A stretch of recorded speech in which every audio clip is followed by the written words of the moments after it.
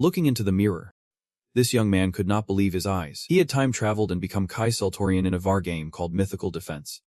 The youngest son of the prestigious Seltorian swordsmanship family, Kai was once a key player in the early events, but faced a humiliating defeat and lost his life, with just one blow from the enemy. The feeling of confusion and helplessness left Hongyu in utter despair. As he touched his cheek to confirm reality, a painful cry escaped his lips. And only then did he accept that this was not a dream. He sighed, his mind swirling with the fate of the character he now embodied. With no talent for swordsmanship or magic, a short lifespan, a terrible personality, and a lack of reputation, he felt hopeless, trapped by his own family. The more he thought about it, the deeper his despair grew. I am washed up, Gu sighed, torn between staying or fleeing, both choices leading to death. This disaster made him feel like a mere pawn on a chessboard devoid of hope. Isn't it supposed to be that when you are reborn, you get some kind of cheat ability, like a status window?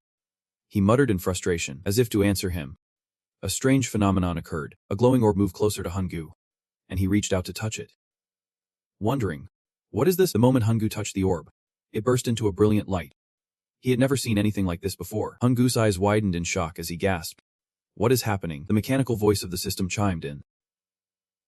Congratulations. You have awakened. And 2 new talents have been granted to you. The status window has been unlocked. You can now use clarity, which will activate automatically. In front of Hongyu appeared the character information panel for Kyo, making him exclaim. It is the status window. He curiously moved closer, eager to see. Hongyu searched for the strengths of the character in the information panel. Name Kyo Soltarian, 13 years old. Talented. Clarity. Condition. Mana flow blocked. Addiction. Frail. But there was one thing that caught his attention. The mana flow. Hongyu leaned closer to the information panel, his mind racing. It allows a detailed view of the status. And he muttered to himself. But what is mana flow? I have never seen this before. The information panel displayed everything about the character's abilities. And judging by the name, it seemed like it was magic. But is not the best magic supposed to be mana fusion? Hongyu squinted at the information on the system panel. But his gut told him that this was even better than mana fusion. He believed this was one of the top abilities. Finally finding a way to harness power, Hongyu smiled. There were no more barriers now. He looked at the glowing orbs in front of him, and the new status from the bottom finally surged up. The strongest magic is mana fusion.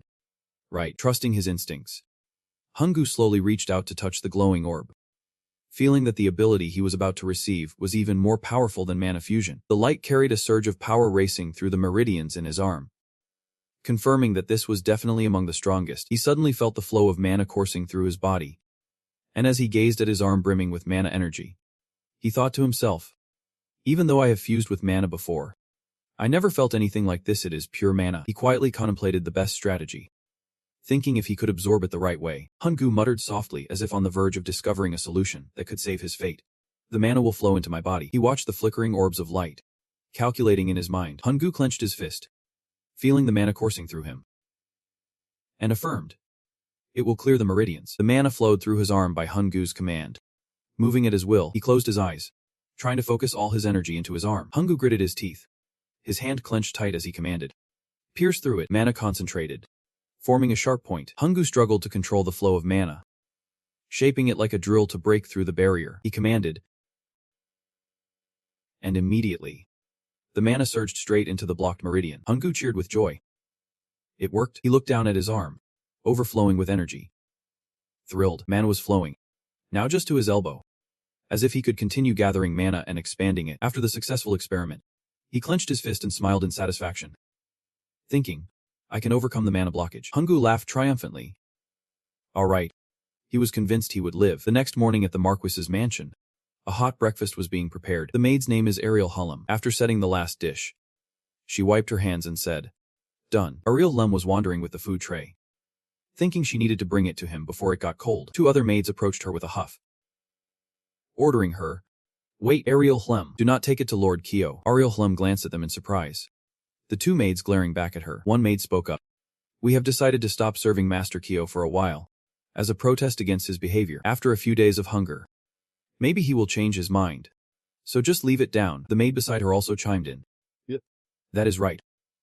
Ariel Hullum. Upon hearing that, she froze for a few seconds, but she quickly regained her composure and retorted.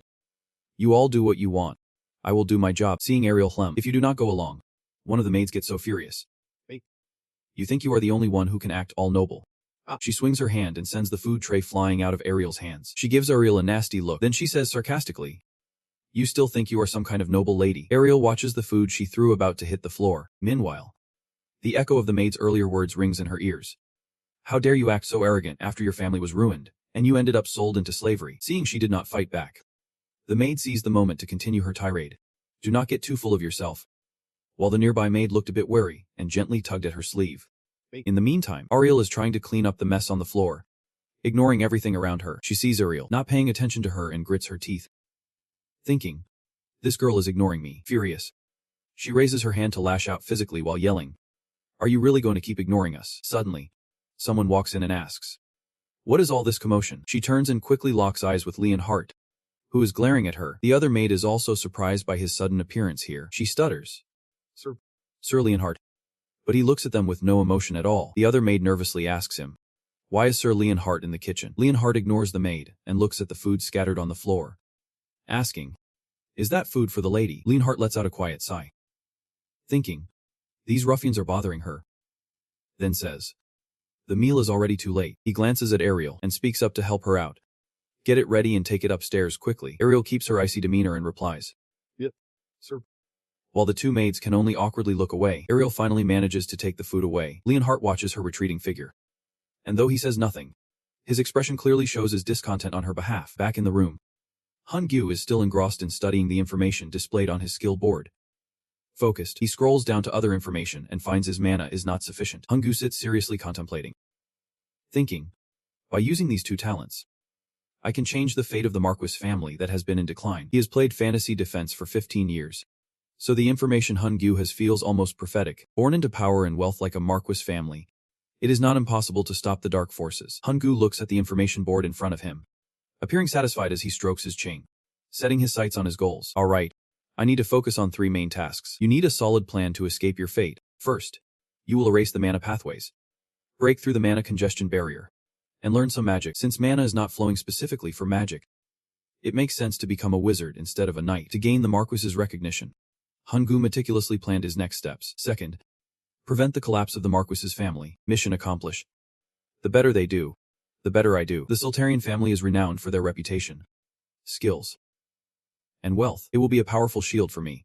Plus, since their territory is on the outskirts, I won't have to worry about the capital's politics. Gu quietly calculated, continuing to lay out each step. And finally, third, this is the most crucial part, to protect against the risk of sabotage. Gather talented individuals. Gu crafted a perfect plan. As if each step was a chess piece, some options began to emerge in his mind. Preparing for the looming assault from dark forces in the coming years, Gu would use his keen insight to select those with potential and recruit them. They would become a reliable force. Gu picked up a chess piece and thought about building strength. He confidently affirmed to himself, I will definitely survive. Looking at the chess piece in his hand, Gu regained his focus and immediately started brainstorming to gather talent. I should begin by searching nearby. Gu pondered the method of finding talent. Considering he was from the Soltarian Marquis family, maybe I should start with Hatha. He is a useful nephew. Suddenly, a voice interrupted his thoughts. My lord. A light footstep entered, and Earthcole walked in, softly saying, I brought you some food. Gu stared at her. Taken aback, the girl who just arrived, it dawned on him that she was the one he had given a hard time. While Earthcole set the food on the table, Gu was still lost in thought.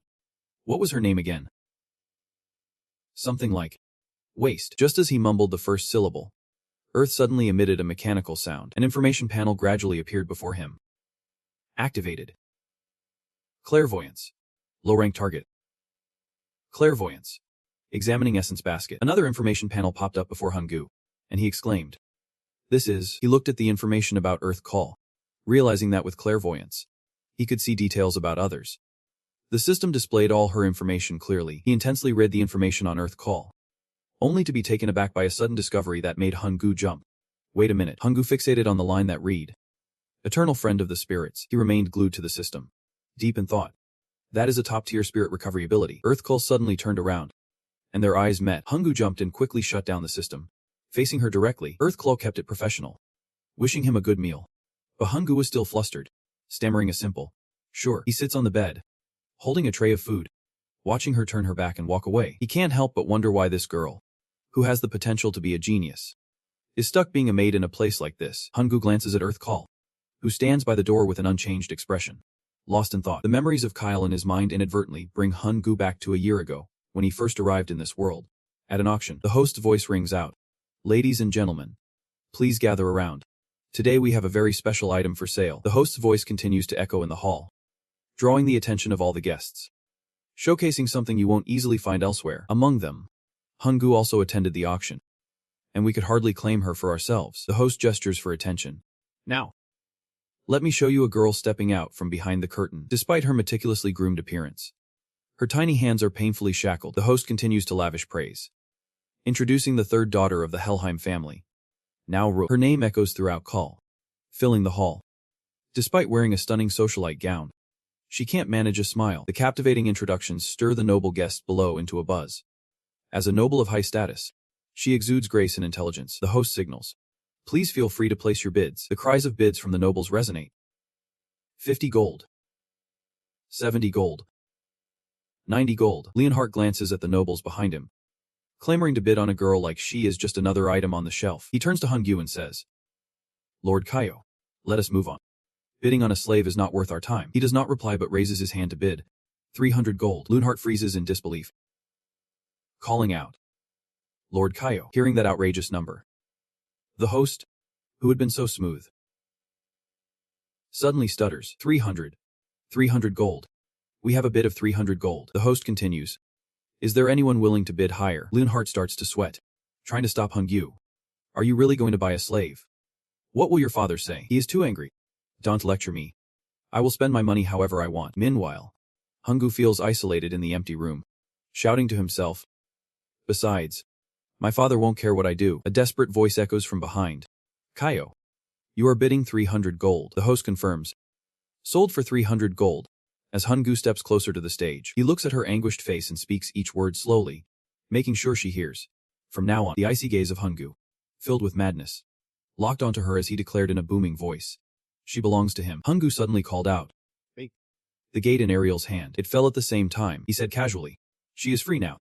She looked at her hands, unchained, and a glimmer of hope flashed in her eyes. Han-gu pointed towards Ariel. He said, she is no longer a slave because I have bought her. Standing under the fading sunset, he was not his usual frantic self but coldly continued. Now she can go wherever she wants. Ariel said nothing, just gazed at him with sparkling eyes, flooded with indescribable emotions. Han-gu turned his back, ready to leave without a hint of regret. Ariel rubbed her wrists and echoed his words. Go wherever I want. Then she lowered her head, asking Han. But just now, you said I belong to you. Hearing this, he briefly turned back to look at Ariel. She rushed forward, grabbing the corner of Han-gu's shirt in a hurry. Ariel pleaded in a heartfelt voice. I will follow you. He glanced at her without any emotion, but it seemed like he was still hesitating about something. Han-gu thought for a moment and then let out a soft sigh. He turned the key and walked away, not forgetting to leave one last remark. Do whatever you want. At the end of the memory stream, Han-gu felt like he had finally awakened. At this moment, he realized that the events that had unfolded were memories that Kaio had experienced back then. Through these memory lines, Han-gu finally understood. So that is why Ariel became a maid for the Marquis's household. He recalled the images in the memories and pondered. It was because Kaio had saved her when she was about to be sold into slavery after her family fell. Enduring so much at that age, biting into his food while thinking. But it felt like he truly had stepped into this guy's shoes. Even feeling the emotions Kaio had for Ariel, so vivid, two small beings, sharing the feeling of being trapped by a world that one T let go, unable to escape their fate. Just as he took his first bite, his eyes sparkled. Han-gu asked, did you make this yourself? She was so startled by the question that Ariel jumped. She hurried over and awkwardly replied, yep. Is there something wrong? He showered her with praise. It is delicious.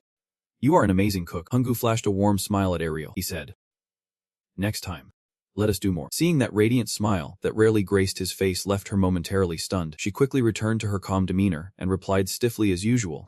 Yep. Above her head, an info panel appeared showing a favorability score of 35. Han-gu glanced at the system display, thinking, a favorability of 35. They had just experienced a very dramatic encounter, and that was not exactly a high favorability score. Especially after witnessing that illegal act, he found himself sweating cold at this miraculous development. Thinking, it is unbelievable that she still has some goodwill. Then he seriously recalled Ariel's fate in Fantasy Defense. There was no MP sorceress named Ariel, not a single one. Han-gu imagined if she were a sorceress, she would look dazzling.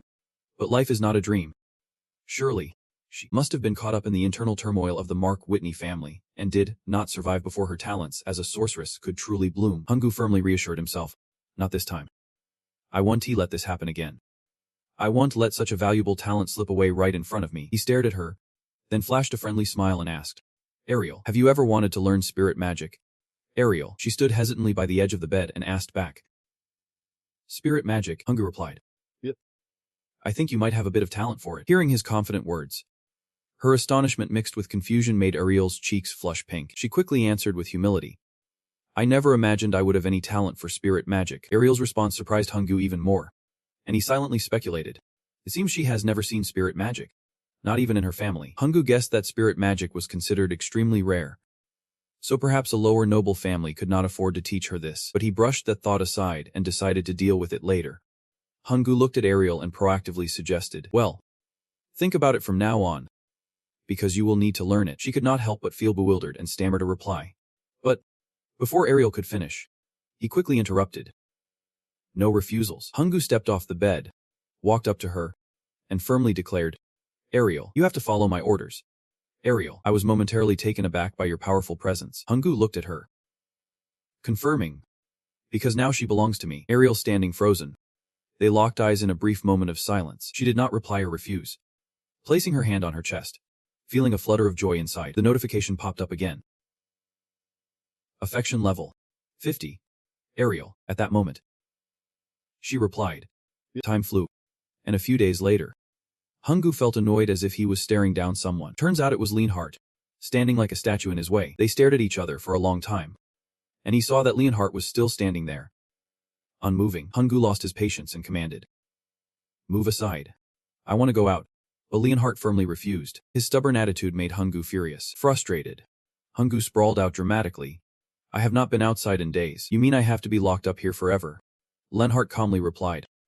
You cannot leave until you have the master's orders. His stern gaze reminded Hungu. Have you forgotten what the master said? Seeing Hart's firmness made Hungu sweat and feel weak. That is, after thinking for a moment, he suddenly recalled the image of being reprimanded by Remton right in the face. He glanced back, feeling a bit anxious, thinking to himself, but there is not much time left. Inside the room, the mana particles had significantly decreased from before. Hungu thought to himself. Ever since discovering that he could open a mana channel, he had been absorbing mana every day. He tightened his fists. Although it was not enough to open all channels at once like on the first day, it had built up in his body like experience points in a game. Looking at his healthy body, it was all thanks to absorbing the mana particles in the room, and his physical condition was gradually improving. But a new worry arose for Hungu. However, the limited mana particles in the room were not enough to cure his mana blockage. He needed to go outside and gather more mana. Hungu waved his hand, trying to appear innocent, saying, I won't go far. He made up a completely ridiculous excuse but still tried to convince. I am just walking around here. I need to exercise. Hart, hearing such a strange excuse for the first time, questioned back. Exercise. He bluntly exposed his lie. This is the first time I have heard you give such a flimsy reason. Hungu, frustrated, shot back. Who do you think I am? Without beating around the bush, Hart replied. After many years of being Kyo's bodyguard, this is the first time I have heard you say something like that. Hungu stood still, shocked to realize that the original owner of this body was a real leopard, and his reputation had been in the gutter for far too long. Trust level at 0. You would think. Who knew this guy would turn out to be an unbreachable wall? Inside, Hungu was screaming there is no reasoning with this. He glanced at Leon, evaluating him silently. Leon was currently the bodyguard of Kyo Seltarin, but at first, he was a very famous figure in fantasy defense. Hungu struggled to recall Leon's traits from the game. With his outstanding defense and attack skills, he had a lot of potential. Hungu really held Leon in high regard. He could be developed into a commanding knight, serving as a defender for the team. He was also well known among players for his loyalty, guaranteeing that he would never betray. He remembered Leon's fate when the clan fell. In the original game, after the Marquis's house collapsed, he became a wandering knight who could be recruited by players. Hungu looked at Leon standing tall in front of him. But at this moment, the rebellion by the second son had yet to occur. So naturally, Leon was still in the Seltarin mansion. He sighed, blaming himself for burying a genius. A talented guy like him was babysitting a criminal like me. What is the Seltarin Knight squad even doing? Hungu casually asked Leon. Why are you here? Anyway, immediately, he realized he had just asked a pretty dumb question. Leon frowned and shot back. Is there a problem with me being a bodyguard? The system panel appeared again. Affection level 60. Hungu silently screamed. My affection just dropped. He smiled awkwardly, saying, It is not that I have a problem with you. It is just, you are too talented to waste on this job. You idiot. Leon lowered his head and explained word by word. I am just following my master's orders. And Hungu stared at him intently. His gaze became more serious as he sighed inwardly. Hungu guessed that Leon's loyalty was not towards him, but rather to his master. Remton Seltorin. He could not help but smirk at himself. It was easy to predict. Who would want to be loyal to a criminal like me? But I can let this slide. Hungu called out to him again. Lee.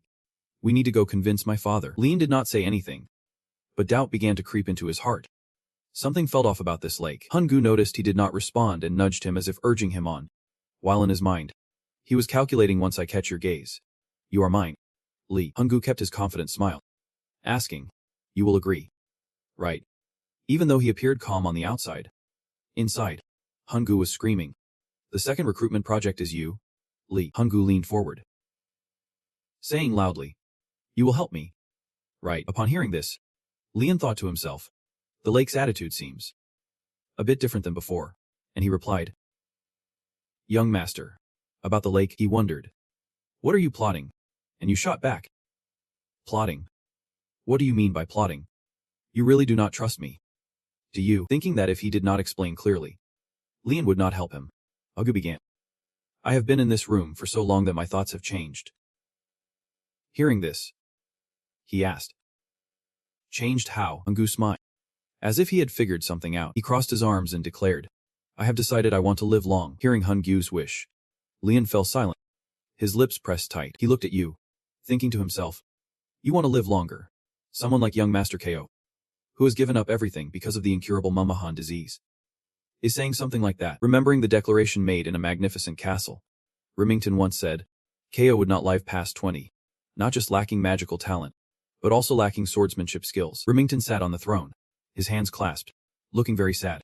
And being the youngest, he had no chance to inherit the family. Yet still, I want to keep you by his side. After expressing his wish, his face briefly showed concern.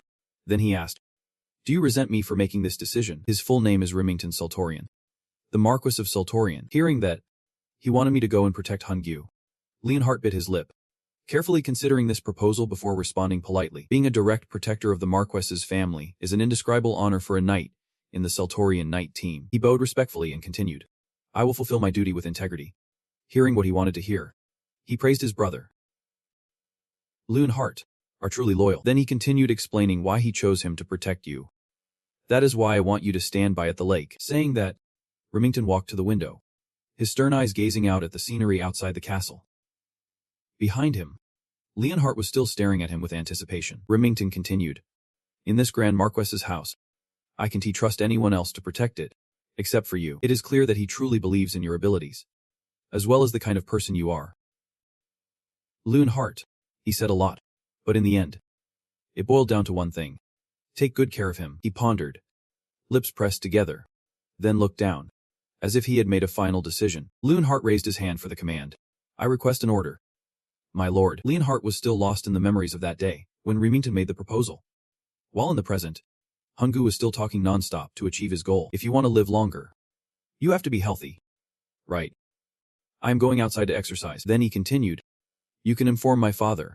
He will agree. After clearly explaining his thoughts, Hungu playfully spun around in front of him, full of excitement, and asked, I can go outside now. Right. Just when Hungu was excitedly looking forward to going out for some exercise, a hand shot out in front of him, cutting off his words before they could even escape his lips. Leon Hart chimed in, You can still work out in your room.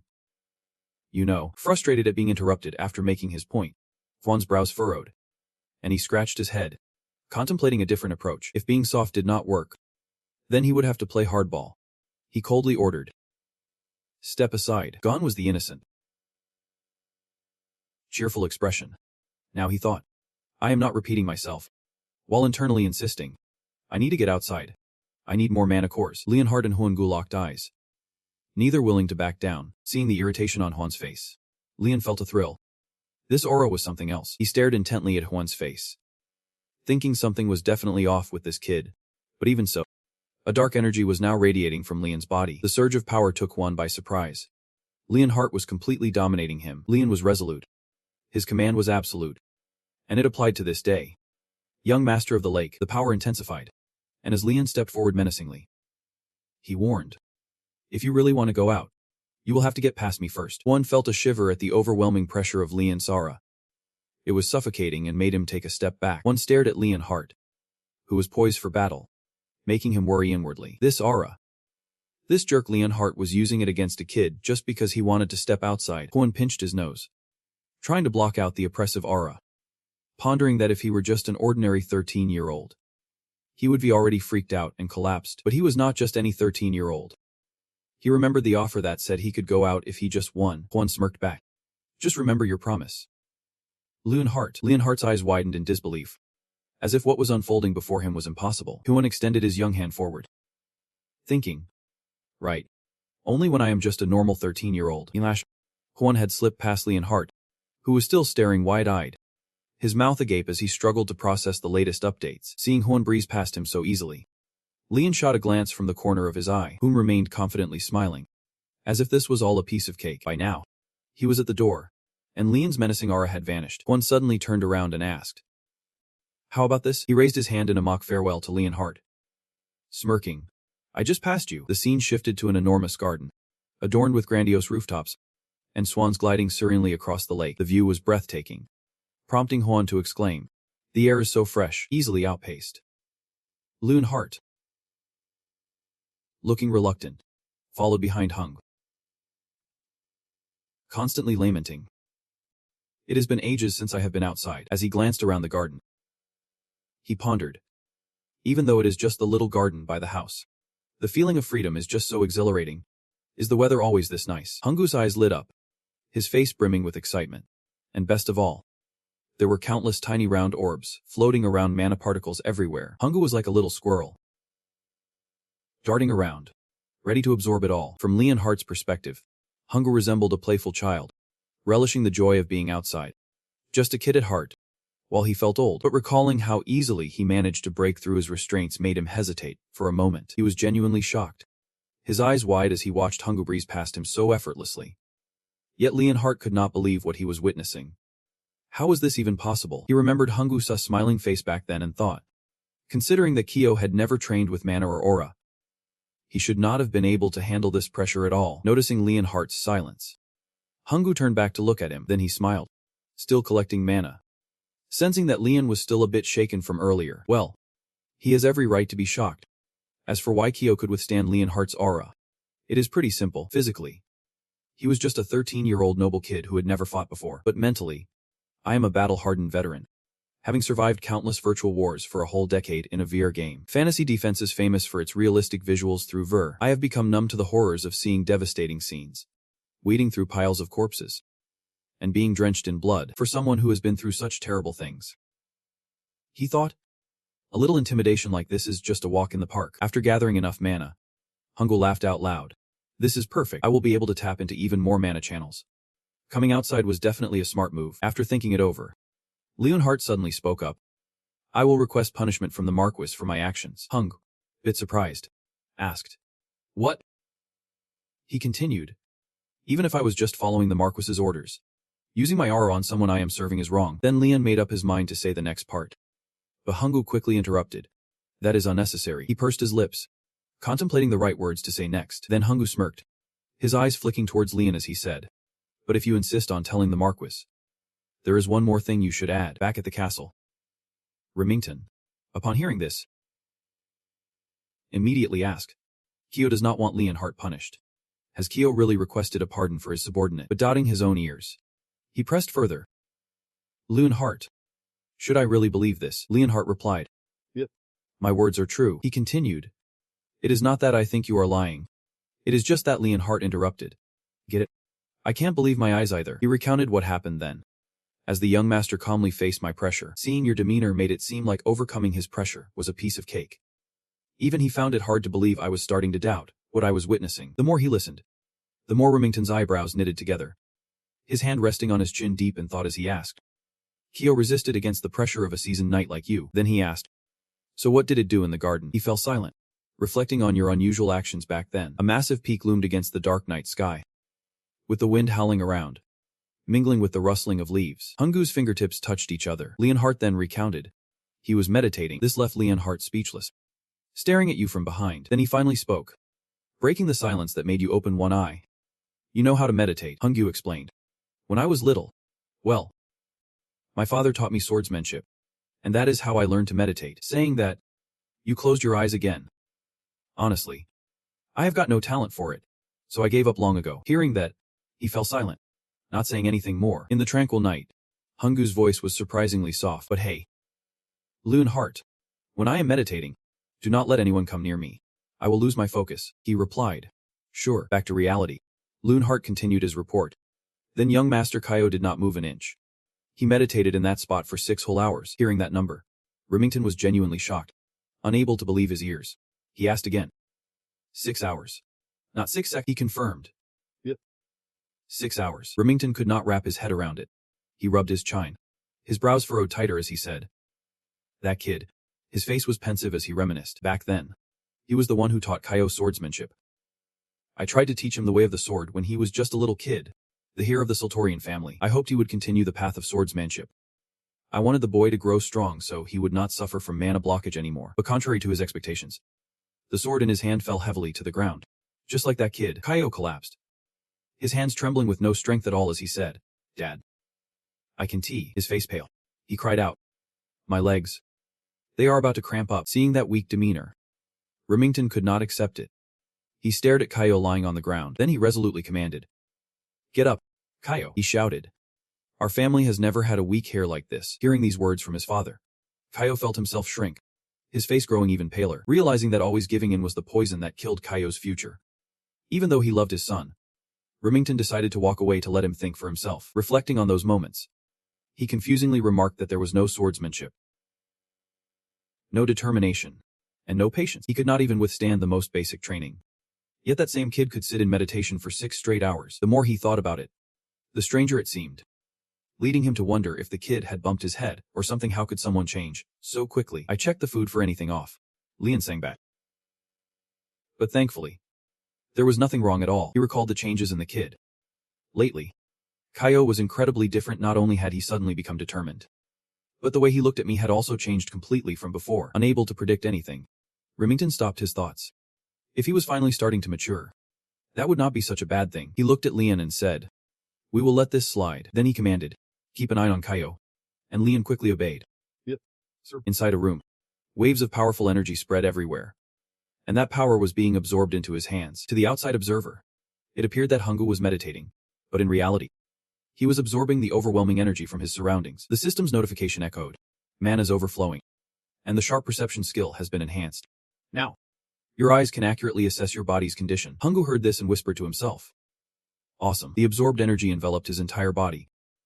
I have unleashed the mana channels all the way to my heart. The energy surged throughout Hungu's limbs. Starting from his arms, that energy shot straight up to his shoulders, and then spread across his back to his spine. Not only that, the mana flowing through him made his eyes shine brightly. All that energy was being absorbed directly into his heart. His entire face was illuminated by that influx of power. Hungu focused intently on the growing strength within him. The system notification rang out. The channel to the heart has been released. The system continued updating. The mana blockage is weakening, and the energy caused his hair to stand on end. He clenched his fists. It seemed like he had finally achieved what he wanted. Hungu joyfully exclaimed. It is, at this moment. His heart was surrounded by a solid wave of energy. Hungu had drawn mana energy from outside and cleared all the meridians leading to his heart. Now he could use magic. Hungu clenched his fists as if deciding something. Well then, he gazed excitedly at his heart, glowing with power, ready to seriously practice magic. Let me introduce a bit.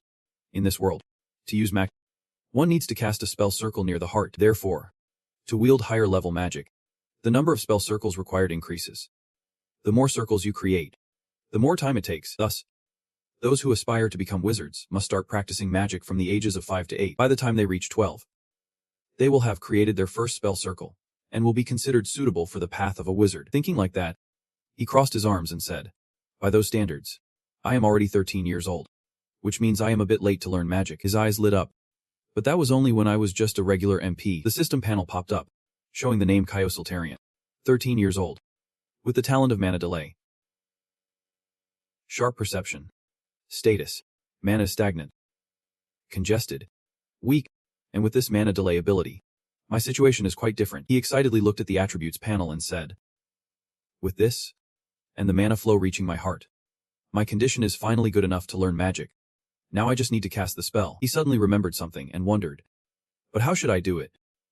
Maybe I should just follow the way of learning in the game. At that moment, a knock echoed from outside the door, and the voice called out, according to Kaio, Hart. He came bearing good news, and I was so happy that my eyes sparkled as I asked back, wait, my dad lifted the house arrest. He seriously conveyed, yep, on the condition that I supervise you.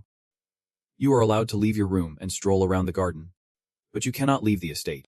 And that alone made me ecstatic, jumping with my hands raised to the sky, saying, okay, I was so overjoyed I could melt away. I am allowed to go to the garden now. This is a great start. I turned to Hart and thought to myself, he really is something special. It seems like Hart spoke well to the Marquis. I knew it was right to win him over first. But when I looked at the system panel, the favorability was at -20, and I was at a loss for words, thinking it was bizarre. How did my favorability drop to -20 when I thought I increased it by a full 30 points? I reflected on my previous actions with him. Surely, the first time, the favorability was -50. Remembering the night I meditated outside for 6 hours, I speculated, could it be that he was moved seeing me meditate all night, recalling that, after meditating for 6 hours, I was so exhausted I passed out? Could he be the type who appreciates endurance like in sports? Not wanting to think too much, I turned to Hart, then I extended my hand and said, perfect timing. Hart, I want to take you somewhere. And he asked back, where are you planning to go? With a mysterious look, smiled and replied, just follow me, and you will see. The sunlight shone through the window of the magnificent tower, illuminating everything beautifully. Inside a room full of books, the decor also featured stunning paintings. Alex, upon seeing the two of them walk in, was so startled that she dropped the book she was holding. She exclaimed in shock, the young master is here. She stammered and asked, how did you get here? Seeing Hart as a lifeline, Alex quickly pulled him away and asked, wait, what is going on? Hart, she asked in panic. Was not the young master banned from the library? He slowly explained. The Marquis lifted the house arrest, and hearing this, she was even more shocked. What? Alex was drowning in confusion, not understanding what was happening. But the young master was here, remembering the painful past. The book she held was as fragile as an egg, torn like a flower and thrown to the ground. Alex knelt down, crying and begging, please, do not tear it. That book is super rare. If it gets ruined, it will be a disaster. It is a collector's item I found while exploring the kingdom. But all that came back was the cold, indifferent voice of the tiger. Who cares? It is just a bunch of paper. Once it is dead, it is not like it can read anymore. In that moment, he was like a raging demon, holding a candle, shouting furiously, let me tear it and throw it away. She screamed in despair. Back in the present, she clutched Leon's shirt, singing as if she wanted to cry. Meanwhile, the tiger had been banned from entering the library after hearing about its glorious past. Hungu quickly dodged, questioning with suspicion, is that really true? That memory made him silently scold his past self. That impulsive idiot. He felt trapped, not wanting to hear any more of his own sordid memories from before. Hungu explained, I came to the library to read. Why are you here? Do you have any books related to magic? You are here to learn magic, right? Hearing his request, Alex, still crying, skeptically replied, magic, you say? Seeing that Hungu was genuinely looking for books, she stopped pleading and adjusted her glasses, replying, it is not like there is none, but I only have beginner's books for newbies. My noble family always emphasizes swordsmanship, so there are not many books on magic. He replied, okay. Hungu smiled. Then bring me the book on how to cast spells. The library echoed with the sound of his focused reading. Mana is the energy that creates everything. The supernatural energy. He diligently absorbed the information in the book, learning that supernatural energy was defined by scholar Alan Jing and tied to the day Joshua Allen Grant was born. After a while, he looked around, overwhelmed by the sea of words that made Hungu's head spin. Then looking back at the dense text in the book, he silently cursed. Isn't this supposed to be a beginner's book? Why is it so complicated? Just get to the point. He cried out loud in frustration. How can a 7-year-old understand this? It reads like a college thesis. Normally, in games, a status window pops up and it automatically gets into your head. Do I really have to read all of this? It was as if the system understood Hungu's plight and chimed in. Sharp perception activated. Hearing that, he looked up towards the status window. The system screen continued to display. This is a low-level book. Translating text. Immediately, each word seemed to shimmer with energy, And after a moment, the system indicated that the translation was complete. Hunga's eyes lit up, no longer looking exhausted. His clairvoyant skill even translated this. He turned around and thought, then there is no need to stay here any longer. Behind him was a mountain of books that Alex had gathered for Hung. Then he shouted, Alex, bring me more beginner magic books. Hungu joyfully exclaimed, let me borrow all of these. The scene shifts to the Russian castle, where he is currently staying. As the books are brought in, Loon cheerfully announces, this is the last batch of books. He sees Hungu eagerly reading and announces, I have brought all the books you need. To which Hungu responds, thank you. You have worked hard. Leon stands there, watching Hungu's excited expression as he searches for books to read, humming a Russian tune, curious to see what he will find. A bit worried, he asks, are you sure you are okay? Hung, confused by the question, replies, what do you mean? Leon recalls Alex's expression back then when he borrowed quite a few books at once, making the librarian anxious. She had cried and begged him to bring back the rare books safely, saying they were hard to come by. I would sell my house before I would let them go. Hungu replied, don't you worry. I will finish reading them soon. You think I am going to burn them or something? Leon thought to himself, you used to hate reading.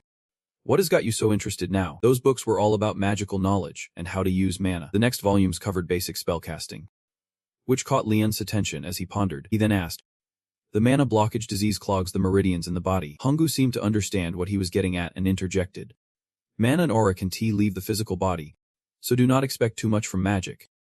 It is tough to learn. He propped his chin on his hand and added, that is what you meant.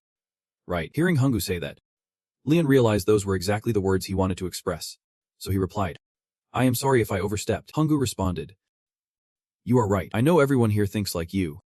What I am doing must seem really strange. Hungu tapped the book with his finger and continued, but I am just the notorious black sheep of this family. If I act weird just 1 or 2 more times, no one will be surprised anymore. Reading books does not hurt anyone. With that, he stood up, books in hand, confidently facing Leon, trying to show he understood his concern. You are worried I will be disappointed and even more hopeless. But like I said, I am not planning to kick the bucket anytime soon. Hungu tightened his grip on his hands, expressing determination. And so, even his eyes sparkled with life. More vibrant than before, Hungu smiled confidently at himself. I will do everything I can. After laying out his thoughts, he stretched and reminded himself, time to lie down and read some more. Hearing those words, Leon was even more surprised, as Hungu's words were proof of his clear transformation. Leon looked at Hungu lying on the bed, still holding a book, continuing to read. Seeing that fresh, vibrant look filled with fierce confidence left him a bit astonished. The little boy who used to cry on the ground was now gone, tears falling like rain, calling out for help. Back then, Leon had approached to comfort him. He asked, little one, why are you crying? The boy sobbed, I just want to. The lake cried out even louder. All the pent-up frustration was about to explode. My father just did not like someone like me. Leon could only watch with worry, unsure of how to comfort him. Then Leon knelt down closer to him, calling out, young master. The lake. Remembering that moment, Leon thought to himself, he was just a child crying softly. His gaze shifted to Hungu now. But at this moment, Hungu noticed the system panel showing some disturbances and looked over. He instinctively squinted his eyes, as if he wanted to see right through it. What is with this sudden change? The system board in front of him lit up, and he racked his brain. Was not it just -30 a moment ago? What the heck? What did I do to suddenly jump up another 30? Back off. You are scaring me. Liam placed the book on the bed and softly said, I will be waiting outside. Just call me if you need anything. Still trying to regain his composure, Hungu stammered. Okay. Leon walked away, but he left with a smile on his face. Maybe he was really happy to see the little boy he once followed slowly changing for the better. Hungu watched him leave, his face still struggling to regain calm. He tried to think hard. Could it be because I read a book? But nothing changed after my time in the library. Outside, Leon stood silently, smiling with pride. While inside, Hungu was tangled up in his thoughts. But is not he like persistence? Maybe reading a pile of books at once counts as persistence too. What a strange guy. After a long while, he continued searching for information. Anyway, Leon left, finally giving him some alone time. Hungu sat in the middle of a circle of books, feeling more motivated. Time to read. He opened the system, activating his insight. The system board kept updating, decoding texts, and instantly, streams of power lit up the room. Watching as the pile of textbooks gradually got processed by the system, Hungu smiled with anticipation. He exclaimed, the speed of this insight is incredible. It is like 10 times faster than regular reading. The screen displayed separate files, and even the hard parts of the documents were decoded. with reading materials. Spellcasting principles. All saved in super easy to understand data. Thanks to the system, his learning process accelerated. The principles of spellcasting were digitized and stored. The system board lit up. Your knowledge has increased, speeding up the decoding process. All the books in the space have been decoded. This speed made Hungyu unable to contain his excitement. This is so fast. He tapped the screen. Next up, I will use the decoded data to cast a spell. Uploading data on the principles of spellcasting. A bright golden circle appeared in front of Hungyu along with a notification. You have understood the principles of spellcasting. You have met the minimum requirements to cast your first spell. He placed his hand on the spell circle, channeling mana along this golden path. I will be able to create a spell. With that, Hungyu gently touched it to cast. The spell circle spun around. He said, "Let us give it a try." Move. Instantly, the mana from Team Hungyu seemed to blend with the spell circle in front of him. His eyes closed, focusing on practicing. A surge of power flows so intensely that even the books inside get swept away. The magic circle grows larger. The system interface appears, and mana follows the current. Sweat trickles down Hungyu's forehead, the overwhelming force causing him immense pain. Hungyu struggles to endure, feeling as if his insides are being set ablaze. But Hungyu must persevere. Otherwise, the mana will backfire and damage his core. The pain intensifies, and Hungyu grits his teeth. Just a little longer. The magic circle he conjured continues to meld with the mana in his body, his eyes tightly shut in concentration. Hungyu keeps encouraging himself to stay alert. Just a bit more. At this moment, it seems that the mana within him has blended into the magic circle. The magic circle expands even further.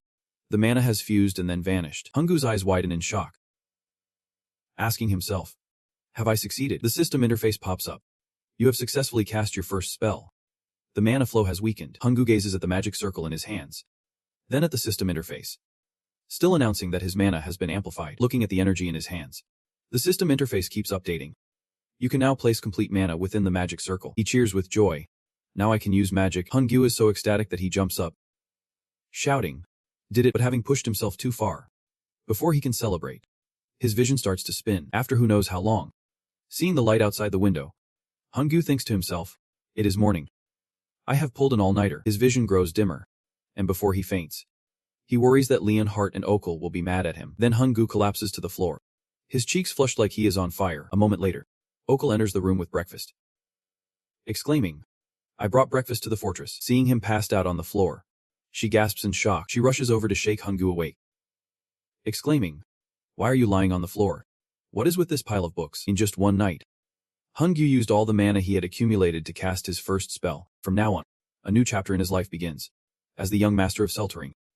And now, an official wizard has been opened. Transitioning to the library, Leonhardt carries a stack of tattered books to return to Alex. He tries to reassure her. At least they are all mostly intact, and she is about to get her hands on them. A bowl of delicious soup and a steaming hot pastry for breakfast. The main dish is savory grilled meat, beautifully garnished with fresh greens. Okul beams at her creation.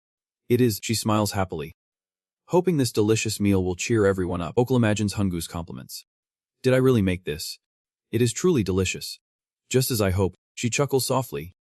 His words of praise mean the world to Okul. The moment she turned around, planning to bring this delicious meal to Hungyu, a maid suddenly blocked her path. She spoke up. "Hey Okul, that is not food for Lord Kyo. Is it?" She continued. "We will take it up for you. You just relax." Puzzled, asked, "What are you talking about?" The maid smirked and went on. "Serving Lord Kyo is Sally's responsibility. Right. You are just a temporary fill-in." She kept pushing Okul, who was now glaring coldly at them. "Lord Kyo has been in a better mood lately. I think we should just go back to how things were." Sally chimed in. "Right." Okul thought for a moment, then firmly said, "I do not want that," with a cold expression. She walked past the two maids and said indifferently, "If you have a problem with what I am doing or want to change it, go talk to Lord Kyo directly." The maid fumed. "Look at how she talks. Don't you dare." As she stepped out, she bumped into Daisy, who exclaimed, "Oh my." Okul simply stared silently at Daisy. The voice of the maid echoed behind her. "Do you really think you are special or something?" Ignoring all the insults thrown at her back, Okul walked on confidently. Daisy's expression suddenly turned icy, contrasting sharply with her earlier friendliness. She took note of Okul's name in her mind. Inside the vast Russian-style mansion, Hungyu was happily slicing up grilled meat, savoring every bite. Seeing him enjoy the delicious food made Okul feel happy too. She asked, "Is the food to your taste?" "My lord, I followed the recipe you taught me last time." He joyfully replied, "Yep. It is really delicious. Your cooking skills are improving every day." She blushed, softly replying, I have been practicing hard every day. And I have learned a few new recipes from the head chef. Hungu kept praising her. You are really talented and diligent. After finishing the meal, he suddenly spoke up. Hungu clasped his hands together, his gaze fixed on her as he asked, How's your summoning training going? Okul hesitated, and he insisted, First, bring me the book on summoning I gave you earlier. Hungu flipped through the book to check its contents. While she stood awkwardly beside him, suddenly, he asked, How much have you read? Okul stammered, quietly replying, About half. Hearing her answer, Hungu looked at the book again, quietly echoing, Half. Looking inside the book, he could see how dedicated she was. Every page was filled with notes. He thought the pages were slightly worn. She was truly studying hard. Coming from a noble background, she must have had a solid basic education. Her learning pace is not slow at all. Honestly, at her age, she has got a lot of potential. It would be ideal if she had more time to sharpen her skills. Hungu pondered for a moment, thinking deeply about something, then turned to Okul and said, But at this rate, it is just not enough. You quietly contemplated, realizing we do not have much time left. On the surface, Hungu ordered her. You need to study harder and become stronger. He thought about the upcoming events. In 2 months, the Sultorian family will hold the heir's succession ceremony, and on that day, a coup led by the second son, Adolf, will unfold, leading to the downfall of the noble family. And Okul, caught in the chaos, could lose her life to prevent such tragedies from happening. Hungu thought, she needs to grow stronger by then. For Okul's sake, Hungu wanted her to become strong quickly. It would help her focus better. We will let Sally serve us again, so do not worry. Her hands clenched tightly together, seemingly reluctant to comply. Then Okul shouted a firm refusal, catching him off guard. No way. Seeing her act so differently than usual, Hungu asked, Are you crying out of sheer frustration? I will keep working hard. I will learn recovery magic and cooking. I won't neglect anything, so do not let anyone else serve Lord Kyo. Tears streamed down Okul's face. Please let me continue doing it. She genuinely cared and wanted to create delicious meals for him, which is why she pleaded. Please. Seeing Okul like that, Hungu was taken aback and let out a small gasp. He awkwardly watched her cry, unsure of what to say. Then Hungu thought to himself, I get it now. Okul's family fell apart unexpectedly. She went from the Baron's daughter to a slave, and now as a servant. She has not even been in contact with her family, not knowing if they are alive or dead. It is only natural that she feels anxious. Finally, she managed to adapt to life as a servant. Now she can somewhat live a stable life, bringing himself back to reality. He realized that now. Suddenly asking her to learn recovery magic would definitely leave her flustered. That is why being a servant took precedence over learning recovery magic. Okul must have thought that if she could not fulfill her duties as a servant, she would be kicked out of the house. Hungu thought to himself, This is my fault for not explaining clearly. Feeling this way, he softly called out Okul's name. He stood up. Do you remember what I said when I brought you here? That now you belong to me. Okul's eyes widened, focusing on the person in front of her who was explaining. What I mean is, Hungu boldly declared, I will never abandon my people. I will always protect them. Hearing this, the worries in her heart began to ease, and Okul looked at him in disbelief. Then she hesitantly spoke up. Before she could finish, Hungu continued, And I am not asking you to learn recovery magic without a reason. You are trying to explain that Okul is an amazing maid. Her cooking skills are fantastic, and she is really diligent and meticulous. If she keeps working this hard, she will definitely get promoted to head maid. But there are so many other maids in this house besides her, which means there are plenty of people who could replace her. That explanation hit Okul like a bolt from the blue. She spoke up, Sir. But you quickly placed your hand on her shoulder. But then, Hungu smiled and asked, What do you think would happen if you became a summoner? Those words struck a chord with Okul, and she fell silent, deep in thought. You continued to explain. Do you know how rare and respected summoners are? You would become amazing, the top summoner, and everyone would look up to you, standing taller than all of them. At that point, no one could ever replace you in this world. No one could take your place. Okul's eyes lit up, full of hope as she listened to Hungu's question. You smiled brightly, enticing her. Isn't that wonderful? However, she still seemed a bit hesitant. Okul asked Hungu, But can I really do it? You confidently replied, Of course. With that, Hungu pulled out a thick book with a striking red cover and golden patterns. With a face full of confidence, you declared, You can become the greatest summoner. I believe in you. Receiving this recognition, Okul was truly overjoyed. She took the book and softly replied, Yep. I will work really hard. She hugged the book tightly, happily saying, "Because I trust you, Sir K." A system notification appeared. Affection level increased by 60. Seeing such a substantial increase in affection, you could not help but be a bit surprised. Ungu smiled brightly, agreeing with her words. After that, you officially appointed Okul as your personal maid. She began handling most of Hengu's personal tasks, including cooking just like before, and you also moved Okul out of the shared maid quarters and gave her a private room. Ungu opened the door happily and introduced, "From now on, this will be your room." You thought to yourself, this will be better for her studying and safety. She won't have to deal with the other maids anymore. She joyfully responded, "I love it." Okul's smile was so bright, it could outshine the sun. She happily exclaimed, "This room is so close to Sir Kaiha's room." Seeing her joy from being close to your room, Hunga felt a bit taken aback. Then, you playfully teased Okul, "Is that your favorite part? You really are addicted to it." She cheerfully replied with a yes. You silently thought, "Let us work hard together. Let us survive, no matter what happens." At the library, Okul is searching for books to study, determined not to let Hungu down. Noticing him, she quickly glanced over. Downstairs, Hungu is strolling with Leon Hart. Feeling a gaze upon him, he looked up to the floor above, spotting Okul. Hungu's eyes lit up, and he waved excitedly. Seeing that, she felt a flutter of surprise for a moment, then smiled back brightly. A system notification popped up. Affection level increased by 65. Okul shyly called out, feeling a bit embarrassed. Inside a dimly lit castle, the ambience screamed villain vibes. A shield hung on the wall, crossed by two swords, and a voice echoed, "I have a report." Daisy was quietly speaking into Adop's ear. "Please lend me your hand for a moment." Hearing the announcement, he smirked with disdain. He then questioned, "Has Kaiho changed?" To which she replied, "Yep, my lord." Daisy continued, "Recently, Lord Kaiho has been training and strengthening his powers, dedicating a lot of time to learning magic. His temperament has improved significantly too. He no longer flies off the handle or hits the servants when angry." Adop chuckled, glancing down.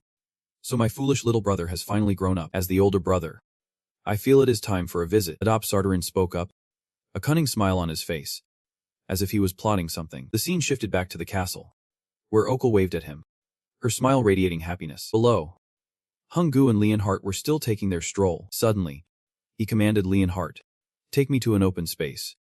Somewhere out of sight, he raised an eyebrow, asking, "What do you plan to do?" Hungu replied, "There is something I want to experiment with, a magic experiment." He turned around, a slight smile forming. Hearing this, Leonhart stared at him intently. Magic. After a while, he took Hungu to a lush green forest and introduced, "There is a spot at the edge of the estate. It is secluded, surrounded by thick trees, invisible from the outside." Hungu eagerly looked around and exclaimed, "Amazing." Hungu reiterated his request, "Make sure no one gets close." Linhart nodded. Understood. He found a large tree to lean against. Watching as Hungu prepared to conduct the experiment, Linhart crossed his arms, observing intently, then fell into deep thought. Magic. Lord Kyo can't master swordsmanship or magic due to mana sickness. Reading a few spell books over a few days won't suddenly change that.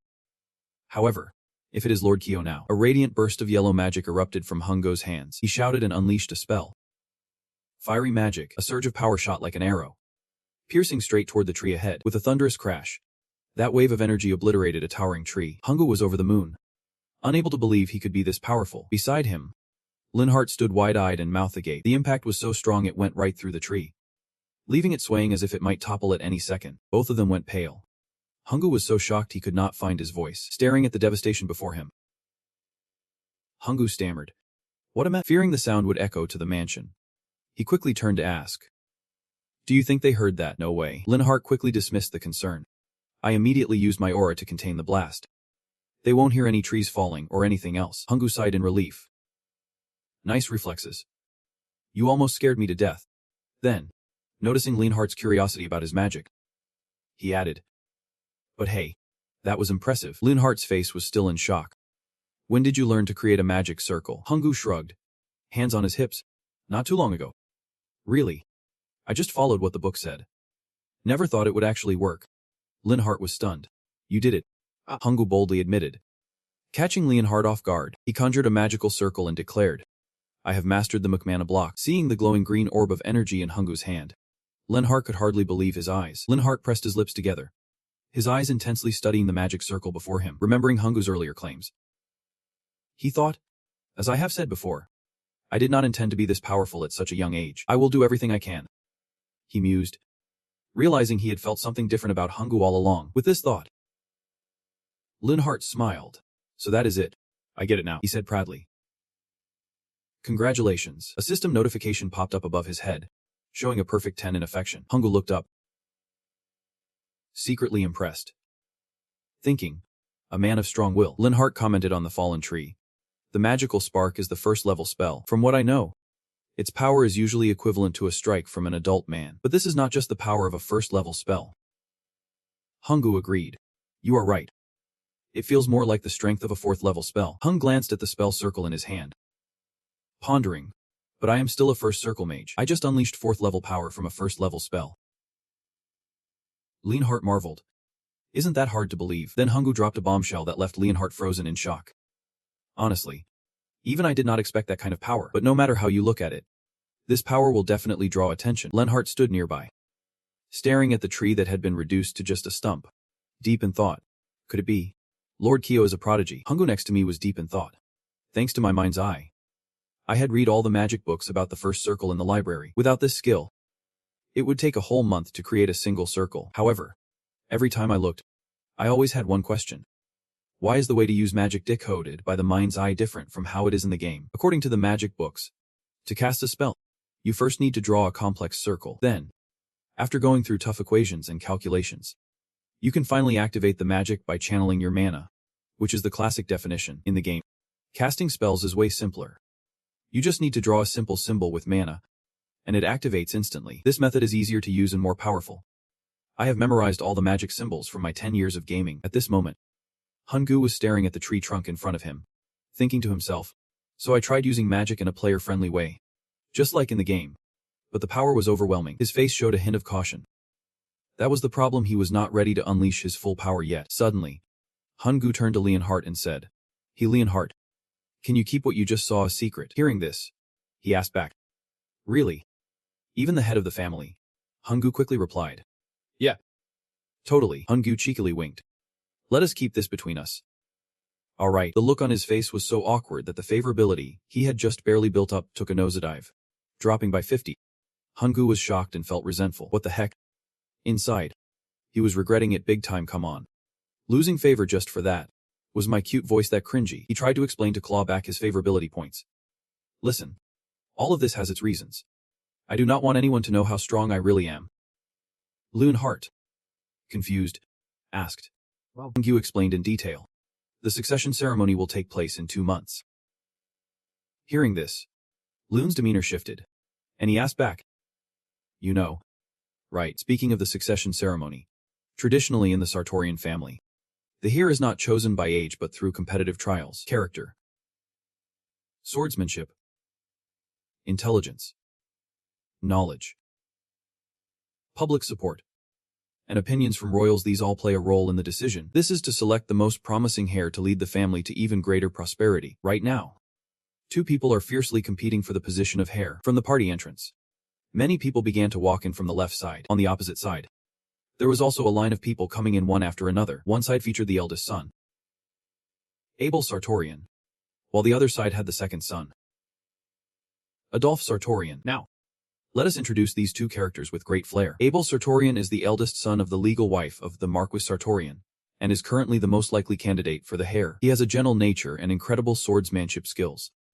Having been groomed as an heir since childhood, always held to high expectations like a prized model, he mostly relies on the long-serving vassals of his family. Adolphe Sartorian was also born of the legitimate wife, but was overshadowed by his brother Abel and overlooked for many years. However, at some point during his upbringing, Adolphe's personality became steadier, and his sword skills improved rapidly, allowing him to stand out quickly.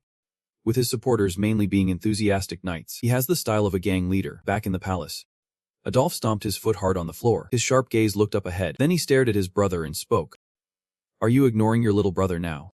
Dear big brother, Abel smiled, greeting him warmly. It has been a while, has not it? Adolphe, he explained. I was so lost in thought that I did not notice you were here. Adolphe chuckled in response. Just kidding. Yet his next words were laced with venomous sarcasm. Hard to believe that someone who emitted an aura since his age 5 could not sense someone else's presence. Abel replied gently. That was ages ago. It is not even a big deal. Just a childhood fluke, nothing to brag about. I am quite embarrassed. So let us not bring it up again.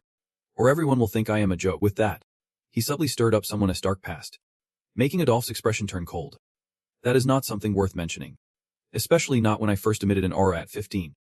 Right, those behind him teased. My son is the same. I worried he was slow and talentless. Abel added. Some just take a bit longer to get started, but once they overcome those hurdles, they will grow quickly.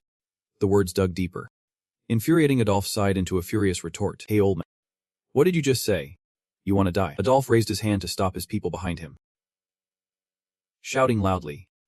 Stop it. He turned his head, glaring. We are in the main house where our father is. Do not act recklessly. The people behind him trembled in fear. My lord. Seeing that scene, Abel looked up, silently assessing, then smiled broadly and praised. You have trained your subordinates well. His face suddenly turned serious. You really deserve to be a candidate for the hair of Lord Sultarian. Those words felt like a challenge. Adolf glanced and scoffed. Keep laughing like that if you want to. Then he leaned in close, threatening. You won't be laughing long. And then he ordered. His subordinates quickly replied. Yep. My lord. As Adolf's group left, Abel's expression quietly darkened. Then he turned to look after them, as if contemplating something in his mind. The scene shifts to Hungrew's room, where his hand is slowly slicing through a piece of steak on his plate because Hungrew speaks up, mentioning that the succession ceremony will take place in 2 months. He then slowly pops the piece of meat into his mouth, reflecting that the Sultarian household has disregarded the rules of inheritance. Whether it is legal or not does not even matter anymore. Hart and Okul sit across from him, listening intently. The only criterion for selection is power, and as long as you are a direct descendant of the father, you have the right to fight for the inheritance. Hungrew suddenly pauses for a moment. But there is one exception. He confidently looks straight at the two and says. Hungrew recounts the time he was ill, how his weakness led to him being eliminated from the succession battle early on. My third brother was also cut out, even though being only 15 should not be a problem. If I were just a bit older, my swordsmanship and magic skills would still lag far behind my brothers. Hart sits upright across from him, skeptical, prompting Hungrew to quickly add. Exactly. It is my older brother Abal and my adopted brother. It is going to be a showdown between them. The two brothers come to life in his storytelling, Abal and Adopt. Since the ceremony is approaching, neither would want any unexpected factors. What if I reveal my true power? Stronger than both of them. Hungrew also brings up himself, wondering what will happen if a useless, talentless guy suddenly becomes a dark horse with 2 abilities. They will either want to pull me back to their side, or they will try to crush me because I am still young. Hart stares at him, tense and silent, while Okul behind him looks amazed. The morning sunlight streams through the window, illuminating the room as Hart speaks up. Isn't he that thought a bit extreme? Throughout history, there have been many cases of bloodshed among relatives over inheritance, to which Hungrew quickly responds. Exactly. He quietly glances away, thinking to himself, in the context of a game, Abal is a good guy so it should be fine, but Adopt will definitely try to eliminate me. From the very beginning, he planned to wipe out the whole family. So Hungrew sees his current state as just having cleared a blockage. The future looks promising, but my skills are still limited. Being the youngest mage at this level is indeed ideal. Suddenly, he feels a rush of excitement, thinking he needs to convince him to side with him, or else he will have to resort to a bit of force. Hart hears this and ponders for a moment, then nods, indicating he understands. Get it? With that, Hart unexpectedly stands up, saying that mages often restrain their abilities for self-defense and supposedly pretend to be weaker than they are. It is clear now. He looks at Hungrew for a moment before casually saying, but after the succession ceremony, I will report to the head of the family about your shortcomings. Hungrew looks a bit flustered, thinking to himself, with such low goodwill, is that all I can get? Hungrew silently watches as he walks away, realizing Hart's loyalty currently lies with his father, the head of the family, not with him. It is going to be tough to get him to support me unconditionally. He has not outright said no, so that is a plus. You crossed your arms with a smirk, but even so, I will make him pay me back. Hungrew shot him a sly glance. Hart, I will definitely catch you whether by theft or being stolen from. Hart suddenly felt a chill run down his spine. Wondering why he was suddenly feeling this way, he slowly turned his head back, calling out, what is it? Hart looked at Hungrew with suspicion. Are you really serious about becoming a mage? You looked at him in surprise. Hungrew confidently asserted. Absolutely. The noble house of Sultarian is famous for swordsmanship. Wouldn't it be great to have a talented mage? He replied slowly. I get it now. Hart suddenly broke into a gentle smile, looking at you, who seemed confused, and softly said, that is great. Then Hart unexpectedly flashed a warm smile. The Lord will definitely be happy about this. The notification popped up. Affection level increased by 30. Hungru stared at him, feeling a rush of panic. Wait. The affection just increased. When did that happen? Hart walked out the door, turning back to praise. Your cooking is amazing. Especially the meat. She quickly responded politely. It is just a regular meal. Thank you, Sir. Hungru suddenly realized. Eating together boosts affection. If so. You perked up, eager not to miss this opportunity. Hart said. From now on, let us have meals together in my room. Looking at Hungru with a relaxed expression. Actually, I can just eat in the knight's dorm. Hungru immediately ordered. That is an order. She felt a thrill of joy. Thinking. All right, I can do this. Night fell, and the full moon cast shimmering lights over the dazzling castle. Inside the brightly lit room, books were scattered across the floor. Hungru lay on the floor, swinging his legs back and forth, scratching his head in confusion. He picked up a piece of paper and stared at it. If magic activated like in the game, it would be incredibly fast and powerful. However, the downside would be that controlling that power would be extremely difficult. Hungru could not help but remember the wooden beam he had used his power to chop off. He did not understand why the game method made magic stronger. He could not control it. Breaking free from his chaotic thoughts, he suddenly fell into deep contemplation for a moment. Then Hungru tossed the book aside. Whatever. I will just seal it away for now. Crossing his arms as he looked at the pile of papers in front of him. Eventually, he would need to showcase his true strength, but he could not keep relying on basic magic. The method of casting magic in this world was very slow, making it hard to master magic, but it allowed for easier control of power. Hungru suddenly realized something. Wait a minute. He thought of an idea for powerful spells. What if I combine the casting method of this world with the benefits of the game's casting style? What would happen? Suddenly, a warning alarm blares from the system, alerting everyone that a magical explosion might occur. Do you wish to continue? Hungru is startled by the announcement, jumping back and gasping for breath. Talk about a scare. Then he suddenly notices something. Wait a minute. Hungru stares at the text on the alert, feeling skeptical, thinking to himself, I can still combine them. Right. He looks up, lost in thought, realizing this is not just a status window. It is a warning window, which means there is a risk involved. With that, he decides to take a leap of faith. Nothing ventured, nothing gained. If he does not take risks, he will get minimal rewards. Hungru taps the agree option on the screen. A powerful surge of magic erupts from the ground. The system's blaring alarm continues, warning that he is combining two casting methods. Warning. A magical explosion could occur. Warning. Do you wish to proceed? Please select yes or no. He looks up at it with eager eyes, filled with determination. Of course. The system's voice starts casting magic, analyzing his body and the casting methods. Streams of immense power surge from within Hungru, and the system quickly evaluates his proficiency with magic bullets. It is incredibly high. It begins to delve into the memories in his mind, calculating an effective pathway to complete the combination. Suddenly, Hungru's eyes light up brilliantly for a moment. He excitedly watches the spell floating in the air. He has done it. A colossal stream of power begins to gather. This is a brand new spell. A massive circular spell formation takes shape in the air. Then it unexpectedly shrinks, swirling around Hungru's hand. Called the combined casting method Magic Bullet. Gazes at the sphere of power in his hand, unable to hide his excitement. This is amazing. He has now laid the foundation. Let us try to add a little more. Let us throw in some magic here and tone it down a bit there. While the alarm blares non-stop, warning of a potential magical explosion, he remains focused, fine-tuning the output. Wait, not like that. Asil is outside and suddenly jolts in shock at the deafening blast. She rushes through the door, yelling, Are you okay? What just happened? Asil is stunned to see Hungru, who reassures her.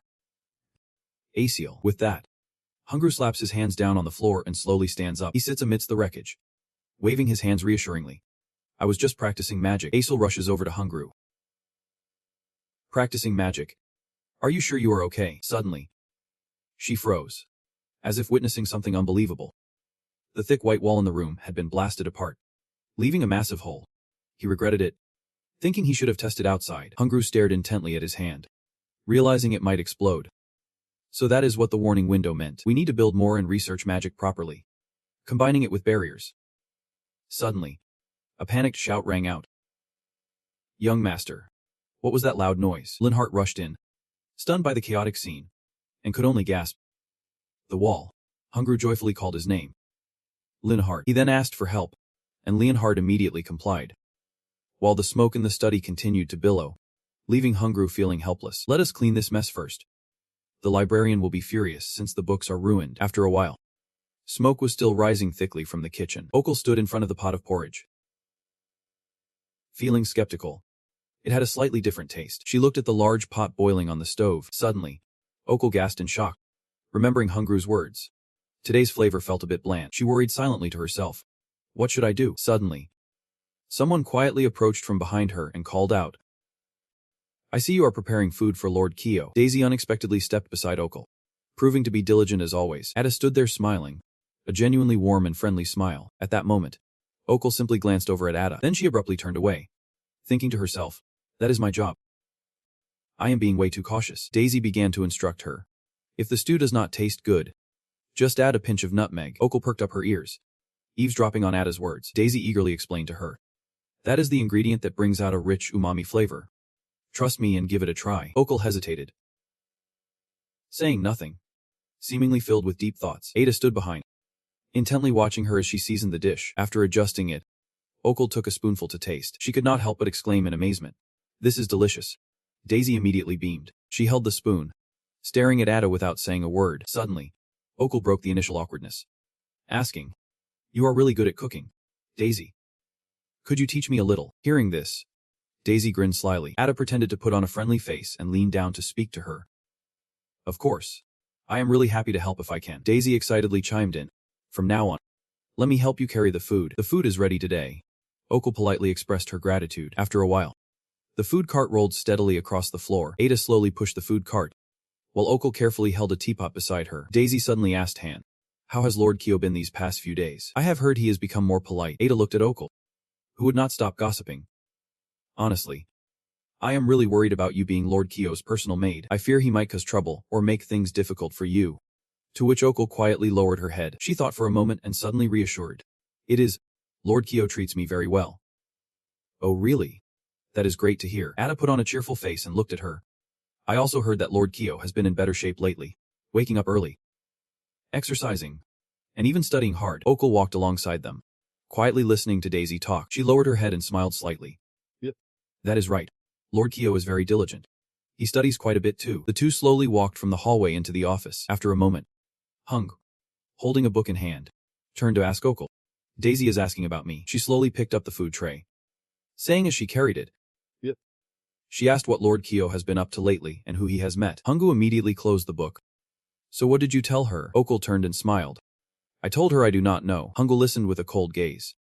I think I should not reveal anything about Lord Kyo. Okul then asked. Did I answer correctly? You laughed with delight, giving her a thumbs up. You did great, Okul.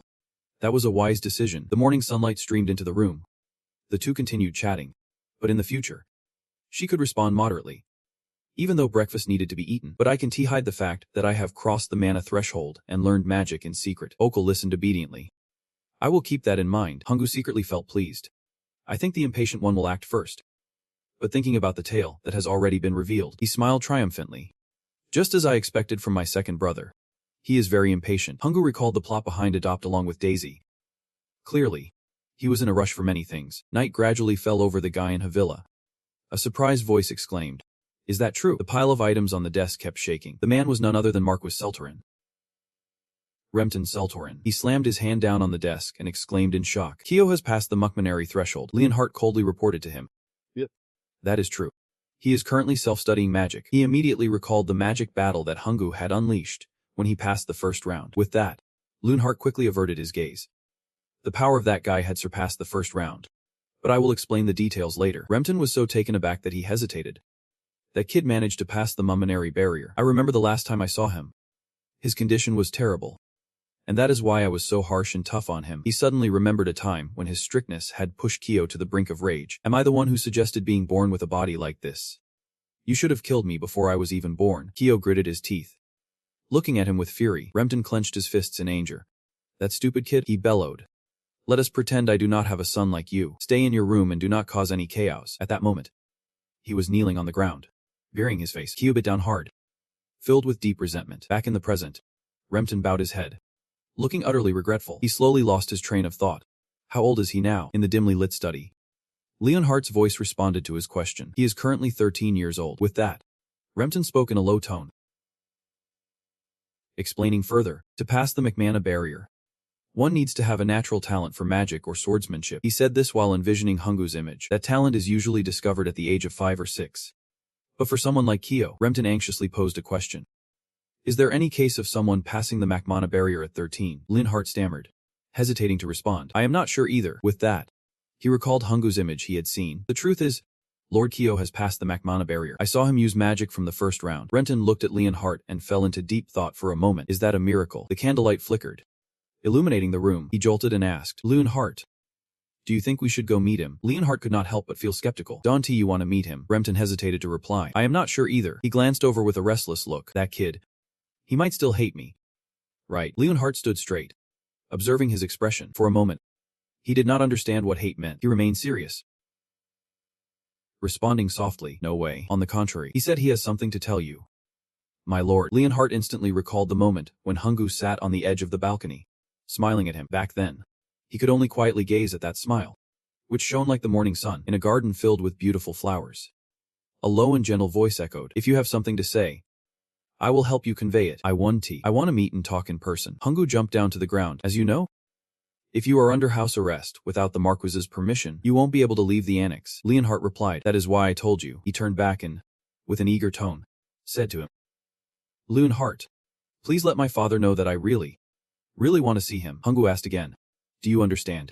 Hart hesitated. Flustered, he immediately put on a cute, pleading expression. Please, at this point. Even though Hart felt full of disdain, it was hard to refuse. Got it. He does not seem upset with the Marquis, does he? Hearing this, Remington slammed the table excitedly. What did the lake spirit say about me? And at that moment, elsewhere, the morning sunlight streamed down the castle corridor. Tiny footsteps hurriedly pattered down the palace hall, and Hart's voice continued. The lake spirit wants to meet the Marquis in person.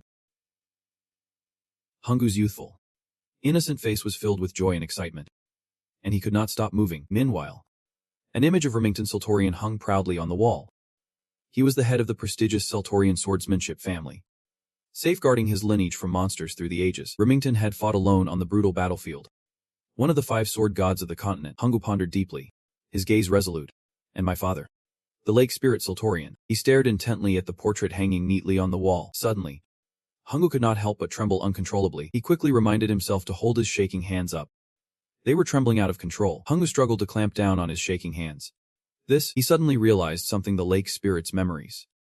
The fear and hatred of his father, terrifying memories of the father from the original owner's mind flooded back. The lake spirit could not even hold a sword. And you are from the prestigious swordsmanship family. The Sultorians. The lake spirit was then kneeling on the ground, trembling in fear before his father's sword.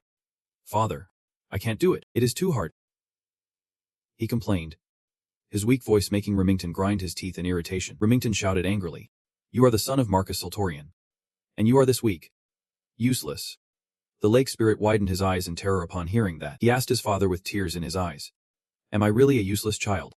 One who can't wield a sword and fell ill to die? The fox cried out in pain, do not abandon me, Dad. Back in the present, he felt a pang of sadness as he recalled the memories of the original owner. Suddenly, Hungu felt a sharp pain in his heart, a shocking blow. He remembered that traumatic memory, the recent memories of the fox, the current owner of this body. Hungu looked down at his trembling hand, trying to analyze it.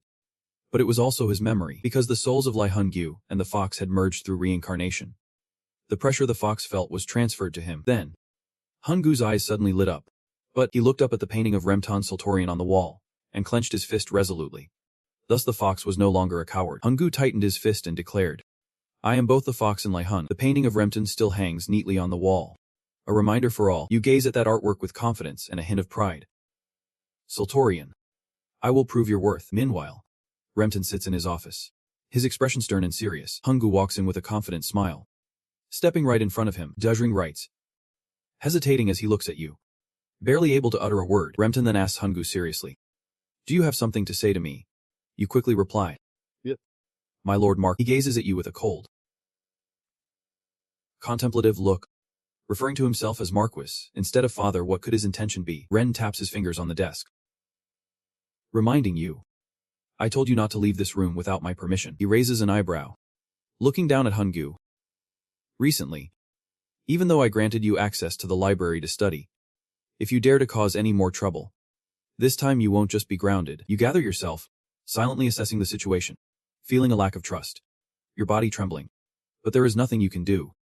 as the owner of this body has stirred up too much trouble, and is one of the 5 sword masters of the continent. The system scans Remton and analyzes. Name: Remton Sultorian. 48. No further information.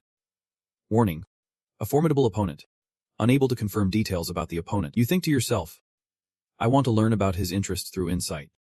But it is difficult to do that right now. There is no other option here but to negotiate. Hungu replies calmly. I understand. That is why I value the opportunity for an interview through Lee and Hart. Remton's eyes widen in surprise. In the past, I would have blamed him. He coldly responds. It seems the rumors of maturity are true. You have really grown up. Hungu stands there, apologizing to Remton. I have caused you so much trouble. My Lord Mark, due to my childish behavior, I have made mistakes in the past. You unexpectedly bow your head sincerely. I truly regret it, and I will change now. He is officially taken aback. His eyes wide in astonishment. Saying that, Remton suddenly stands up. Is this child actually apologizing? The one who used to blame others and throw tantrums every day. He is shocked to hear Hungu continue. And one more thing, you add. I want to negotiate with you. My Lord Mark. Renton looks a bit skeptical. Negotiate. You firmly acknowledge. You must have heard from Lee and Hart that I have surpassed her minimum. He quickly responds. Indeed. I already knew. It is hard to believe such a miracle has occurred. Hungu confidently smiles and continues. Yep. A surge of colorful power suddenly appeared, to Remton's astonishment. You politely address him. My Lord Mark. Massive waves of power surge from Hungu, gathering in his hands.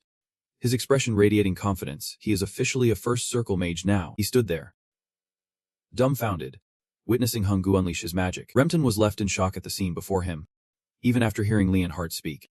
Doubt still gnawed at him. He focused intently on the mana blazing in Hungu's hands. Remton quickly chimed in. It is. I can feel the flow of mana from you. Yep. You will keep pushing harder. Hungu recalled the pain he had endured in the past mages who surpassed the Hermimum. Considered to be exceptionally gifted. Perhaps that is why it only took him a few days to reach the first circle through self-study. The worth of a great mage is said to be equivalent to that of an entire army of knights. Marquis Sultorian is renowned for his swordsmanship, but is not it a blessing to have a standout mage among the descendants. If the family supports me as a mage, I will dedicate my powers to the clan, becoming its greatest asset, and the Sultorian Marquis, wielding both sword and magic, will rise above other clans in this nation. Remington froze at the blinding light before him. What do you think, Marquis? This is a mutually beneficial agreement for you and the clan. Hungu, with a confident grin, declared, so invest in me. A true genius. He quietly analyzed based on the memories of the original owner, and what had truly transpired in life. It is all about giving and receiving. The fastest way to attract support is to show what you can offer. Remington Sultorian prioritizes the clan's benefits and honor, relying solely on family affection. 1T convince him. Sometimes, bold decisions must be made for the clan's future. Kyo tried to grab his father's attention by causing trouble, hoping for indifference. But that tactic backfired with Remington. Hungu smirked quietly. Yet, if they understood each other as preferences, they could still connect. Even if their relationship was not great. Hungu looked at him without a hint of fear. Now, this is how adults negotiate. Remington stood there, still shocked, unable to utter a single word. He was truly taken aback, raising an eyebrow, questioning himself about this child. Remington gazed at Hungu, now so confident compared to the fearful boy he once knew.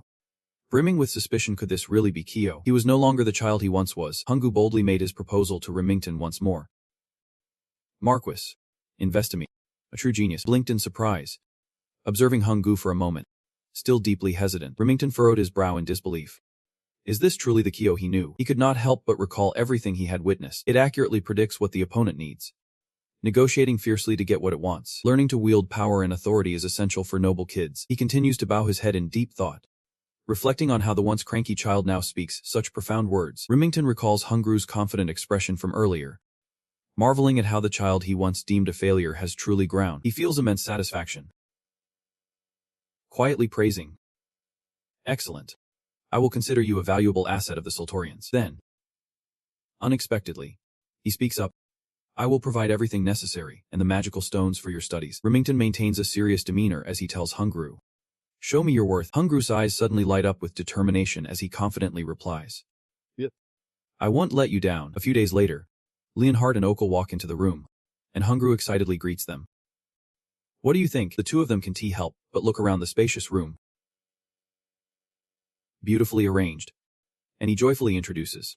This is my new magical space. The golden wall sconces are intricately crafted, I have fortified the furniture with magical artifacts, and I have equipped the room with items for spellcasting and artifact creation. The sunlight streaming into the workspace and bookshelves makes everything shimmer. Hungru bursts out laughing. There won't be any holes in the walls anymore. Hart looks around the room and can't help but exclaim. This is amazing. It must have cost a fortune. Where did this all come from? It seems like Ko's funds could not pull this off. And he casually replies. It is my dad's money. Hungru happily recounts how he convinced Remington. I offered some enticing things, and he agreed. The latter left him stunned with confusion, making him question. Is this really the child from before? Hart feels a bit awkward hearing this. Enticing. That worked on Lord Marcus. And Okul suddenly notices something. Hungru excitedly calls out to her.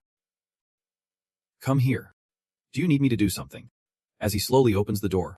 Not like that. You can use spirit magic freely in this room. Okul's eyes go wide in surprise. Hungru leads the two into a specially prepared room.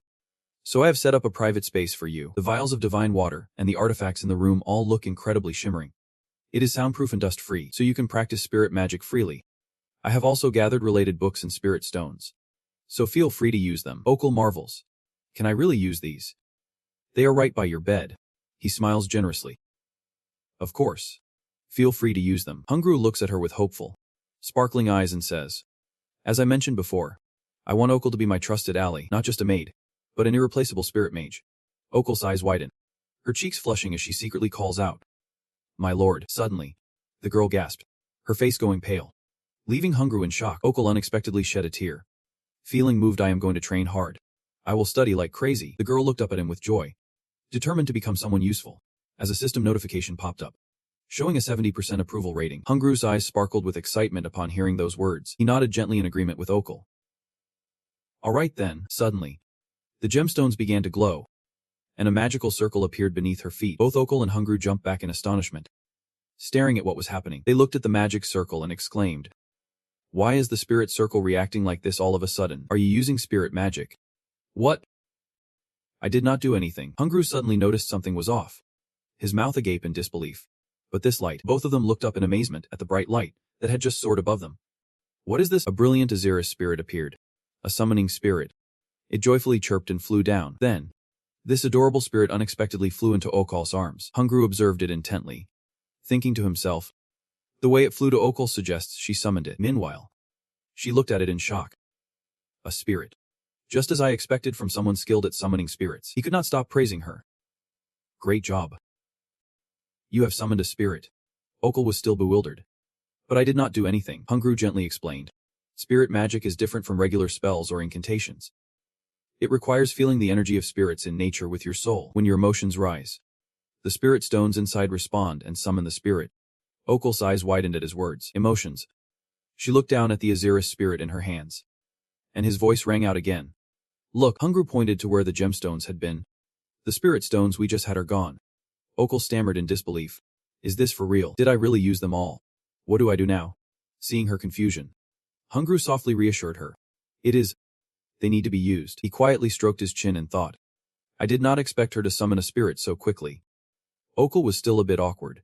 But the spirit stones. Hungru looked at the spirit Okul summoned, questioning in his mind. What kind of spirit is that? The system displayed a note. A high-level opponent. Cannot be identified by clairvoyance. It is a tiny spirit, yet a high-level one.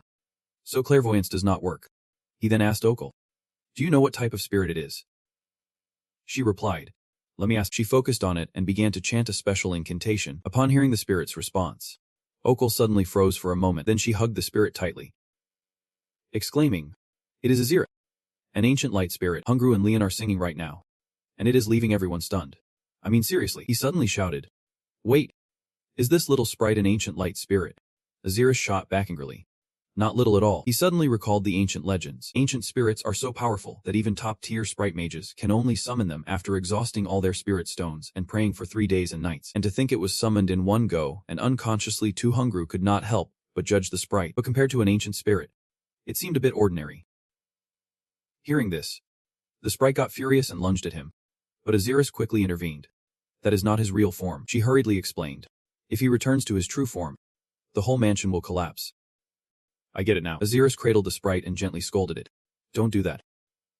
Meanwhile, Hungru was holding his head, moaning in pain. That hurts. Leon chimed in.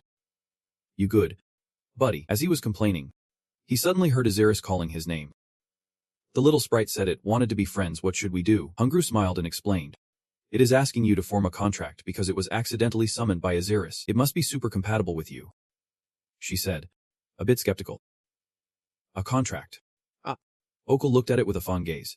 Is that really okay? The sprite understood everything and smiled back at her. Suddenly, the sprite was lifted high into the air by a surge of power.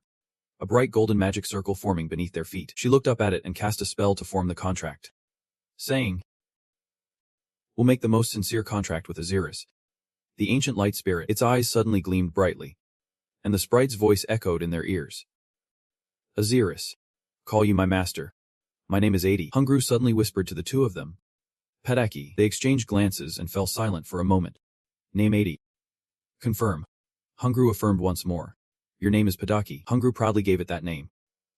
"Adi Pedaki." "Confirmed." Registration complete. After the contract was established, Pedaki slowly opened its eyes. It rushed to hug Aziris, who looked at it with affectionate eyes. "From now on, you are Pedaki. I am so happy to be your companion." She smiled happily at it and said, "Thank you for being my friend." Pedaki responded with an incredibly cute smile. Hungru joyfully stood by, watching the two of them embrace each other. He secretly rejoiced. This talent exploring experiment is going smoothly, and time passed. A few days later, warm sunlight illuminated the magnificent palace. Someone gently set down a teacup and expressed a hint of regret. "I am sorry for not paying attention to you lately." As an older brother, the man leaned back in his chair, and Hungru quickly offered, "It is all good." His eyes were calculating as he looked at him. "If anything happens, I will come to you first." Adolf, sitting cross-legged on the chair, exudes a cunning aura. As the fragrant tea slowly pours into his cup, his gaze never leaves the person opposite him, sharp as a hidden knife beneath a faint smile. Okul pauses her work and looks up to ask, "Do you need anything else?" Sir. Hungru quickly interjects, "You have worked really hard. Take a break." The girl respectfully replies, "Yep. I will take a moment." Adolf's eyes follow Okul as she gracefully steps away. After a brief silence, he lets out a smirk and says, "That girl. Is not she the one you bought from the slave market? She is pretty cute." Adolf stares at her. Continuing, "I just happen to need a new servant." He proposes, "What do you think about sending her my way?" Hungru tenses up at this. He remains calm on the outside, but inside, he is cursing silently. "You jerk." He exhales slowly and thinks, "You came here because you heard my blockage has cleared. And that is the first thing you say." Hungru speaks up, but his voice wavers. "Adolf, can you pick someone else besides her?" He nervously pinches his fingers together, stuttering out, "She." Inside, Hungru chuckles at the irony, realizing that to shift the mood without raising suspicion, he should act, but he is clearly awkward. Stammering. That is, seeing his attitude, Adolf's mind races. He understands the joke and bursts out laughing. "Just kidding. I am not the type to steal away the girl you like. I am just messing with you." Hungru's face lights up. "Adolf," he pretends to blush and scolds. "Don't he joke like that? You really startled me." Adolf waves his hand dismissively. All right. He glances away and thinks, "Maybe I should just let this go. I am not ready to face it yet." Anyway, Adolf's eyes remain fixed on Hung, secretly pleased, thinking, "I have heard rumors that the wild sun has turned over a new leaf. If his teacher is interested in a woman so young, then he might be beyond saving. Right, it will be easier to drag him into the darkness. If I had known he was such an interesting brother, I would have treated him better sooner." He quickly changes the subject. "Anyway, it seems like your health has improved a bit." Hungru perks up, saying, "Yep. I am not facing any significant issues with daily activities now. The blockage has not fully healed, but it is getting better." As soon as he hears this, Adolf's eyes narrow again, as if plotting something else. He questions, "Not fully healed?" Hungru innocently replies, "That is right. It is a chronic illness, so it is hard to get rid of completely. But it will gradually heal." To add emphasis, he snaps his fingers, sending a few sparks flying, excitedly calling out, "Wait. Adolf, look at this." Just then, a small magical flame began to form, and Hung got even more excited to show it off to him. "This is the spell. The magic I created. It is 1.5 times stronger than regular spells. What do you think?" Adolf stroked his chin to hide the satisfied smile creeping onto his face. Everything was going according to plan. He quickly praised, "You can create magic too. Impressive." You could not contain your excitement as you quickly replied, "Thank you." Hungru still pretended to be a gleeful child, but his mind was racing. Calculating. Even though the disease was not fully cured, and I am still rapidly growing in the first circle of the student level. This 1T affect the succession of the hair. This behavior completely fooled Adolf. He suddenly recalled Daisy's report about him. Lord Kyo's attitude changed abruptly, as if he had turned into a different person. And his magical skills seemed to be growing from something ongoing. Adolf smugly concluded that Daisy's report must have been exaggerated. It would be wise to remain cautious. He gradually relaxed his guard, thinking to himself, even so, it is just a 13-year-old kid. There is nothing to worry about. In Adolf's mind, all sorts of wicked thoughts surfaced.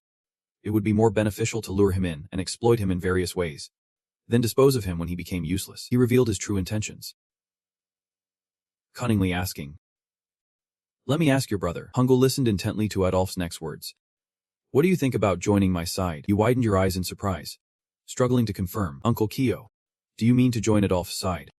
He frowned and did not answer, looking so eager that he could not wait any longer. The atmosphere suddenly fell into silence. Neither of them rushed to speak. Hungul slowly pondered, finally coming to a conclusion. "Forget it." Taking advantage of Adolf's distraction, you lowered your face to reveal a smug smile. "Gotcha." It was unclear how much time had passed, but it seemed they had both reached an agreement. Adolf continued seriously. "Then I will seek my father's approval." Hung put on the obedient demeanor of a child, quickly responding, "Yep, brother.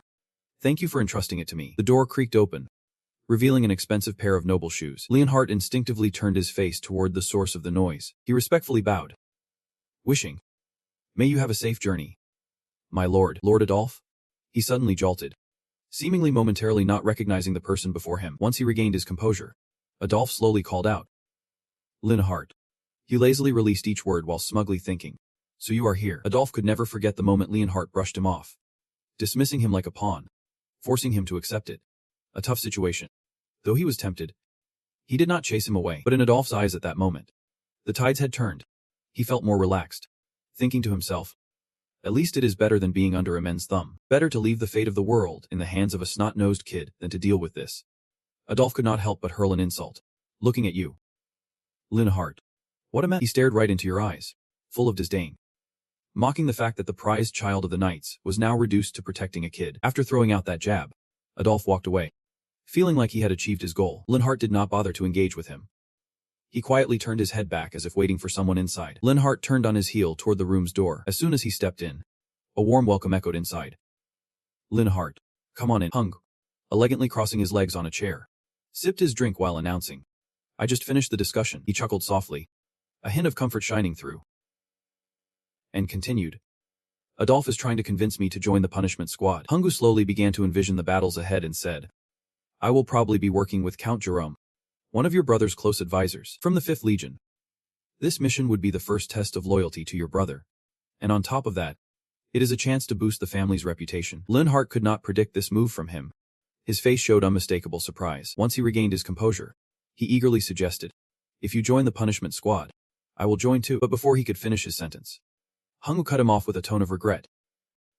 "Do not. Hart. Do not follow me." He carefully considered every possible move, knowing that if Hart was close, Adolf would be on high alert. He needed to build that trust, and he could not take their father's men along. Hart still hesitated, trying to dissuade him, saying it was too dangerous. Hart cautiously reminded him, "It could be a trap." Hungu nodded in agreement but still would not change his mind. But Adolf would not trust him easily. He would test Hungu's abilities in battle. Hungu spoke while conjuring a flickering flame in his hand, aware that Adolf might put him in danger. But now he could protect himself, so there was no need to worry. Besides, he would not show all his capabilities. Slowing down a bit, as if remembering something, Hungu casually asked, "By the way, Hart, have you heard about the secret program?" Before Hart could respond, the scene shifted to a camp nestled in the heart of a dense forest. This was the southern area of Justin's territory, where a forest lay teeming with monsters, and the vassal state of Sultorian frequently sent scouting parties there. A small hand tightened around a magic staff as they observed the surroundings. Hung, clad in a brand new wizard's outfit and holding a staff, had arrived at the scouting area. A voice chirped out, "Hello, Lord Kyo." Before him, a stranger leaped off his horse as if eager to meet him. The old man hurriedly introduced himself. "I am Count Jerome." The old man placed his hands on his lap with great reverence and began to speak slowly. "I have heard about you from Lord Adop. You will fight alongside me in the expedition." Hungu cheerfully replied, "This is my first battle. I hope you will look out for me." Jerome rubbed his hands together and sweet-talked. Of course. I promise.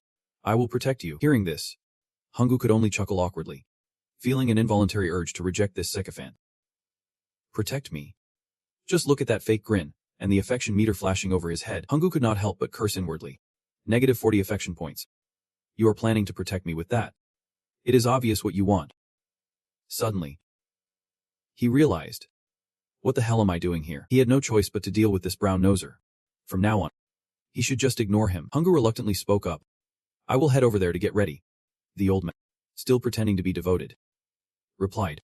Let me know if you need any help. Hungoo quickly turned to leave, while Jerome behind him gradually dropped his cheerful smile. The old man plotting in his mind, since the kid is a novice mage, he does not know much. I just have to keep an eye on him, and see how strong he really is, just make sure he does not get killed. Jerome secretly showed disdain, thinking, Lord Adop. Honestly, this mission is even harder than the expedition. He watched Hungoo's every move from a distance, silently judging. What can a sickly kid with a deadly disease do? Not let him die. I hope he does not hold anyone back. Good grief. It is really tough. Way too tough. Moments later, Hungoo and the team were out in the field hunting monsters. He shouted light magic, and unleashed a powerful beam from his staff. The energy from that spell instantly paralyzed the tiny goblins. The soldiers cheered, and with one spell, Hungoo wiped out a whole horde of goblins. Jerome clapped enthusiastically, showering him with praise. Lord Kyo, you are amazing. Another group of goblins was swiftly dealt with by Hungoo, and the old man's voice echoed again. Impressive? The notification popped up. Affection points increased. Without holding back, Hungoo snapped his fingers and cast a fire spell, sending shockwaves that roasted the monsters in one move. Incredible. The notification popped up again. Affection points increased. After the performance ended, Hungoo could not help but smugly tilt his head back as if waiting for applause. Lord Kyo, you are incredible. This is the easiest expedition ever. Looking at Jerome's status board, the affection points had risen to 50. He glanced at the easygoing guy in front of him, unsure whether to feel happy or helpless. I have never dealt with anyone this easy before. Affection points skyrocketing to 90 in one go. The old man and his lackeys jumped up excitedly, cheering. Lord Adolphe will be thrilled with your performance. Lord Kyo. Hungoo did not respond to the crowd's enthusiasm. He just subtly reached into his pocket. His face was full of scheming thoughts. Now, let us continue with the plan. Shall we? As night began to fall, the whole group gathered around the warm campfire, feeling just like a real family. The big shots clinked their glasses and cheered, celebrating the victory. Long live Lord Kyo. Hungoo sat off to the side, skewered meat in hand, modestly saying, Come on. I did not do anything that deserves this. Jerome immediately countered. No way. Lord Kyo's techniques are truly impressive. The soldiers around them chimed in one after another. Yeah. We misunderstood you. You are still so young. Aren't you always in the territory? I thought you would struggle with fighting and setting up camp in the freezing forest. Under the dark veil of night, the strong soldiers by the bright fire continued to sing praises. But not only did you fight bravely, you did not complain a bit about this dry camp food. They reaffirmed this, making Hung chuckle at their enthusiasm. Lord Kyo, you really are wiser than your years. He quietly spoke up. Brother Adolphe must have always lived like this, conquering monsters. He glanced at the roaring fire before him and slowly continued. Thinking about that, how could we be just a bunch of spoiled kids? Jerome and his buddies beside him showed expressions of admiration. The old man called out, Lord Kyo. Jerome's eyes glistened as he looked at Hung, as if he had found his soulmate, saying, I did not expect you to admire Brother Adolphe so deeply. Don't he worry, Lord Kyo. I will definitely let Brother Adolphe know how much you admire him and how amazing you are in battle. The notification popped up again. Affection increased by 60. And Jerome's lackeys eagerly chimed in. Me too. I will help as well. Hungoo just nodded and replied casually. All right. Take it easy. The fire gradually dwindled, with the last bit of black smoke rising from the remnants of wood. Now everyone was completely tipsy inside the tent. Only he remained sober. Hungoo stepped outside and informed the guard. I am just going for a little walk before heading back to sleep. The guard replied with a simple okay, reminding him, but do not wander too far. Okay. He walked straight away, ignoring the guard's yawns, feeling smug inside. They would not suspect a kid like me. It was now deep into the night, and even Jerome had fallen into a deep sleep. The knights, encouraged by today's victory, had collapsed from exhaustion. Only a few guards remained, not needing to be overly cautious about the goblins. Hung pulled out a vial of oil from his bag. The patience built up since morning was starting to wear thin. But what about the Oxford? I had used it to farm experience in the game, Lettuce. The colorful vial in his hand was Oxford's perfume, gathered from a Sultorian tree within a 10 kilometers radius. That day, Hart was astonished when he heard him speak. Oxford's perfume. I have never heard of it, Hungu replied with satisfaction. Got it. So I am the first to create it. This world still does not know the formula for Oxford's perfume. Then he went on to explain its purpose to him. It is a perfume that helps track the Oxford guys within a certain radius. Hungu eagerly introduced his divine potion. The higher the quality, the greater the radius. Because it was created by me, so the quality is top-notch. Hart hesitated as he pulled over. But Oxford? He asked back. The team's target for extermination is the Goblin territory, which is way above Oxford. So the team will really struggle to handle it, Hungu confidently stated. That is exactly what we are aiming for. He smoothly laid it out. 12 professional knights in the extermination team. Goblins are still within our reach. But Oxford is a whole different story compared to the regular soldiers of the male brigade. Even though they are called knights, they are just a ragtag bunch. Thinking of those devoted individuals, Hungu secretly admitted. They are very loyal to Adopt, but their individual skills are pretty mediocre. At this point, he fell silent. The next words he kept to himself. These are the city criminals who formed Adopt's brigade. Brainwashed by him through dark power, Hungu understood the nature of it all. Secretly looking down on them, he thought that the intense brainwashing had turned them into zealots. As a result, Adopt not only easily expanded his image but also proved his leadership capabilities, even over the most hopeless individuals. Right now, these individuals are being controlled obediently. If Adopt makes a move during the succession ceremony, a tragedy will unfold. Hungu continued to contemplate. Even the street thugs are in the same situation. Having high-ranking knights brainwashed is truly a disgrace for some. He quickly composed his serious expression and slowly added, I plan to weaken the male brigade as soon as possible before the succession ceremony. Hungu bluntly stated his true intention. These words left Hatton feeling dizzy. I will start with those 12 professional knights. They will fight bravely to the death against the Oxford bunch. At this point, his gaze sharpened as if assessing. And I will survive the deadly battle. Returning to the present moment, Hungu did not hesitate to open the cap of that cursed perfume bottle. Quietly observing the dark scent rapidly spreading from it. The scent has arrived. The final step of the plan is complete. Hungu could not hide his impatience as he briefly explained the plan and returned to the achievement of defeating the Oxford bunch. The Oxford creature with 2 distinct heads was constantly darting its eyes, as if trying to sniff out the source of that scent. But now in front of it were dozens of soldiers just waking up. The Oxford creature relentlessly chased them, causing panic as they fled. It was too powerful. Suddenly one of them stopped abruptly. A determined look on his face as he shouted loudly. We can't back down. He bellowed fiercely to regain his spirit. It is just one Oxford. But before he could finish, the Oxford crushed him down into a pile of mush with its hand. The surviving ones could not help but tremble as they looked at the bloodstains splattered on the ground. Fear filled their hearts as they took turns to voice their dread with just one hand. A professional knight would not stand a chance, so how could we, the average folks, do anything at all? None of them had the guts to step up and fight. Retreating step by step as if trying to prolong their lives. Out of nowhere, the little guy with a hunchback but overflowing with charisma shouted to rally everyone. Wake up. Is this how the Sultorian knights are supposed to act? Their eyes were still filled with fear, fixated on the Oxford group, who were rampaging and singing like lunatics. Sir Kaio, you can hesitate. If we back down, the Oxford crew will invade our territory. We have to stop them right here. No matter what. Some others were also swayed by the little guy's determination, speaking up one by one. I will follow you, sir. Suddenly, a hurried voice called out from behind.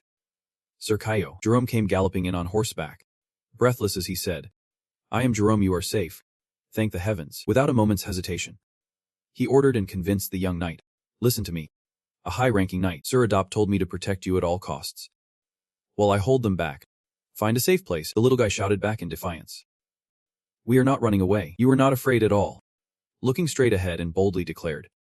I will stay here and fight alongside everyone until the end. I can deface my brother Adopt if I abandon my teammates and run. He looked directly into Jerome's astonished eyes and smiled, asking, Isn't he that right? He was overwhelmed with emotion. Feelings for the young kid in front of him rising.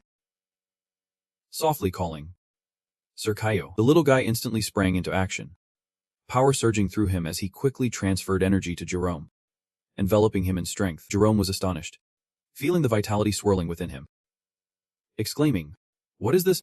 I feel lighter. The little guy quickly directed. Since we are just at the front lines, I will provide support and control from the back. Jerome, you should lead the way. Jerome was brimming with energy. His spirits lifted as he decisively replied. All right.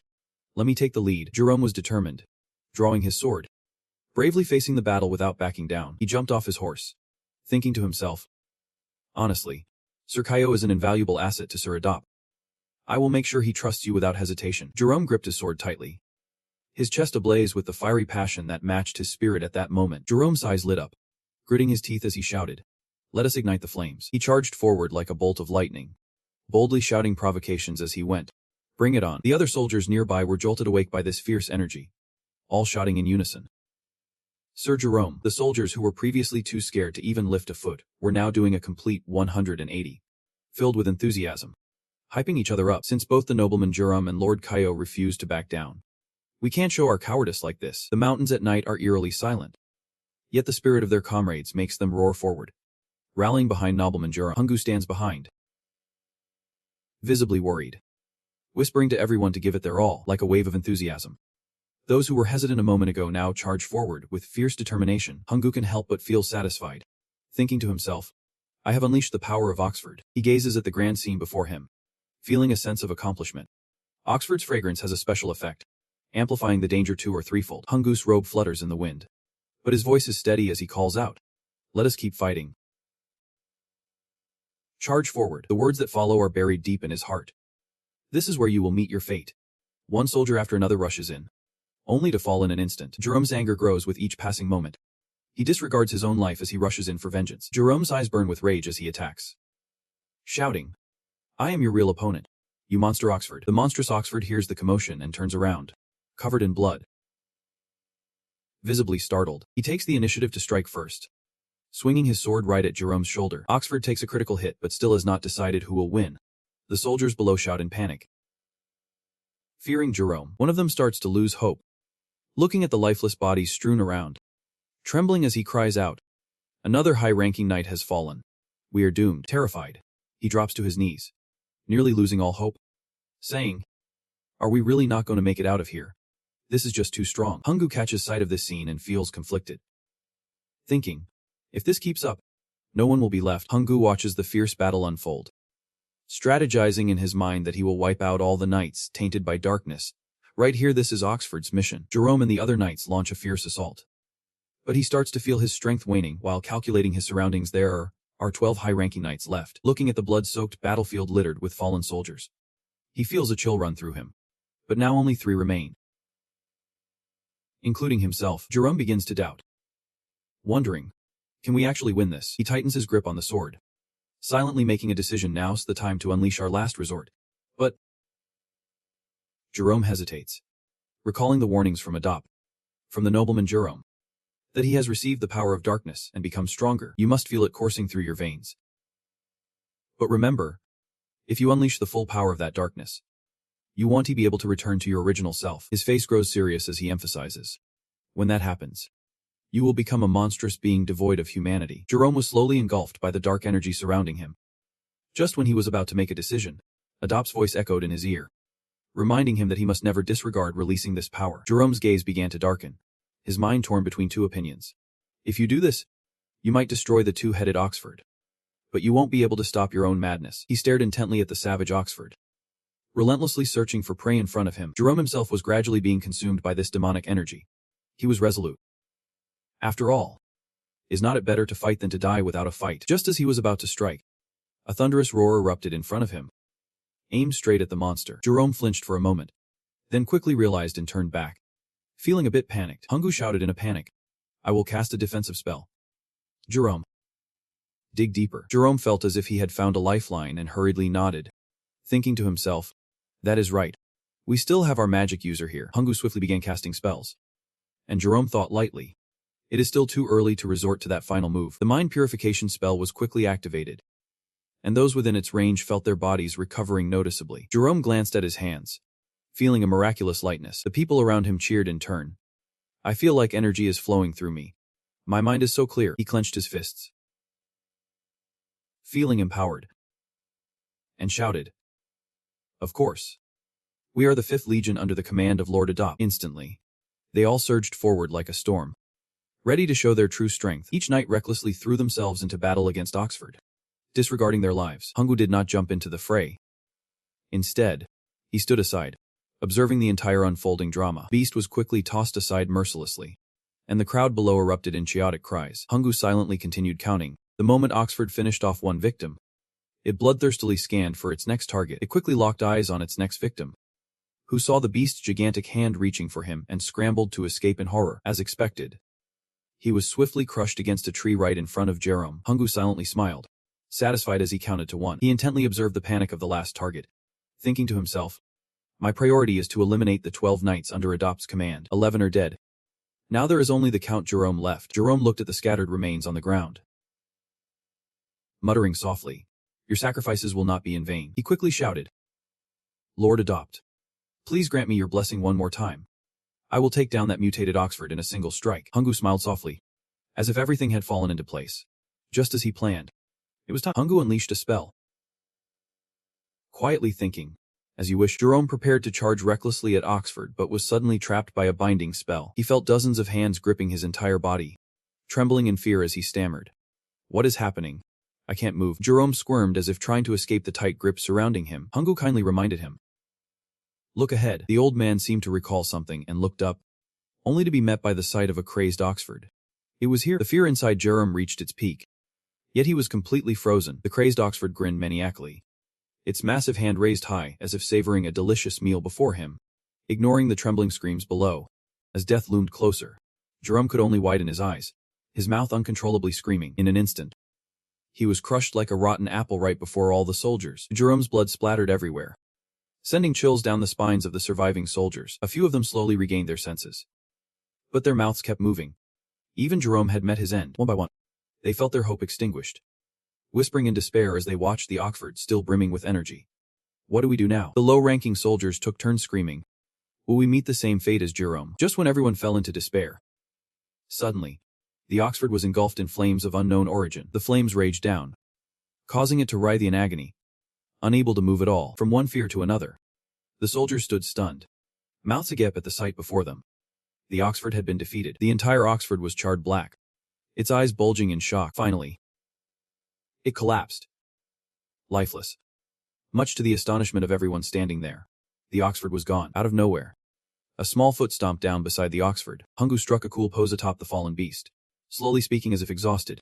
It is. The surviving soldiers behind him began to recognize him through the dust. Oh man. Hungu did not rush to respond, his gaze fixed on the treasure before him. It was top-notch. They hit the jackpot. Hungu did not rush to respond. His gaze was fixated on the treasure before him.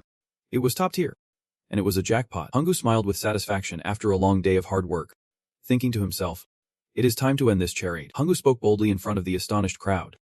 The mutated Oxford has fallen, and thanks to the timing, Lord Jerome seized the opportunity. I have taken it down. He clenched his hand as if feeling a mix of grief and pride, stating with fervor, this victory belongs to the 12 brave high knights, and all those who fought with their lives on the line. The dawn finally broke after a terrifying night. Hungu's declaration resonated with even more spirit. This is a victory for all of us. You flash a bright smile under the morning sun, spreading your arms wide as if blessing them. We did it. The crowd stands frozen, shock etched on their faces, unable to believe they are still alive. Only when reality sinks in do their smiles begin to bloom. Bursting with life, cheers and shouts erupt. A joyful chorus. We made it. Hungu secretly smiles, feeling the mission accomplished, standing like a deity amid the thunderous applause. Cheers echoing like a storm. After the brutal battle, as the sky turns to twilight, the soldiers return from the field. This oppression has been a success. From the memories of that terrifying night, we wiped out the two-headed mutated Oxers and cleansed the goblin dens, our original target. However, looking at the scattered soldiers, they fall into solemn contemplation, acknowledging the heavy losses. Just as the atmosphere in the regiment feels grim, a piercing call comes from afar, breaking through the haze. Adopt rushes over, relentlessly asking if it is true that the noble Jerome has fallen. Hungu is taken aback by his sudden appearance and exclaims, Adopt. Hearing the question, you lower your head in defeat, admitting that noble Jerome fought fiercely against the mutated Oxers. Hungu continues his report, saying if he had not fought so fiercely that day, then we would have Adopt. Now lacking the patience to listen, tears away the shroud covering the body. The moment he sees Jerome's lifeless form, Adopt is taken aback. Shocked, the body is now unrecognizable, nearly only identifiable by the tattered clothing. Adopt can't process this shock, his mind racing with doubts. Could it be that he did not have enough time to use dark magic? Losing noble Jerome at this moment is a tremendous loss. Not to mention the elite knights who also fell in battle. Adopt slowly comes to terms with the reality, gripping the cloth in his hand as he tries to suppress his fury. Feeling helpless, We will have to find a way to round up that oxer into the camp. Adop begins to notice Hungu's expression. The worry radiating from those around them prompts a call. The pain is deep. He observes, then falls silent for a moment before speaking. At least you are safe now, Hung. Feeling emotional, calls out brother. And Adop, trying to offer comfort, adds, defeating the mutated oxers is your achievement. He gently ruffles Hungu's hair in encouragement. I will inform your father and make sure you are honored. Hungu beams brightly, obediently replying, Yep. Thank you, brother. He does not respond with words. His gaze shifts, starkly different from moments before as he glances at you, unable to contain the simmering anger inside. Adop storms off without looking back. Hung could not help but smirk, thinking to himself, looks like I have outsmarted him this time.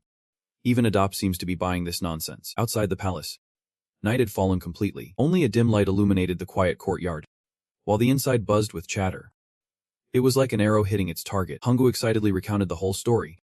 Defeating the 5th Legion, gaining Adop's recognition, and snagging the mutated core of Oxford. Now we can finally use Hermes. He stroked his chine, pondering. That is more like hitting 3 targets with 1 arrow. Right. Loon Harcham paused for a moment and then spoke up. This is very dangerous.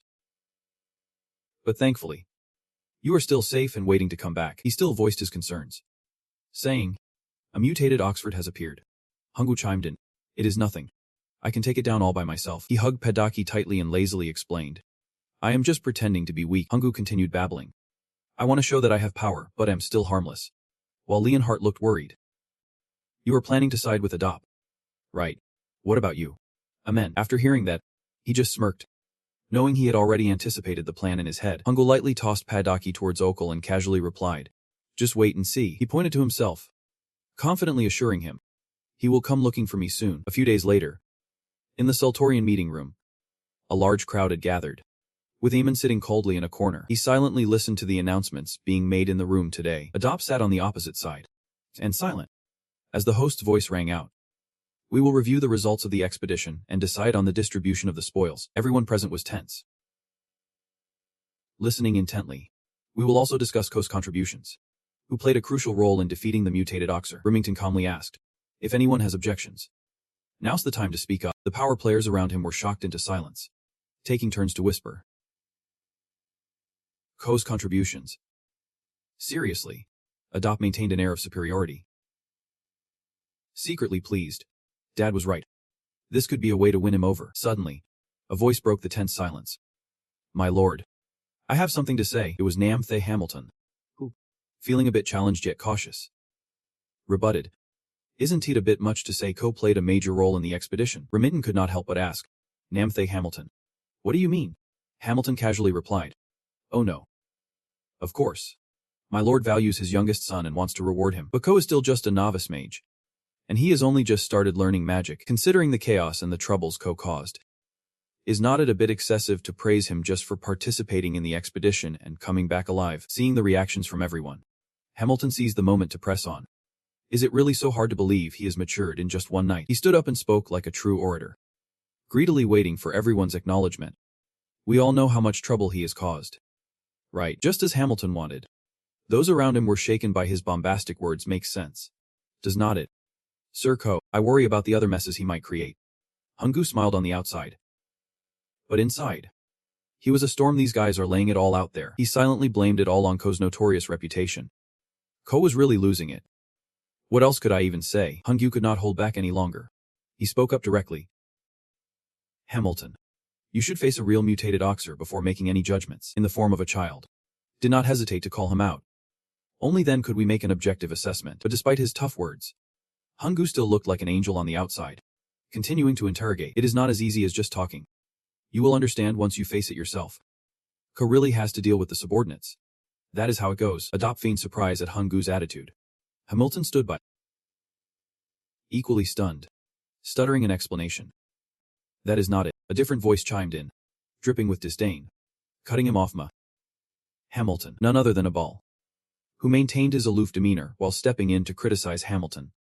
Even seasoned high-ranking knights struggled against a mutated Oxer. Fighting a mutated Oxer that is twice as strong as a normal one and returning unscathed is already a miracle. He did not need to dig for arguments anymore. Abal's reaction was astonishing. Wait, Abel got involved. Hamilton gradually grew agitated, shouting, "It is because the soldiers risked their lives to protect Ko. All 12 high-ranking knights are dead now." He remained unyielding, steadfast in his beliefs. The decisive blow that defeated the mutated Oxer was Ko's magic. The surviving knights confirmed it. Although Ko had played around a lot as a kid, he still contributed to this battle. Now he is diligently studying magic. Hamilton should set aside his biases and acknowledge Ko's achievements. He continued to resist. But before Hamilton could make another mistake, a voice, angrier than ever, cut in. "That is enough." Hamilton. Adopt slammed his hand down on the table, his mouth and brain working overtime to unleash a tirade. "Do not mess everything up." "Shut your mouth. Do you really think you have the right to criticize Ko? You are a direct descendant of the Marquis based on irrelevant past issues." He gritted his teeth. Warning Hamilton. "Are you pushing too far?" Hamilton did not dare move. His cowardly mouth hesitated to reply. "I would not dare, truly.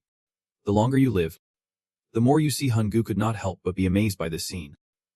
Thinking. Even Adopt? What is going on here? Your thoughts are starting to spin in a whole new direction. Everyone seems to be praising you. And in your eyes, your Adopt brother is beaming with pride. That kid is the head of the family. And your big brother Adopt confidently says he is studying really hard. At this moment, Adopt clears his throat, putting an end to his little speech. He turns to Remton, buttering him up, calling him dad, agreeing with Kyo's accomplishments. He should be recognized, as the squad is being led by him. It has been acknowledged that Kyo fought valiantly, while Aben stands beside King, taking in every word of Adopt's flattery. Remton thinks for a moment and then speaks up. If both Aben and Adopt have said it, then there will be no more objections to Kyo's achievements. He gently places his hand on the table and declares, "So from today, the confinement of Kyo Sultorian will officially be lifted." Hungu's eyes light up at this news. He will be allowed in the main mansion and can go outside freely. But just as he is basking in the joy, Remton continues, shattering his dreams. However, the spoils will be shared based on contributions, and Kyo won't receive any rewards at all. Today's meeting will end here. Dismissed. Hungu jumps up in response to his words, 1,000 question marks swirling in his mind. Even if they recognize me, I am not getting any rewards. I want everything. He rushes after new Kyo. Wait up. His eyes pleading. Seriously. I am getting nothing. I have worked so hard. Remton asks directly. What do you still need? He steps closer to Hungu and whispers. Don't you still have the core of Oxford? Hungu is left speechless by this sudden jab that hits right at his heart. Caught off guard, he dares not add anything more. Obediently replying, I do not need anything else. Just as long as I am not confined. Remton nods encouragingly. From now on, give it your all. Hungu smiles sheepishly and eagerly agrees. Once he walks away, Adopt approaches him and calls out. Hey. Hungu enthusiastically responds. Brother Adopt. He acts friendly and continues. I told Dad about your great achievements. Adopt subtly reminds him publicly. Remember how much I have looked out for you. Hungu realizes his ulterior motive but can only nod in agreement. Yeah. I know, though he agrees with a smile. Inside he is rolling his eyes. This guy always loves to show off. Another voice chimes in. Looks like the youngest has changed a bit. Abal quietly observes everything from a distance. He smiles, seemingly satisfied, then reminds him. We need to talk. After some time, he looks straight into Hungu's eyes and continues. You are the first to hear this. Not even Dad knows. Hungu faced him with a smile, casually responding. I see. But deep down, he thought, suddenly bringing up a secret like that. No pressure at all. I am waiting for Abul to find me. Meanwhile, Abul across the table seemed unfazed, chatting away like it was just another day. This dish is surprisingly delicious. Just before this little tea party kicked off, right after the meeting wrapped up, as Hungu was about to leave, he heard someone call his name. He was a bit taken aback, replying, Brother Abul, with a warm expression, slowly praised him. You did great in that battle. Abul kept showering him with compliments, saying he successfully handled a real fight, and now he is a respected wizard. The pride of the family. Hungu maintained a demure facade, politely replying, No way. I have still got a long way to go. I am only at the starting line. I just got lucky on this adventure. Abul seemed quite pleased with his attitude and proactively asked, Do you have time before dinner? Hungu was momentarily taken aback by Abul's sudden suggestion. I want to hear all the details about your achievements on the expedition. It felt like he had an epiphany, and he smiled. Of course. You can come by any time. And now, here we are having that conversation. Hungu sat up straight, serious and silent. It was as if his brain had been running on overdrive. He suspected Abel had some hidden agenda behind asking about his accomplishments, but surprisingly, Abel revealed a secret that nobody, not even his father. He knew Abel did not mean to harm him, but he could not figure out his intentions. Hung carefully weighed every possible outcome. After all, Abel's goal was to recruit him to navigate the turmoil caused by the Marquis Sultorians orchestrated by Adopt. Abel needed to strengthen his position while undermining Adopt's. Only he could survive in this game of fantasy defense, supported by the Marquis family. Right now, he had to choose his words carefully. He replied cautiously, "A secret that nobody knows. It is probably better if I do not know about it." Right. Abel merely raised an eyebrow. Glancing at him as if weighing something in his mind, he slowly asked, observing Hungu intently, "You do not want to hear it?" Hungu quickly replied, almost defensively, "It is not that I do not want to." He tried to regain his composure and explained, "It is just that I am afraid you want something from me when you reveal such a big secret. Just last month." Surprise flickered in Abel's eyes. He began to shape his thoughts about Hungu, smiling slightly and then asking seriously, "Are you implying that I want something from you?" Abel looked straight at Hungu and bluntly asked, "You think I want something from you?" Hungu did not answer directly. Instead, he flashed a confident smile and thought, "Just as I expected about the big brother." Hungu leisurely set his teacup down while explaining, "I understand what you are getting at. Besides that, I am not confident I can win a trial match against you. So let us be straight with each other." Abal's eyes revealed a growing intensity as he listened. "Well, I bluntly expressed my view that, even though I am currently on your side, I do not support you." Hungu looked straight into his eyes, her voice steady and unwavering. "But that does not mean I have any plans to join Abel's side." At the same time, outside the palace, a storm seemed to be brewing. Daisy was also there, showing no emotion amid the chaotic magic swirling around. Up ahead, whirlwinds of magic danced wildly across the training grounds. The master of the chaos began to reveal himself, Adolphe, with eyes blazing like 100 flames. Staring straight ahead, he swung his sword fiercely at the scarecrow, as if he wanted to tear someone apart. The upper half of the scarecrow flew away, slowly drifting towards Daisy. Adolphe suddenly asked, "Did that big brother go to Kyle?" Though he maintained an outward calm, yet when faced with him, some hesitation slipped through. "Yep." The escort knights were there, so I could not hear what they were saying. Adolphe pulled out a handkerchief from his pocket, every gesture and word radiating confidence. And I could guess what he was going to say. He wiped the sweat off his face, revealing eyes that could shred anyone daring to confront him. "I have had my eye on Kyle for a while. He thought he could win if he got Kyle on his side." Adolphe glanced at Daisy, then spoke as if warning her. "If Kyle wavers because of him, I will crush him or something." Daisy slightly lowered her head when she heard him continue. "That is why I called you here." She took a moment and then, as usual, replied with a simple yes. Back inside the elegantly decorated palace, Aben felt awkward after hearing Hungu's response and sighed. He lowered his head as if about to say something difficult, and Ben gently asked, "Do you want to hear the reason?" Aben did not answer, merely lifting his teacup to cover his slightly quivering lips. Hungu struggled to articulate each word because he quickly jumped up and slammed his hands on the table, shouting, "Your big brother is too soft." Aben clearly showed his embarrassment through his rare stammering. "Soft? Ah." Hungu felt just as flustered, pretending to be calm while thinking to himself, "Even I could hear it." Aben was called a good person, not just because of his actions in the game, he thought seriously. And then the notification board popped up, revealing information about Aben. High-level target. Unable to delve into the essence of the subject. To Aben Sultoring. Age 25. Talent unknown. Status unknown. Favorability 0. Hungu stared wide-eyed at the last line, feeling like screaming inside. 0 favorability. He silently hid the pain inside him that was repeating. Has it increased even a little now, other than Okul? I have never had anyone feel this way about me. Hungu, in distress, cradled his face, his eyes desperately trying to avoid Aben. Then reluctantly repeated, "My brother is really a good person. I was just confused." With this expression on top of everything, it made my heart race. "Why do you have that expression?" Aben gradually regained his composure, but he expressed, "I am grateful you see me in a good light, but I do feel a bit guilty towards you, as your brother. I have not been able to take care of you. And now I am just getting to you." Hungu, regaining his usual submissiveness, replied, "You do not need to apologize. If I had a troublesome younger brother like you, I would have ditched him long ago." After saying that, he nodded along with his own words and added, "Just not doing that is already impressive." After a moment of pause, Aben finally understood and laughed, responding, "You really know how to joke around. You seem to be in a great mood. Every word you say is a compliment to Hungu. If I had known you were this funny, I would have tried to meet you sooner." Then I would not have come after adopt. He slowly laid out some enticing proposals, asking if you might reconsider. We are not drawn in just because we are nice. Hungu is not playing around, still maintaining a serious look while firmly declining. But you are secretly holding onto a pretty awesome big brother here. At least in a brotherly way. Although he kept a friendly attitude, his next words hinted at anger. You won't betray me. Just because you joined Adopt. Right. Hungu quietly analyzed further, each sentence vividly depicting Adopt's image. But Adopt is different. He has a cruel nature. If you become a hindrance, he will use any means necessary to get you out of his way. You just barely got past the mana blockage. And you are still a first circle witch. Just a beginner. Hungu's gaze turned serious, his words heavier. You lack the strength to protect yourself. If Adopt targets you, you won't stand a chance. Abel listened quietly from start to finish, his face showing no emotion, no more gentle smiles like before. He spoke with a firm voice. You might be the only one in this family who has such extreme views about Adopt. And you did not resist but admitted.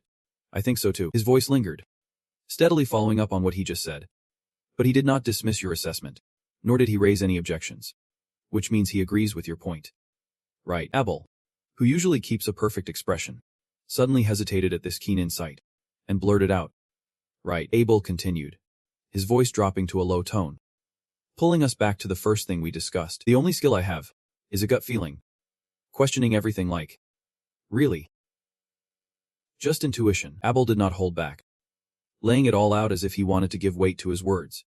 Ever since I was a kid, I have always sensed when something bad was about to happen, and that intuition has helped me dodge danger. But as the coronation draws near, my bad instincts have been getting stronger, especially since I believe the danger comes from Adopt. The other person was momentarily taken aback but still listened closely, because with no concrete evidence, I was not so sure. But you could tell he was mentally reacting to every word.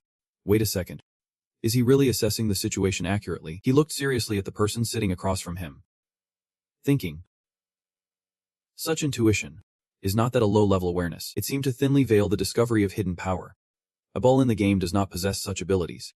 Maybe you slowly recall the first moment you entered this world, because you stepped into the game, just like Oshiel, who was supposed to vanish as a side character, but now has this unique elemental magic talent. Returning to this disguised tea party, Abel fell silent for a long moment after telling everything, his voice still maintaining a calm demeanor. A surprising hypothesis.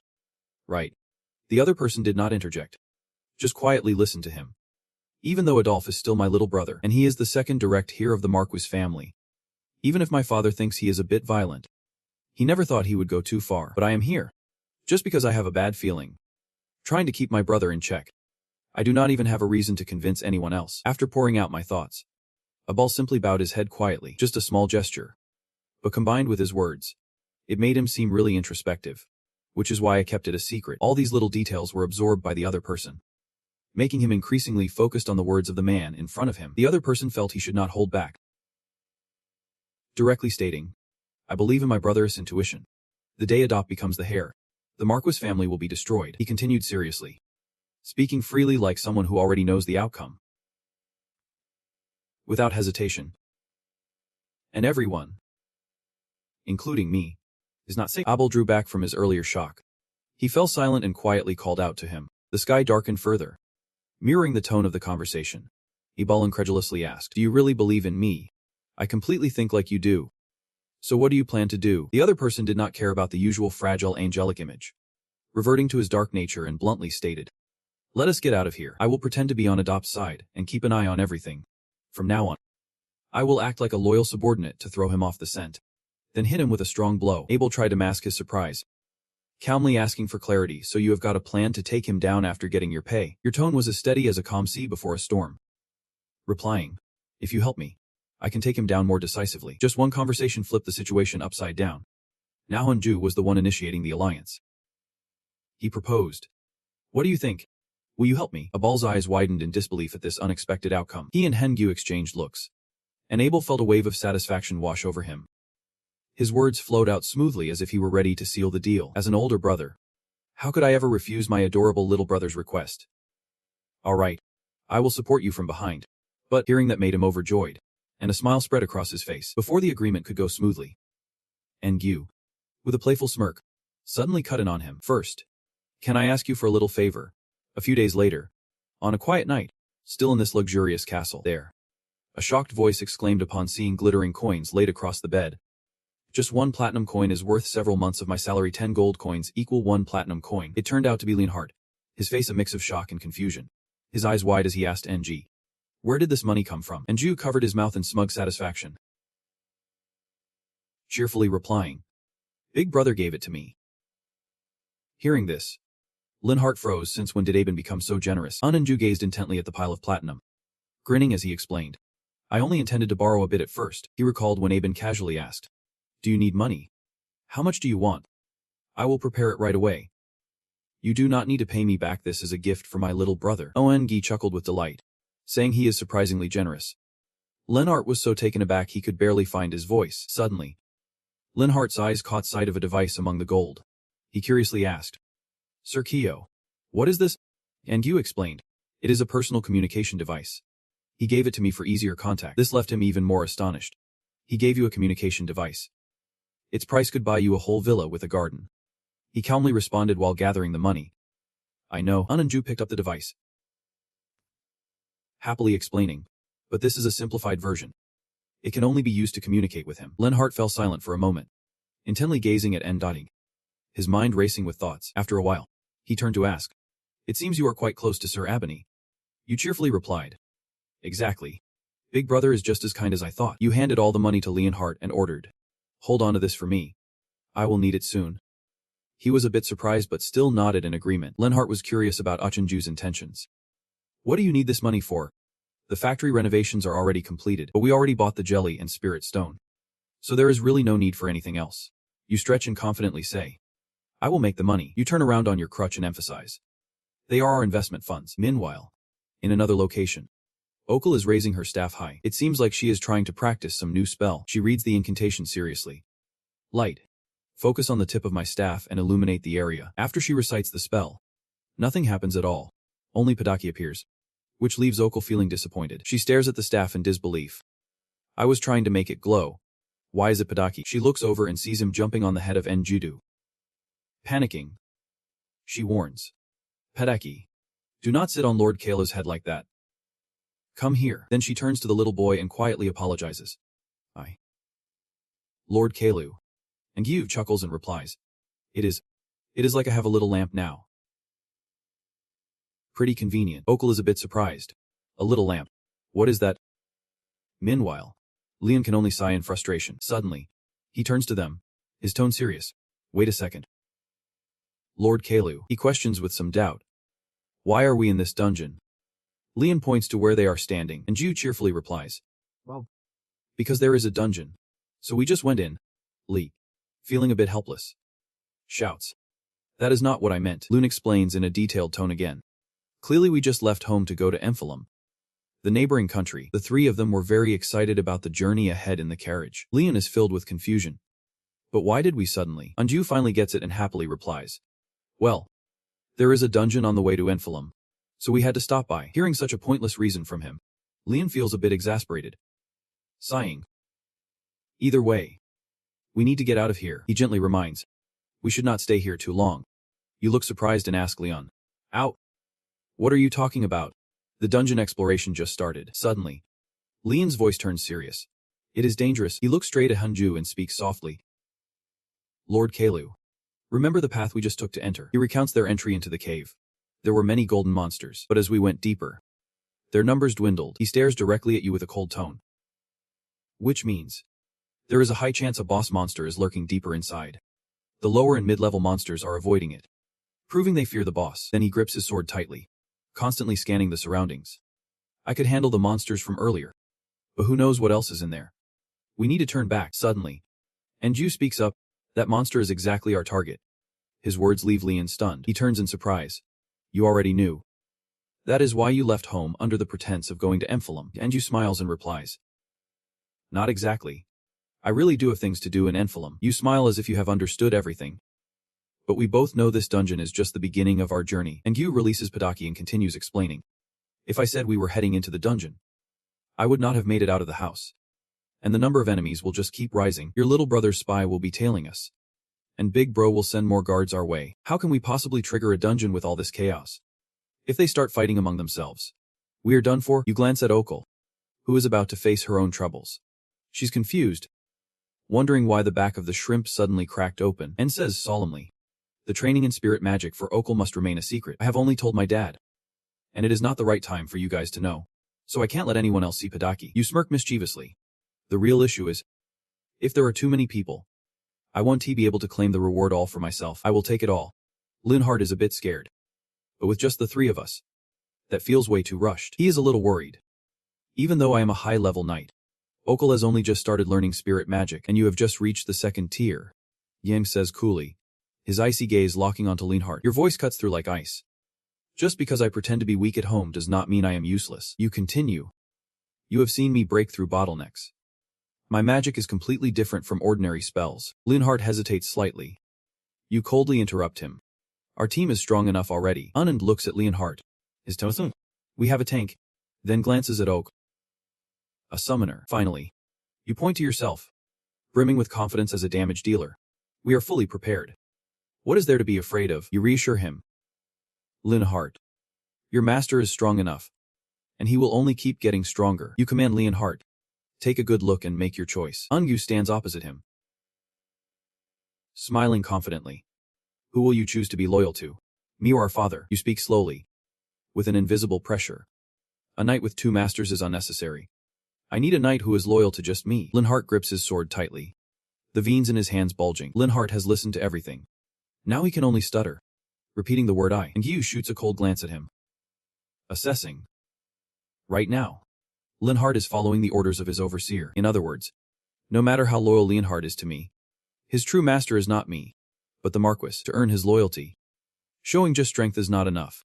Forcing Hart will only backfire. His hesitation is the clearest evidence. And when he truly acknowledges himself, and Ju confidently thinks, I will possess an unpierceable shield for myself. After a while, they continue to delve deeper into the cave. After a while of walking, they finally reach their destination. The three slowly open the massive gate. And at last, we have arrived at the lair of the master of this dungeon, the cold voice of the guide announced. Boss room. In that chamber, the Minotaur sat ominously in the center, as if waiting for them to arrive. It sat there with a gigantic hammer, its menacing head and deep, mysterious eyes fixed on them. The beast loomed in the middle of the room. This was the secret base of the Minotaur. Okul looked around the room in awe. It was so spacious. The guide thought to himself, this is what the dungeon is all about. In fantasy defense, newbies usually come to this dungeon to level up. No traps, short paths, and plenty of monsters. He glanced toward the chest in the corner of the room, and most importantly, the rewards were greater than the challenge. The guide thought of the treasure, clenching his fists in excitement. Why should we share this loot with anyone else? No way. There must be a reason why only three of us are here. Hart looked around, a hint of worry in his eyes. Having heard tales of the Minotaur, it is said to be 3 times stronger than before. And thankfully, it seemed to be asleep. He could not help but exclaim. The guide nodded in agreement. It did not even use magic, but its strength was terrifying. If we take a hit from that hammer without any defense, he grimaced, the consequences would be disastrous. The guide turned to share his strategy with him. Hart, you will lead the charge. Distract the Minotaur and take the brunt of its hammer strikes. I will create a shield to boost your defense. With your sword energy combined with my shield, you will be able to withstand the Minotaur's fierce attacks. Suddenly, he reminded him. But there is one thing you have to be careful about, the guide warned cautiously. When the Minotaur charges in like a raging bull and throws its spinning strike, you have to dodge at all costs. If you try to take the hit, no matter how strong the shield is, it will be pierced. He proposed a plan for Hart to evade and counterattack. Lure it out to the edge, and hold out for as long as possible. Once it tires out, that is our chance to strike. Hart seemed to understand and responded clearly. The guide turned to Okul and said, And Okul, before the battle starts, can you buff us both? He spoke gently to her since it was her first real battle. If she was scared, she could just buff us and find a safe spot to hide. But Okul resolutely shook her head. No way. I did not learn spirit magic just to let others protect me and then run away. She gripped her staff firmly. Determined. I want to help you. Today, I will show you the fruits of my training. The guide was moved by her determination. He felt a surge of joy. She said that. This girl. Her unwavering attitude made the guide relent. All right then, he softly advised. But do not overdo it. Keep a safe distance. Only engage when you see danger. Keep going. And Juve continued to analyze. She is the healer and buffer of the team. Her most crucial role is, Okul quickly replied, to protect the young master. But you firmly denied. The most important thing is to survive. And Juve pressed on, her tone turning serious. As long as she is alive, we will always have a chance. You are holding the lives of both me and Hart in your hands. You placed a hand on her shoulder as a reminder. So remember that, and Gyu smiled brightly. Do not forget to protect yourself at Unanju's sudden words. Okul blushed. Young master, she shyly bit her lip and replied. Yep. I understand now. Hart stood there, deep in thought. Silently pondering. The position of the dungeon is a mystery. The crucial role of a healer on the battlefield, along with strategies for tackling the big Mino. These things can only be learned through real experience. Hart felt a bit suspicious inside. How does the young master know this? Someone who lurks around the mansion knows all this. His gaze turned sharp. Young master, he probed. You seem very well versed in the strategies of the dungeon. Her words struck right at the heart of the matter. Hart looked at Ungu with confusion. I am sure this is your first time in the dungeon. Is not? Hart's words made Unjun's heart skip a beat, as fear crept in. Oh no. I am revealing too much. I totally forgot I am stuck in the body of a 13-year-old kid. Even if I am a magical genius.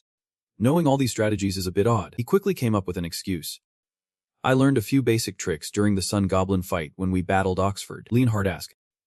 Surprised. You learned both the traits of the big Mino, and how to fight it from the Sun Goblin team. He obviously did not believe it, looking at Ngu with suspicion. Then drilled down into the critical issue. You guys could not even handle one Oxford. You stammered. Well.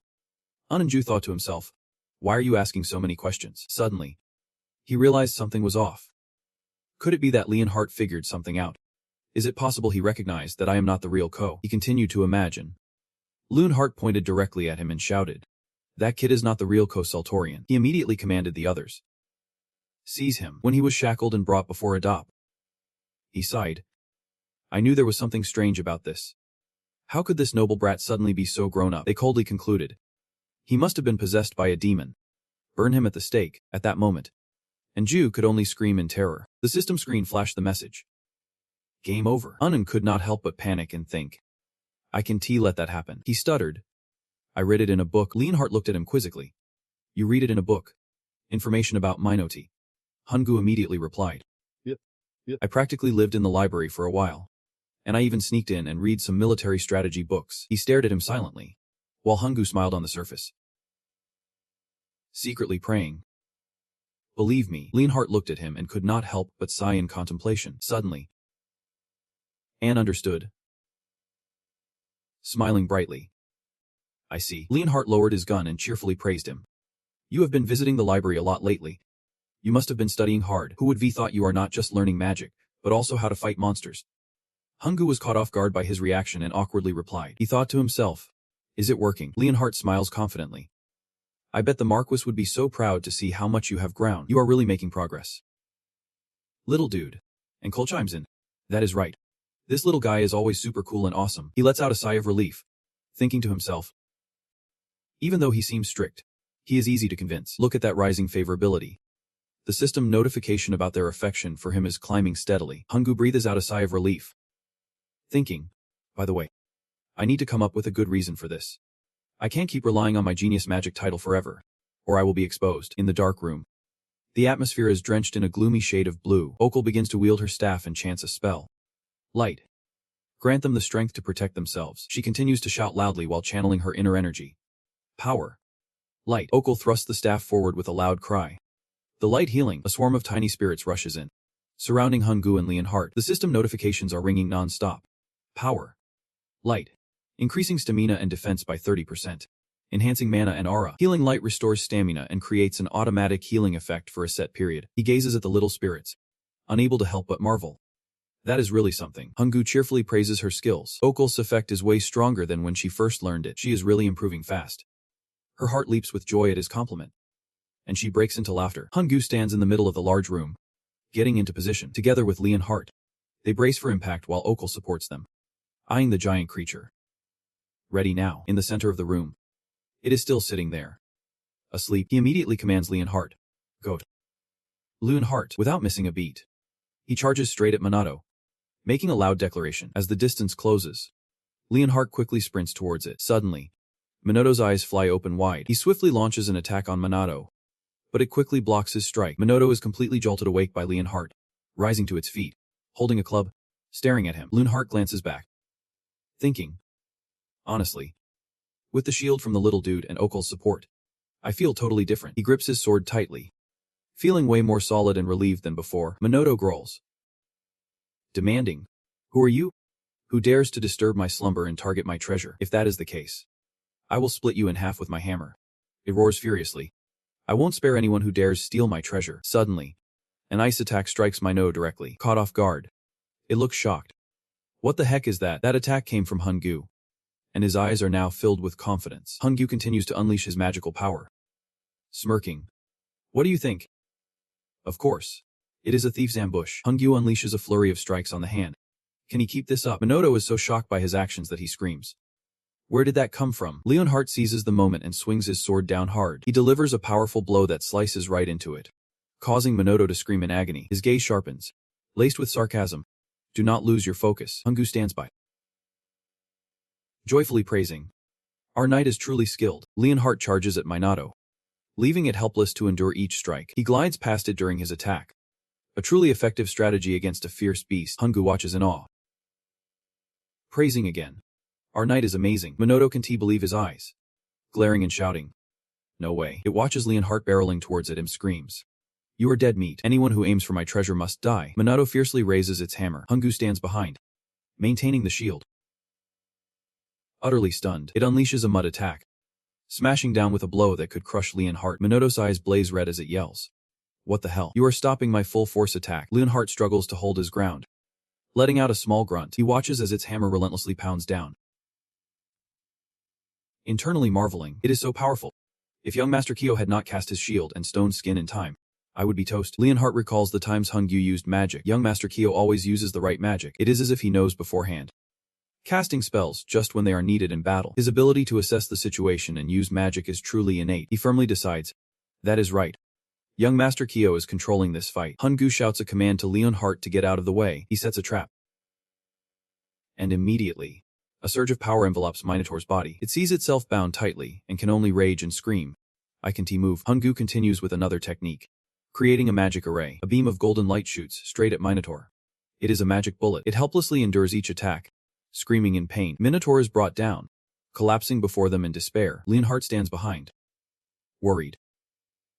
"Young Master, did you kill it?" Hungu remains vigilant, watching it closely, when suddenly, a gleeful laugh echoes in the space. Minotaur struggles to stand, finally admitting, "Not bad. Human. You have pushed me this far." However, at that moment, it roars with fierce determination. This is the end, and charges at the three like a whirlwind. The Minotaur spun the club in its hand, a gust of wind enveloping its massive body. Hungu stood there singing loudly.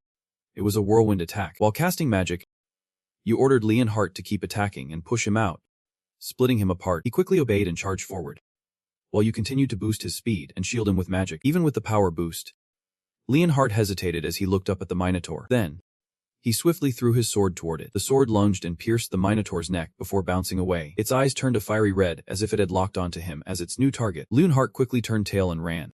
The Minotaur successfully baited, chasing after him. Hungu was hiding nearby, observing the scene. He timed every breath, counting down in his head. 30. 29.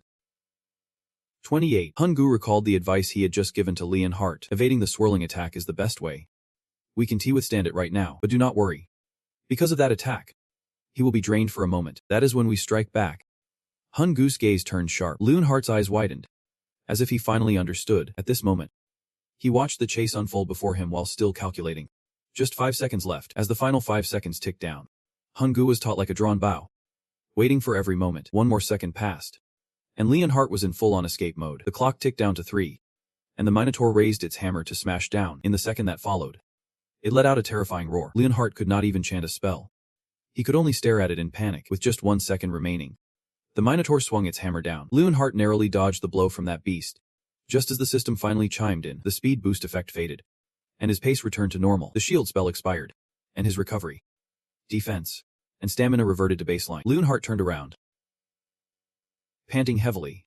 The monster was now down. The Minotaur collapsed, seemingly defeated. Hart thought to himself, just as the support magic from young Master Ko wore off. If it had been a second later, we would not have dodged that attack. Was it a coincidence? Or did he plan this from the start? The moment was ripe. It was time to attack. Hungu did not hesitate even for a second and cast ice magic. The system chimed, confirming the magic circuit. User-controlled mode activated. He thought, this will unlock the limit. Moments later, a powerful surge of magic was summoned by him. Hungu launched a powerful attack towards it, breaking the ice. A while later, it was hard to tell how long had passed. But all that remained on the ground was the Minotaur's hammer. Okul began to use healing magic on Hart, a bright light enveloping him. In just a few seconds, his wounds had completely healed. Hart, filled with gratitude, grasped his arm.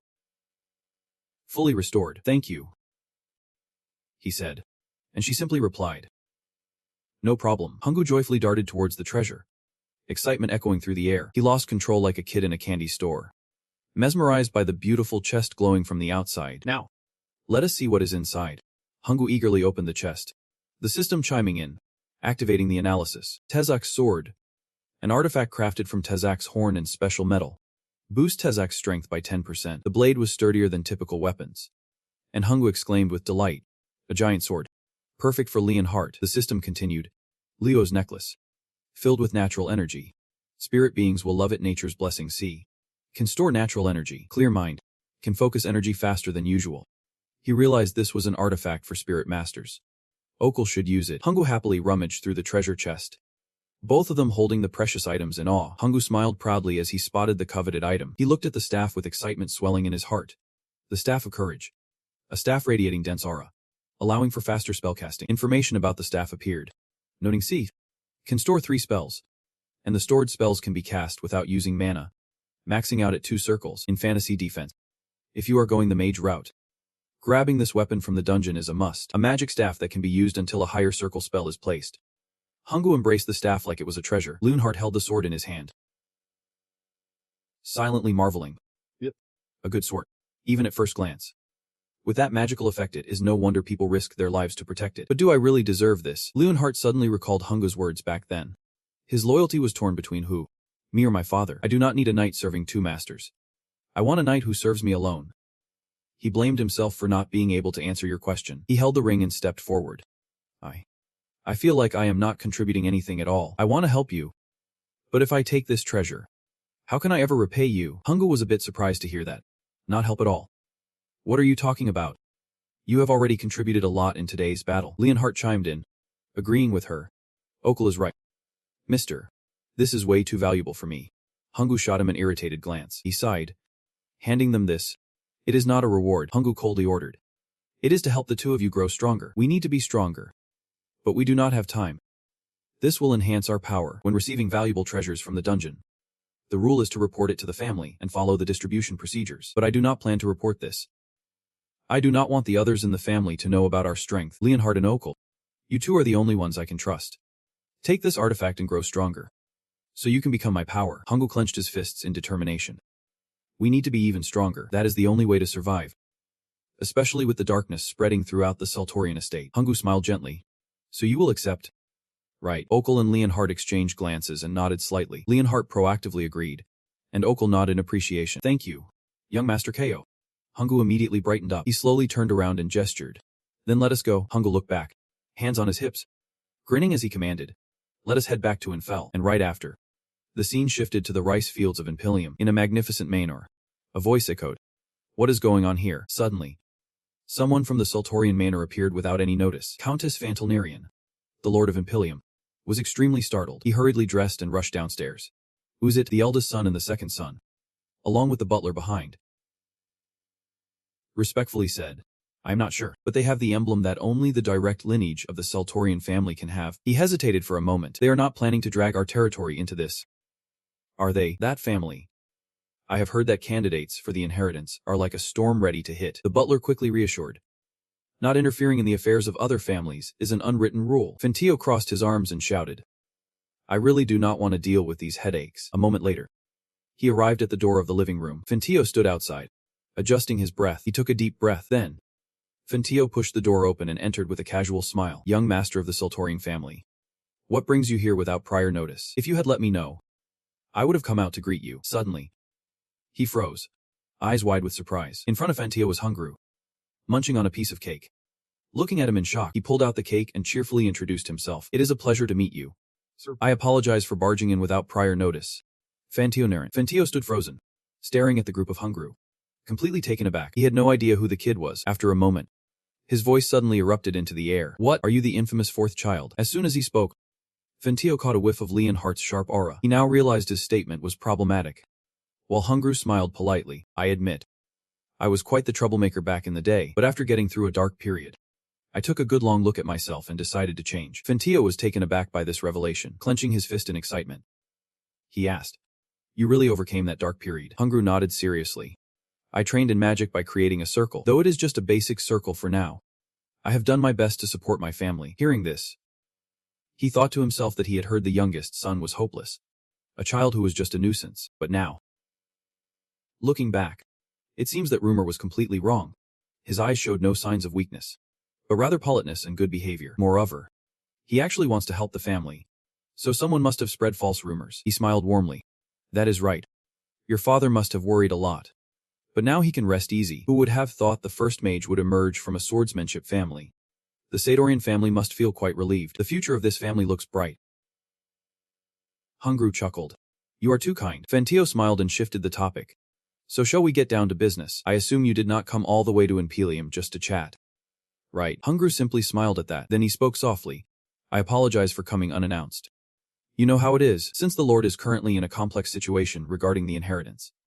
I did not want anyone to know my whereabouts. Fentio found that reasonable. Hungru intertwined his fingers. The reason I am here to see you is to buy grain from Impelium, as this is the biggest harvest in the north. Fentio, bit confused, asked. Buying grain. We usually trade food for Satorian. So you want to buy more? He immediately replied. Yep. I am buying it for personal use. I want to use it for magic research. I can't disclose the details of the research yet, but I plan to buy regularly from now on. Impelium has had a great deal in recent years, with an excess of grain that you do not know what to do with. We want to buy this surplus grain that is hard to manage. Hungru snapped his fingers and casually added. Speaking of the budget, Fentio pondered deeply. That is exactly what I am thinking. The document in Leonhardt's hand was opened, and he looked confident, as if victory was in his grasp. What do you think? He was immediately taken aback, eyes wide, staring at the shining coins in awe. Silver coins. How does he have so much money? Fentio cleared his throat softly and said, Selling the surplus grain is not a problem.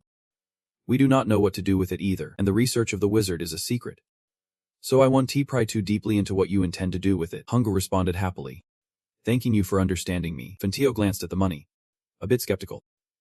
Suggested. However, I would like to confirm where this large sum of money came from. Dealing with untraceable funds could land me in hot water, especially when someone so young is involved. Hungru quickly reassured him. You do not need to worry about that. My older brother is the one financing this. He was surprised and confirmed.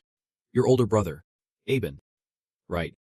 You admitted it immediately. Hungru tilted his head and smiled.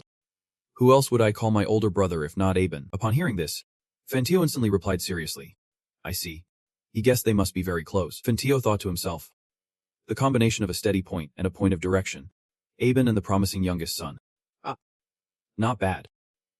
This is certainly better than dealing with the scheming middle child. Looks like I can maintain a good relationship with Aben for a while now.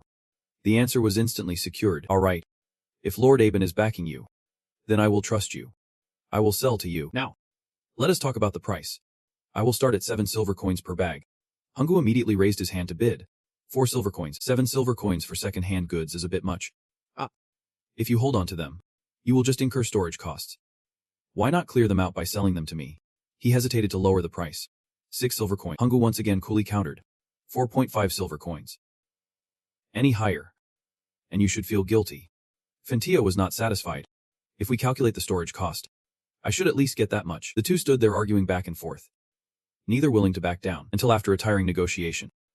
The light outside the window had already shifted to late afternoon. Hungru was now excited to propose. So let us settle on 5 silver coins per bag. We have reached an agreement. Back in the room, I flopped onto the bed, while Leonhardt sighed from the side.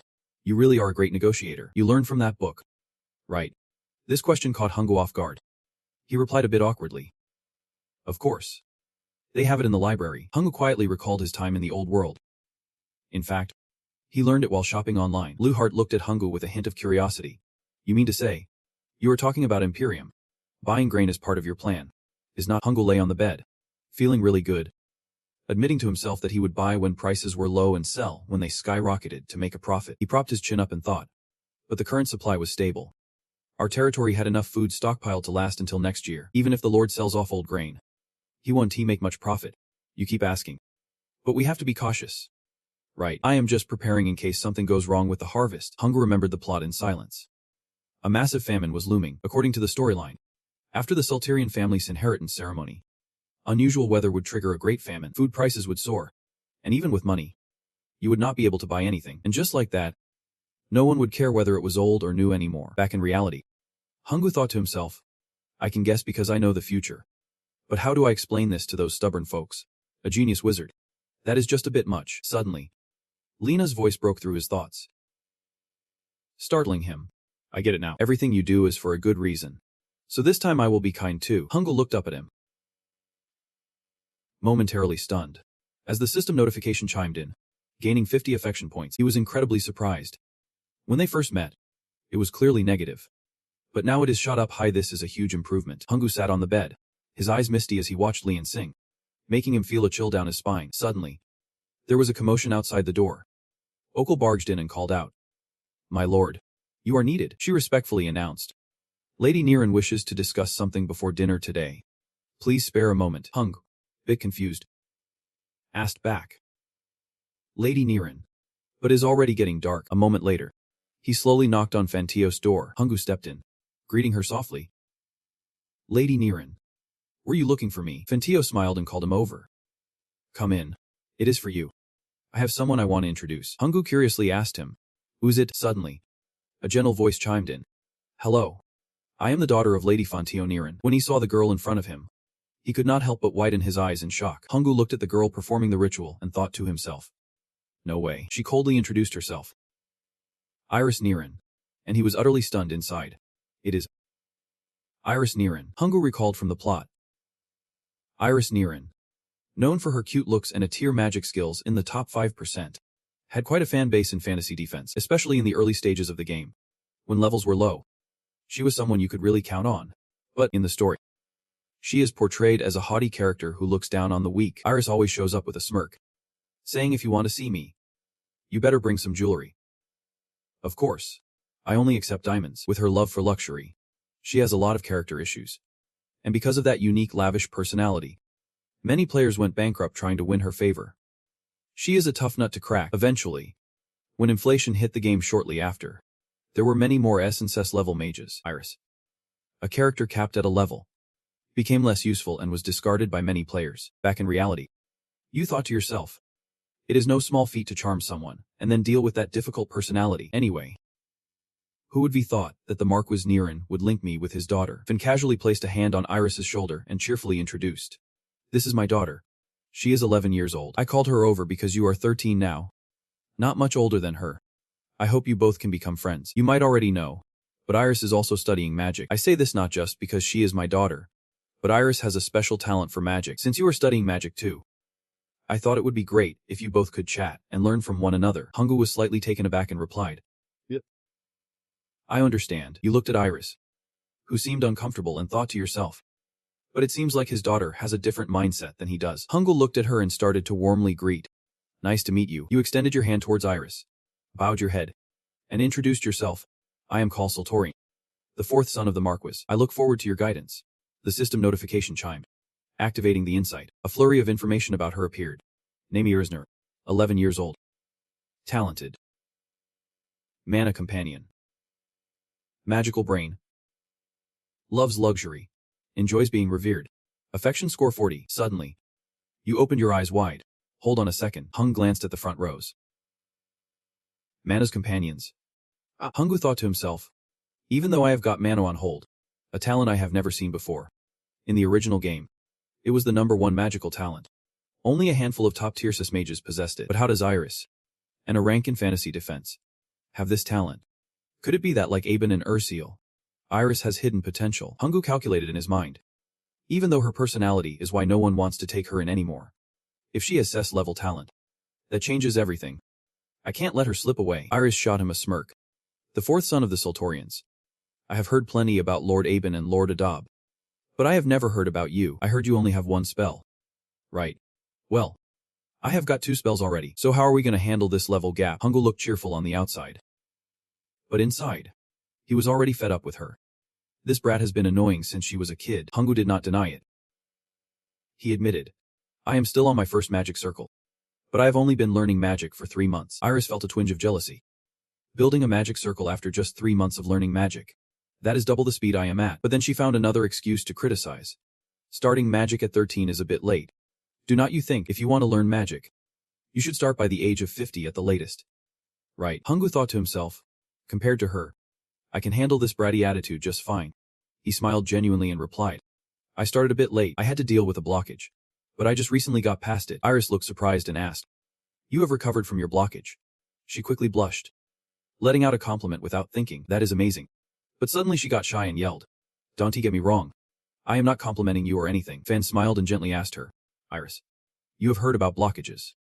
Right, to overcome it, you need to be born with exceptional magic or aura. Which is why those who recover are often called magical prodigies or genius knights. He looked at him happily. Young Master Kyo recovered from it at just 13 years old. That is quite impressive. Kyo is going to get even stronger. I hope Iris can learn a lot and gain valuable insights from him. She turned back and shouted in annoyance. But he only has one magic circle. What can I learn from someone weaker than me? Fan awkwardly called her name as if to remind her. Hongwoo stood there, thinking to himself, but predicting her disdainful attitude towards the weak. She looks down on me because of that. He quietly observed her. Considering, yeah, she definitely has some issues. I need to set her straight a bit. Recruitment project number 3. Iris. You are next. Hongwoo smiled and called out. Do not judge others by their appearances. Miss Iris. He slowly walked over to Iris. Hongwoo approached her and smiled. If I prove that I am not inferior to you, will you stop looking down on me? Iris felt a bit flustered, thinking, he is too close. She stammered. What are you talking about? But then she quickly regained her confidence and shot back. So confident. How do you plan to prove it? Hongwoo suggested. Let us do one on. If I will admit I am weaker than you. Iris widened her eyes at him. Hongwoo continued. But if I win before he could finish. She cut him off. I accept the challenge. Iris smiled, clearly excited. And if I win, you have to kneel and lick my feet. After saying that, she stood there laughing with glee while her father was frozen in shock. Fantio, terrified, stammered a warning to his daughter, asking where she learned to speak like that. Such a noble girl should not talk that way. Iris replied innocently. She read it in a book. He then raised his voice to question her. Are you really reading those romance novels that are inappropriate for your age again? She immediately crossed her arms and denied it. Hongwoo cheerfully agreed. Sure. Let us do it this way. If I will lick your feet, your toes, whatever you want. Fantio was completely taken aback. What are you talking about? Even if you lose, do not do that. He coldly suggested. But if I win, you will have to accept me as your teacher, and you will never look down on those beneath you or weaker than you again. You have to promise. Iris pursed her lips, thought for a moment, then replied. All right. Let us see what you have got. Someone with just a first-level magic circle thinks they can defeat me. Good luck with that. With that, she slammed the door and stormed off, leaving Fantio inside the room, a bit awkwardly explaining. My daughter has a few personality issues. But that is because we have spoiled her since she was little. But if she is growing up like this, I will make sure to correct her behavior. She does not have any friends her age. And honestly, her reputation is not great among her peers. Hongwoo assessed this. Even a father who loves his daughter dearly knows there is a problem. He helplessly scratched his head and sighed. Because I also had a pretty tough childhood, I think you can understand Iris' psychology and behavior. Please forgive her shortcomings. Losing and learning a lesson will be a good experience for her while she is still young. Don't hold back. Give it your all. Hongwoo sat there, expressionless, staring at Fantio. Then he broke into an excited smile, thinking, my parents gave me the green light. Hongwoo was delighted inside. I will teach her a lesson. Outside in the hallway, Iris was walking while angrily muttering. A newbie with only a first-level magic circle dares to say they want to teach me. So frustrating. But suddenly, she paused for a moment. Iris suddenly remembered images of Hongwoo and, blushing, admitted to herself, he is actually kind of handsome. Realizing she had just let that slip, Iris panicked and shouted, but he only has one magic circle. Of course. I am definitely going to make him lick my feet. Suddenly, a notification from the system popped up. Affection level increased. In a luxurious, pristine white room of the palace, adorned with an elegant ivory hue, Hart casually mentioned the earlier incident, noting that Niren's father introducing his daughter likely had ulterior motives. Hongwoo picked up on those 3 words. Ulterior motives. What do you mean? He continued, looking at that person, even though she is only 11. This age is still suitable for engagement. The age gap with young Master Kyo is also quite ideal. Perhaps Dad is thinking about the future of those two. And that sends chills down Hongwoo's spine. The kid's only 11 years old. What is he even talking about? Hart has a completely different perspective. Nobles tend to marry younger than commoners. So getting engaged while still a teenager is totally normal. He did not say anything more when he saw Hongwoo's distressed expression. Now the kid realizes Fantio's intentions. Hart chimed in with a warning, saying that during tomorrow's duel, he should not be too harsh on her. You never know how things will turn out for those two. And even if she is a bit arrogant, she is still just a young lady. His hands were stiff as stone, and he struggled to spit out each word with determination. No way. If that is his intention, I have to take her down. Am I really supposed to marry someone so difficult just because of her status? No way. I am rejecting this. I will do everything I can to knock that attitude out of her. Okul had overheard everything that just went down. She felt a bit anxious, missing the chance for a romantic engagement with that fiery girl. The next day, the sun peeked over the white villa, and a voice rang out the duel would consist of only one round. Hongwoo held the staff, listening to the referee continue. Defeat your opponent with magic, but do not harm each other. If things get dangerous, I will step in. You are facing Iris. Someone Hongwoo believes needs some discipline. Hart stood between them and asked, do both of you agree? His eyes gleamed with resolute determination. My knight, Hart, will be the referee. Do you have any objections? Iris looked up, her attitude haughty. Hart is a renowned high knight, even famous in Enfilum. I know he won't favor anyone. Hart raised his hand high signaling. Then let the match begin. Iris shook her weapon in hand, ready to go. She confidently twirled the staff and pointed it forward. Starting the duel, a fiery projectile was launched at Hongwoo. It was a fire missile. He just smiled, filled with hidden meaning. She cast that spell so quickly. Hard to believe this is the skill of an 11-year-old, but she was still far from winning. His staff was revving up, and Hongwoo was about to show her the taste of defeat. He confidently unleashed his attack. A wave of matchalat-colored energy surged forward. It was the wind. It wrapped around Iris's fire projectile, preventing her from advancing. The winds and flames intertwined. Was he blocking the missile with wind? Iris gritted her teeth. She could not be defeated like this. She gripped her staff tightly. Flames of power erupted. Do not underestimate me. When it comes to magic power, I am not lacking. I won't lose to a level 1 mage. This time Iris launched a stronger fire missile, flames spiraling toward him, and Hung quickly created a protective barrier. He threw words of encouragement to Iris. This kid's got guts. Hongwoo assessed her abilities. At this age, her magic power was quite impressive, but he had a more unique twist in his technique. Could she feel this? Two waves of power clashed. Magic missiles. Fantio stood off to the side, shocked. What just happened? Iris's gaze was completely captivated by that magical missile. This technique. Can a level 1 mage really pull this off? Without hesitation, she quickly created a defensive shield. Facing this attack made it very hard for Iris to hold her ground. As she opened her eyes wide, her face turned pale. She had bitten the bullet. The flames were being consumed by Hongwoo's power. She panted heavily, trying to regain her composure. Even the wind is eating it up. I need to cast a different spell. Something strange caught Iris's eye. Hung quickly approached Iris, pointing his staff right in front of her. Iris's face turned white, showing a look of defeat. Hongwoo smiled the smile of a victor, quietly declaring, checkmate. Hart signaled to end the match. That is enough. She is out of moves. The match just wrapped up, and someone quickly called Hongwoo, who turned and walked away. Iris gritted her teeth in frustration over the loss, a wave of embarrassing thoughts flooding her mind. No way this happened. Did I really lose? A first-level mage beat a second-level mage. Her small hands clenched tightly. Shaking uncontrollably, Iris shouted in anger, startling everyone around her. It was just luck. That is all. Her face showed clear confusion. Earlier, I was not in a good state. Let us go again. Hongwoo agreed without hesitation, but kindly reminded Iris that the result would not change much. She bit her lip, her face flushed. What are you saying? This time, I will definitely win. They fought for a while, and Iris's magic staff fell to the ground. She collapsed, trembling all over, gasping for breath. The outcome was still the same. As she lost the 5th round, he smugly remarked that no matter how many times she tried, the result would remain unchanged. Iris could not accept that outcome. Let us end this. She was out of magic anyway. Her face darkened, teeth clenched tightly. Tears streamed down her shaking hands. And then Iris cried out, I lost. I can't accept this. I refuse to accept it. Hongwoo was caught off guard, unsure how to comfort an 11-year-old girl. As Fantio rushed over, pale-faced, Hongwoo was sweating, exclaiming, oh no, I made her cry. Is it because I was too rough? Iris sobbed as if someone had bullied her. While Fantio did his best to console her, the sky gradually darkened into an enchanting shade of black that night. At the mansion of Baiteki Niran, he noticed a gift on the table, seemingly a white dress.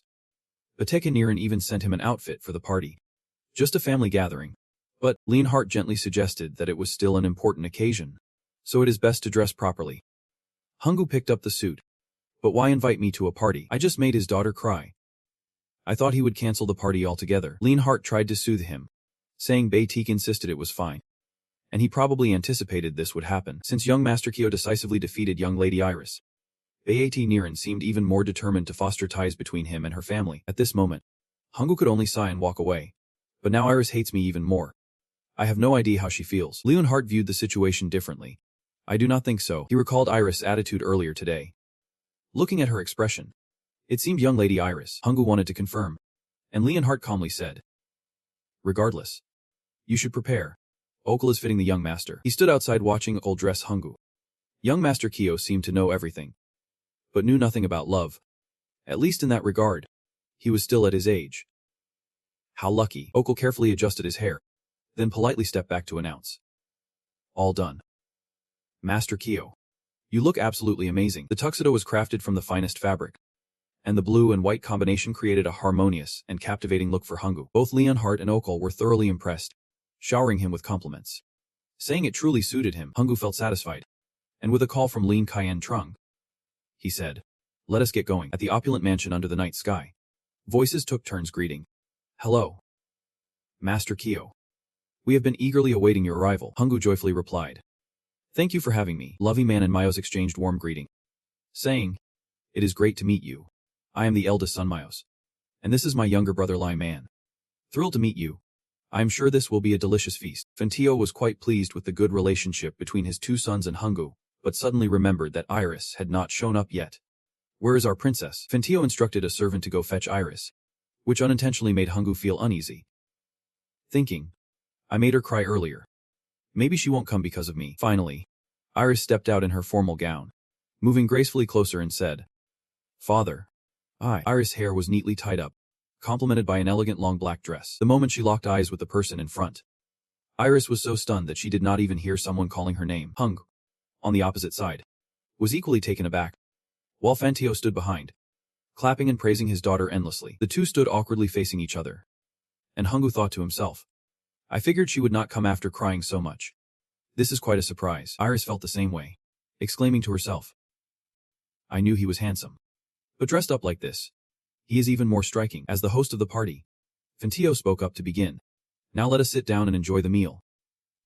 You can sit right here. Hungu slowly sat down, feeling shy. Next to it, he wondered, are you sure I should sit here?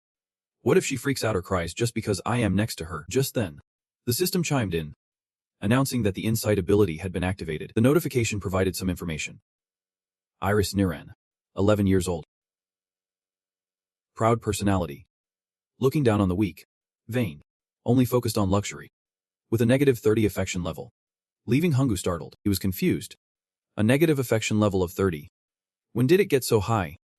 Is there something that boosts affection? All I remember is making her cry. Next time, I need to prepare better. The beautiful red vase by the window sparkled, and the table was adorned with an array of exquisite dishes, making the meal feel more lively than I expected. Even Iris maintained her composure in front of the family, no longer acting all high and mighty. But when she spoke, she said, Brother. Iris' voice was sweet as she pointed to the pepper shaker. Can you pass me that pepper? Please. At this moment, Hungu noticed the pepper shaker next to him. He kindly handed it over to Iris, saying, Here you go. Their hands accidentally brushed against each other. This unexpected situation made her so shy that her face turned completely red. Iris stammered. What is going on? Can you explain it? The pepper shaker is right next to you. The atmosphere around them became awkward and tense. Hungu spoke up first. I will leave the pepper shaker here, she shyly replied. Thank you, sir. He glanced at Iris, who was blushing, and thought, well, she seems more friendly now, but her attitude is worse. Is not. Iris could not even look Hungu in the eye, which made him even more flustered. A new day began, and Hungu sat stiffly at the banquet table, clearly not very comfortable. He was the first to break the silence. Honestly, I did not think you would come to see me first. Miss Iris. Iris gracefully took a sip of her tea. As soon as she finished drinking, She did not rush to respond but just stared intensely at Hung. Iris placed her teacup on the table with a clink and reluctantly spoke. I have to keep my promise. You said you would be my teacher. Right, then teach me. Why is your magic so powerful? It is a bit different from the standard spellcasting method. Is not? I have never seen that kind of magic in any book. Who did you learn it from? Or did you create it yourself? How can dual casting be done? Tell me everything. Hung, upon hearing her questions, was completely taken aback. Wait a second, Miss Iris wants to be my apprentice. Right. But that is not the only condition, he said. And Iris reacted. What do you mean? Hungu immediately laid down the rules. If you want to learn magic from me, you need to change your attitude. She still responded with confusion. My attitude? Hungu explained. You need to be polite to others. Do not look down on the weak. And do not be stubborn. He held up 3 fingers. Think carefully 3 times before you lose your temper. Iris's face hardened as she listened to those principles. She shouted for fairness. This is ridiculous. Even my father does not make me do all that. Hungu did not budge. If you do not change your attitude, then I won't teach you anymore. But Iris would not accept that. He shifted the topic. Just as you guessed. My magic is performed through a unique method that I created myself. This is a transformative method. And I have never revealed it anywhere. You can learn this method anywhere else. Moreover, to be taught directly by the one who invented this magic is a rare opportunity. Surely someone like you, a magic student, understands how important this is. Right. The performance just now left Iris so stunned that she stammered. She stood before Hungu as if facing a difficult decision. Internally, Iris struggled, causing her facial muscles to contort unattractively. To learn your magic, I will agree to any hardship, Iris finally said. All right. I accept everything. Hungu felt a secret joy in her heart. But if you are pretending in front of me, that is not going to fly. I know all your tricks. Hungu turned serious. Just to clarify, I have prepared something special. Iris became excited after hearing this. Wait, what is it? Something appeared and began to glow in front of her. It was a sheet of paper detailing the terms inside. A magical contract. Hungu used magic to lift it high and then explained. It states that you agree to all the conditions and will become my apprentice. Hungu was ready with a pen for Iris. Just sign it. You know the deal. If you break the contract, you will face divine punishment. This punishment is enforced by the gods. So there is no way to break it. Just be careful. Iris was thrown off. Wait. I really have to sign a magical contract just for this? You do not trust me. You just have to accept it. I do not trust you. But really, Hungu was doing this to improve her attitude. There was no other choice. That news was 11 years old. If that bad habit had been fixed, you would not have to deal with this hassle. Hungu added. This magical contract was given to me by the noble Niren. Fen made it clear. After handing Hungu this task following her training match with you yesterday. Please take good care of my daughter. After today, I am sure you will manage. You are the only one who can handle her. If Iris does not listen, use this magical contract. It is a rare item. My family only has 2 of them. I am serious about this. You recounted every word he said. Iris' heart shattered after hearing it. Her mouth dropped wide open, but she did not believe it. Iris turned and lifted her skirt to confirm. Do not. There is no way my dad would say that. I am going to confront him. You just sat still watching Iris walk away. Hungu sighed and called for her to stop. If you leave, the contract will be void. And of course, I won't teach you magic. And you will never see me again. She started to worry and panic. Never see you again. Hungu crossed her legs, trying to urge Iris. Make up your mind. Sign the contract and learn my magic. 2 steps out of this room, and you will never see each other again. They faced each other. The tension was thick. Hungu just waited for Iris to sign. Come on. Make your decision already. Kid. I will forgive all your mischievous antics from now on, even though Iris has the potential of a rare cess genius. If her attitude does not fit, I will have no choice but to let her go. I need reliable teammates and subordinates. Not a master I have to flatter and cater to all day. She struggled to speak. Fine then. The atmosphere suddenly turned heavy in that moment. Iris firmly gripped the pen in her hand. She was angry about doing something she did not like. But I will just sign it. Right. I will do it. One was calm and collected. The other was hiding her inner turmoil. Hungu smiled and stretched out his hand, complimenting her. You have got potential. Do not you? Great job. Now read through the terms carefully and sign. Iris held the contract like she was about to crumple the paper. And he explained further. I am party 1. And you are party 2. Surprisingly, she obediently read through each clause in the contract. There are a total of 7 clauses, detailing the obligations of both parties and the penalties involved. Iris questioned a few terms. Just a mild stomach ache. Hungu replied cheerfully. Yep. Just a mild stomach ache. But it seems like Iris is underestimating this. I have been worried about the penalties. But they are not that serious. Are they? After skimming through, Iris smacked her lips. Seems fine. While he smiled knowingly. She has not felt the pain yet. So she does not know, right now. She was deep in thought. Pondering something, Iris looked up to share. But the penalty in Clause 7 is pretty harsh. Do I really have to fight? Hongwoo nodded in agreement. Of course. If you are afraid of fighting, then there is no need to learn stronger magic. But Hongwoo was curious about one thing. Why do you want to learn magic? Iris lowered her gaze slightly. Thinking for a moment, she answered honestly. Because I want to be better than others. I want to be praised. The thrill of defeating others and making them bow to me is just exhilarating. Iris recalled the cheering faces of the crowd. I want everyone to look up to me and admire me endlessly. That is why I have to start learning magic, Iris added. But lately, I have started enjoying magic. I love seeing my skills improve. Getting stronger is fun too. I can even stay up all night studying. Hongwoo listened intently to her whole story. He smiled a gentle, harmonious smile. Right. That competitive spirit and desire to be stronger. It seemed Iris was exactly the person Hongwoo had been searching for. This was precisely what he wanted to confirm. The key factor in becoming a mage is not just mana, but the curiosity and desire to explore magic, and the thirst for power as well. Without these traits, one can never grow stronger. These are the true characteristics of a friend of mana. Iris made the right decision. I will do it. I want to become a battle mage. She picked up the pen, getting ready to sign the contract. Ever since I started learning magic, I have always wanted to be stronger. I want stronger magic. More power. Hongwoo sat silently. Not saying a word. Iris's name appeared on the contract. As soon as she put down the pen, the contract and the pen flew up, and her elegant handwriting was sealed. The contract soared over to Hongwoo. It was officially signed. Then he gently extended his hand, pointing towards Iris. Hongwoo sees her as a business partner, eager to collaborate with her. I hope that Lady Iris will become my trustworthy companion in the future. Suddenly, she gasped, blushing fiercely at the words. Trustworthy companion. At that moment, Hongwoo realized. Trustworthy companion sounds a lot like a proposal. Iris would definitely react. What are you talking about? I am looking forward to this way more than you are. You clueless dork. The conversation got so awkward. She just had to bail. Well, we're done here. So I am out. Hongwoo waved goodbye awkwardly. Oh great. What is happening now? Even Leonhard is walking by, and I am feeling secondhand embarrassment. Dude. You should watch what you say. You have no idea how good-looking you are. Someone's footsteps abruptly stopped in the hallway. Oshul turned back, looking like something was off. The sky was quickly turning to night when a female voice rang out. Are you planning to marry Lady Iris? After hearing that, Hongwoo was so shocked he almost lost his cool. His tone was half shouting, half questioning. What are you talking about? Osil. She is only 11. And I am just 13. I have not even thought about marriage yet. Hongwoo awkwardly opened a book to avoid the embarrassment.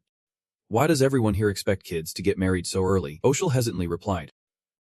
You are really not thinking about it at all, he bluntly answered. Of course not. I have way too much to do. The world is practically ending. Do I have time to think about love or marriage? I won't even consider it until I am 18. Her comment made her glance over. I get it now. Oshul sweetly replied. So you really do not think about it at all? Inside, she felt a little thrill when he turns 18. She will still be 17. Suddenly, Oshul chimed in. When you turn 18, my mom will be stunning. This left Hongwoo looking puzzled. She continued slowly. So I will be really beautiful when I grow up too. Hearing that, he froze in place, while Oshul hurried off. I am leaving now.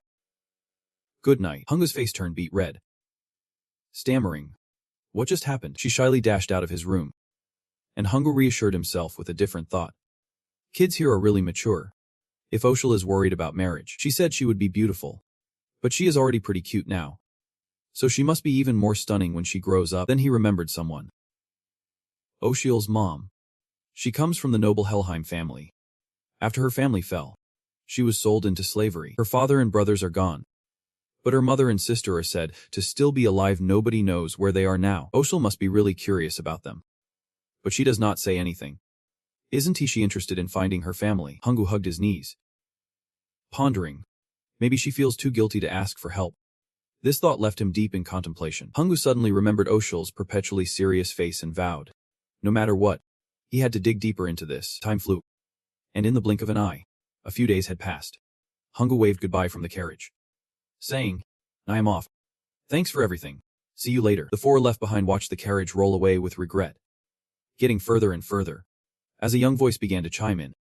Why were we in such a rush to go home back then? He could have stayed here a bit longer. Fan teased, sensing the girl's feelings. Looks like my daughter really loves to stir things up. He chuckled playfully. Don't be sad. Sweetie, in a few months, he will be back to teach you magic. Iris felt a fiery anger bubbling inside her. Who likes who? I am angry now. He did not teach me anything before leaving, just you wait. Next time. I won't open the door. Suddenly, a jolt of electricity coursed through her body. Iris sat there in pain, causing everyone around her to worry. Iris, what is wrong? She groaned. My stomach hurts too much. Fan asked again. Your stomach hurts. He recalled some clauses in the contract. She had to listen 3 times before getting angry, or she would suffer a stomachache. Fan immediately realized. Could it be a punishment from the contract? Iris, do not be mad. Listen 3 times. And you need to control your anger, or your stomach will hurt continuously. She cried out. But how can I not be angry? In despair, Iris cried out, clutching her stomach. Damn it all. Meanwhile, you were still carefree, sitting in the carriage, gazing up at the sky. Completely relaxed, Honggu had a keen intuition, his mood soaring as he vaguely guessed.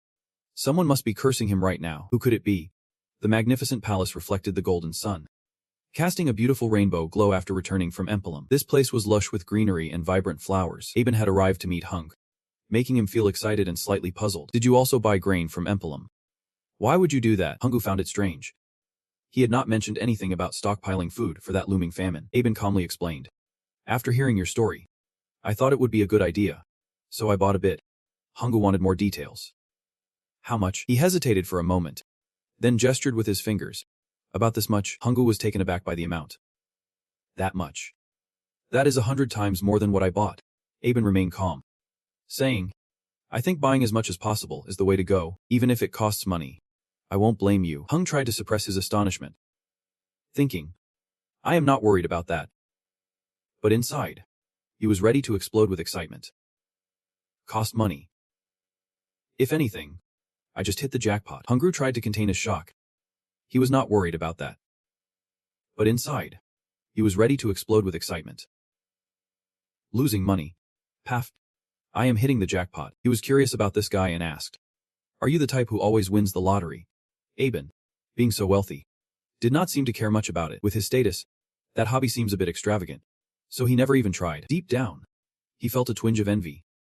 With that kind of wealth, what could he possibly worry about? A day in the palace slipped by rather quickly. In a place that was not exactly clean and tidy, a hand swings fiercely. Rempton with his muscular build unleashing some spectacular moves. A gentle voice calls out, Did you summon me? Sir. Hunggu brings a towel to show his respect. Rempton does not take the towel right away, instead asking, Thank you, my boy. You are back already. How was your trip to Imperium? The young man replies honestly. Grandfather treated me well, and the accommodations were comfortable too. He takes the white towel to wipe his sweat, praising, Very good. I just received a letter from your grandfather. I hear you will be teaching magic to Iris. Hunggu has nothing to hide. Yep. We happened to meet, and things unfolded from there. He hesitates. That girl from the Sultorian family is quite unique. Right, at this moment, Iris is probably wide-eyed in shock, while Hunggu remains silently astonished. Rempton offers advice like a seasoned man. Still, it is a good experience for you. Teach her carefully. Hunggu replies respectfully. Yep. I will do my best. By the way, there is something I need to mention. Did your grandfather bring up anything else? Rempton suddenly recalls something. Stammering for a moment, he also mentioned the engagement between you and Iris. But you know our Sultorian family does not have a tradition of early betrothals. Neither my older brother nor my second brother are engaged yet. So you are not either. Hunggu wholeheartedly agrees, thinking the same thing. Besides, he still has so much to learn. I have fallen behind in my studies, so I need to focus on catching up. I do not want to talk about engagements or anything like that right now. Can you handle that for me? To Rempton, this was not a big deal. He nods in agreement. All right. Hunggu responds gratefully.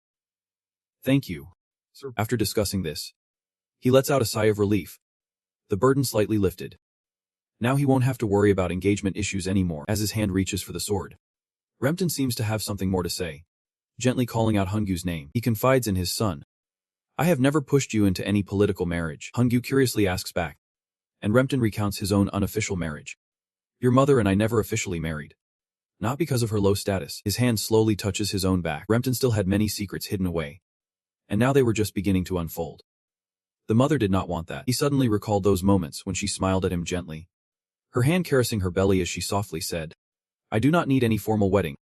I am happy with everything as it is." Rempton sat beside her, adamantly opposing. "Why not? If it is about your status, you should not worry. Being a concubine is just fine. My people have all come to terms with it anyway." She kept her calm demeanor and replied, "I know. But I am the late Marchioness's maid. I feel guilty towards her. And I also feel sorry for the 2 young lords who just lost their mother. I do not need an official title. As long as I have you and our child by my side, I am already happy." She gently stroked her belly, showering the baby with boundless love. "Will you protect us?" After hearing her heartfelt words, Rempton's emotions were a confusing mix. The two looked at each other, filled with love, sharing a warm handhold. "You and the kids?" Rempton sweetly answered that question. Of course. The two embraced warmly in the cold night, and he sincerely said, "I love you. And the kids too." Rempton recounted with heavy emotions. "The mother and I fell in love and had a child. When choosing a partner, you should consider your family's approval." Perhaps Rempton had to endure a love full of obstacles. He felt guilt like never before as he told Hung, "I will wholeheartedly support you." Then he surely emphasized once more, "Absolutely." Hungu looked at him with a completely different gaze. He stood in front of this tall middle-aged man, posing a question. It was surprising. He felt guilty, realizing that the Marquis truly had feelings of regret. For Hungu, things were definitely not that simple. He tried to think otherwise. The situation was much more complicated than it seemed. If the youngest child, who had no inheritance rights, married the daughter of a powerful family and gained strength, it would lead to conflicts within the family. Remington valued family above all. Until the succession battle was completely stable, he would try to avoid any complications. He had just thought that and automatically assumed it was so. The typical reasoning of Remington. But on the outside, he still gave a polite and obedient reply. "Yep. I understand. I am still young, so I do not fully understand."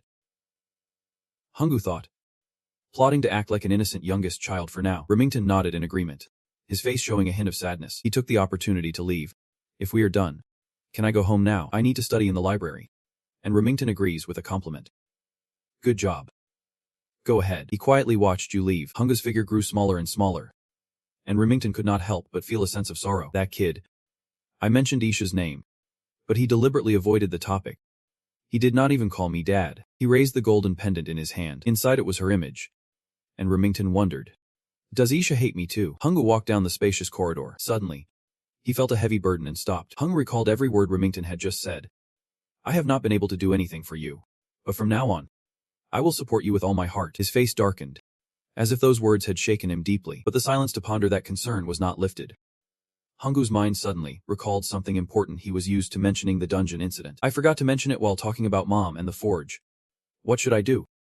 Going back to discuss it would feel a bit odd." Hungu seriously considered this matter. "I told Lee and Hart not to report to the Marquis.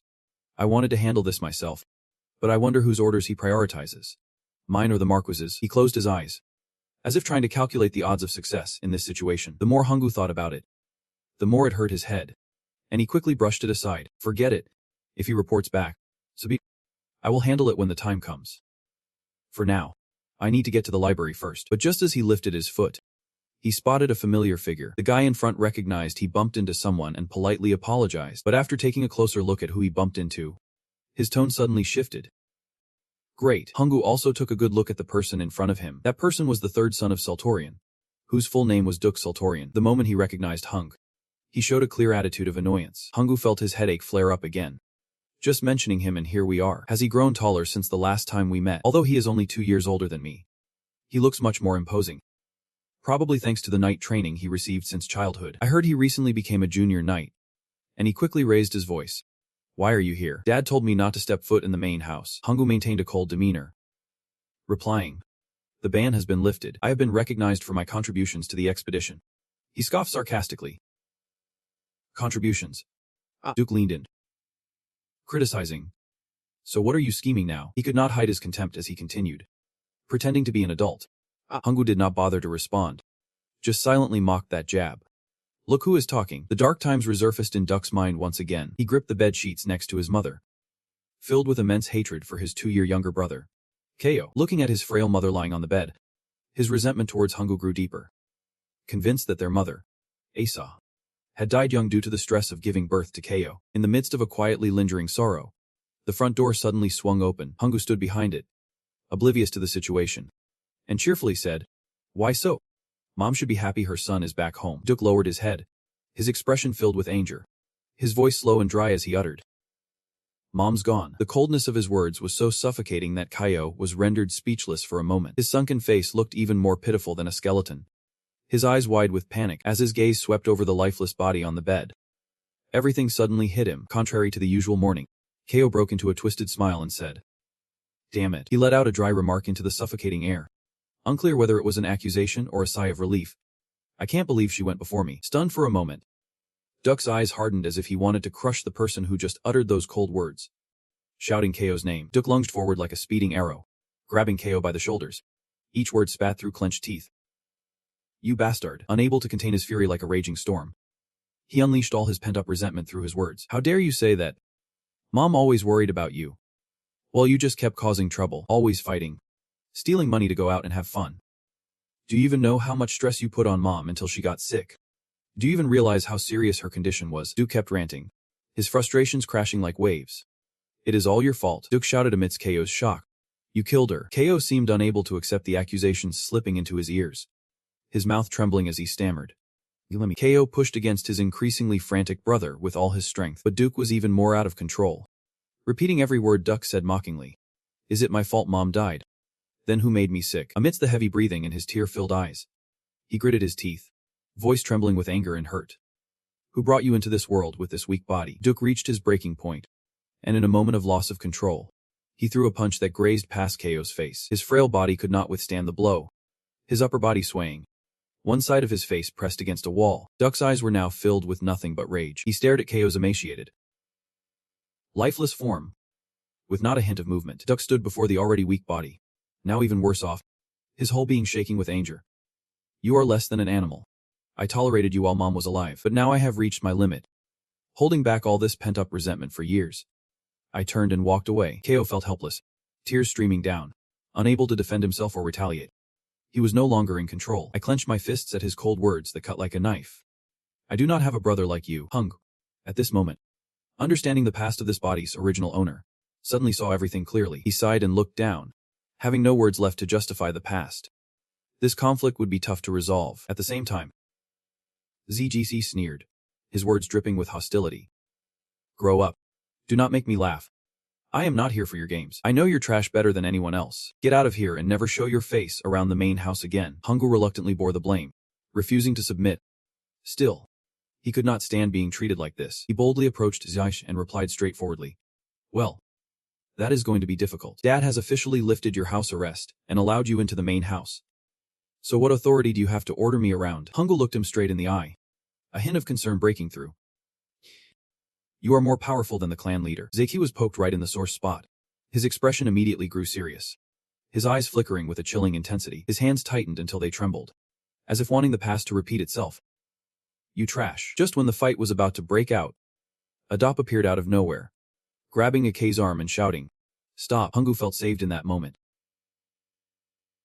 Confusedly wondering, "Adop, where did he come from?" Zeiki was suddenly halted but did not dare retaliate against the person before him. He trembled slightly as Adop generously reminded him, "Don't hit my brother." He warned him, "Especially right here in Dad's house." Zeiki jolted as if coming to his senses, mumbling an apology. But Adop firmly replied, "You should apologize to him, not." Zaif tried to argue, but when he heard that, he resolutely shook his head. "I can tee." Zeki gradually calmed down, each word clearly marking boundaries with Hung. "Please forgive me, brother." Hungu understood the roots of that animosity. Refusing to nitpick with him, ZC turned and walked away, leaving behind a mix of gazes filled with different attitudes. Adop clearly expressed his dissatisfaction, saying, "That's stubbornness. Whose is it? I wonder." Hungu shot him a disdainful glance, silently cursing him. Adop must have been watching for a while. He stood there long enough. "Right," he feigned concern, asking, "Are you hurt at all? ZC is not always like this. You know." Hungu returned to his understanding demeanor and obediently replied, "I know. I made a lot of mistakes in the past. So it is understandable why Zaifi does not trust me." Just as he finished speaking, Adop casually placed his hand on his shoulder and said, "But I believe in you." But his face could not hide the dark intentions he seemed to understand. Hungu saw right through it all. "So that is why he kept watching me. He awkwardly chuckled and responded politely to brush it off. Thank you for believing in me. Taking advantage of the private moment, Adop began to gossip. By the way, Disei has been learning swordsmanship for me lately, but no matter how much he practices, his skills are still average. His aura talent has its limits. Seizing the opportunity, as he brought Diki down, he quickly lifted me up. You are a mage who has overcome your limits. You are nothing like an average guy like Dether is. Teaching you will definitely be more interesting. If Di gives you any trouble, just tell me. I can send him away from here. Hung glanced at him thoughtfully. So Diki is learning swordsmanship from Adop. And he is trying to compare Di to me to score points. Is he that jealous of me? Hung, not one to miss a beat, quickly put on a polite face and replied, you are overpraising me. I have only just started, and I still have so much to learn. Well, I am off to the library then. Thanks for your help. Adop had no reason to keep Hungu around, so he just casually replied, study hard in there. As soon as he finished speaking, he bolted 8 meters away. Hungu turned his face back thoughtfully. But why is Adop teaching swordsmanship to Dexy? Someone with mediocre talent. Adop is not the type to care about his younger brother that much. And he would not go through all this trouble just to provoke me. Hungu began to piece together the information from before he was transported. In fantasy defense, no matter what, Diki would not survive the rebellion. Could Adop have intervened? But why? The deeper he dug, the more he felt stuck.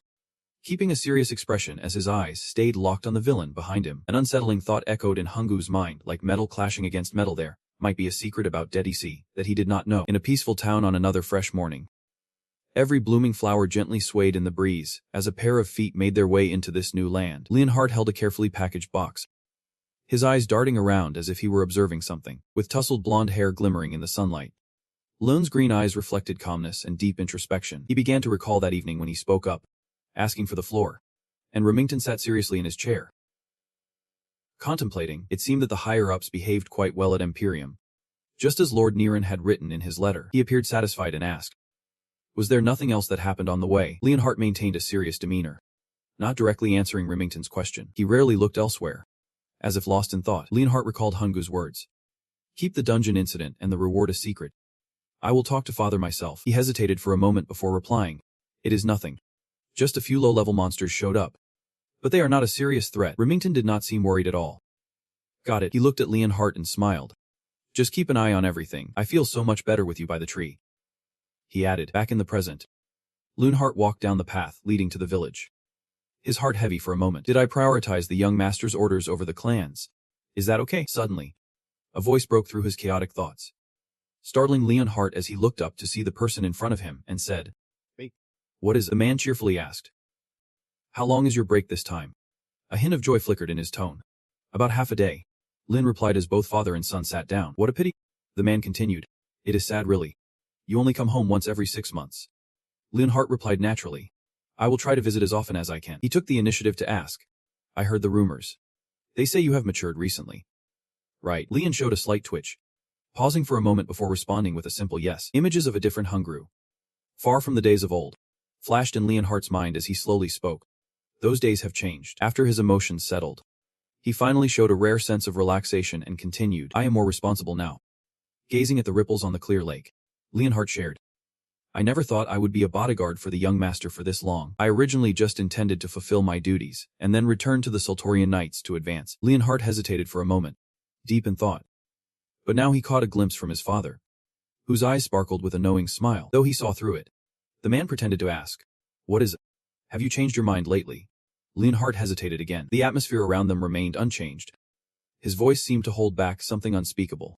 I do not know. He slowly gazed at the rippling water, his thoughts continuously evolving. Hart remembered one evening when Hungru placed a sword on the ground and said, I have always wanted to gift you a new sword. He looked at him with a bit of disbelief as Hungru explained.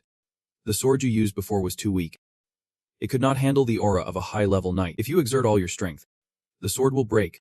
That is why whenever you used it, you had to hold back your aura. Hart's voice echoed with astonishment. How did you know? Hungru casually replied. That is just common knowledge. I did a little research. A mage must understand both magic and the basics of Arama, he admitted. Though honestly, I mostly learned from games. Hungru continued to gaze at the red flame and said as if sending a message.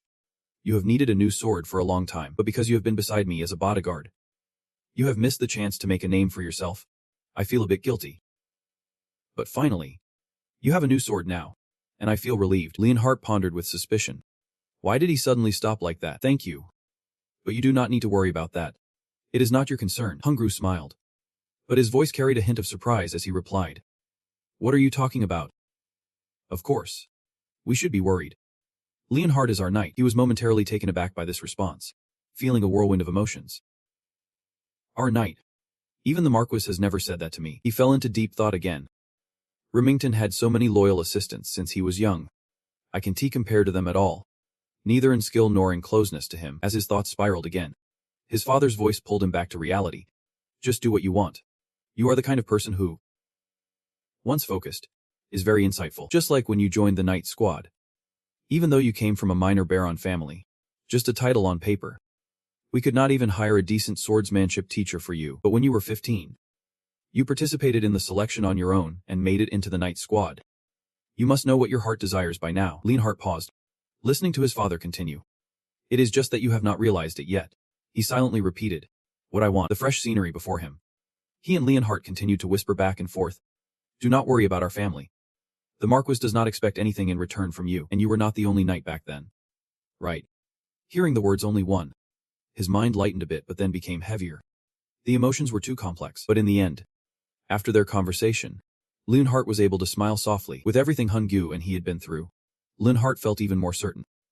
But I think you are right, Dad. He smiled gently and realized that now, to that day, he is the only one. His father heard this and felt happier than Hart, smiling at the grown knight before him. Then, the fishing rod jerked sharply, startling both of them instantly.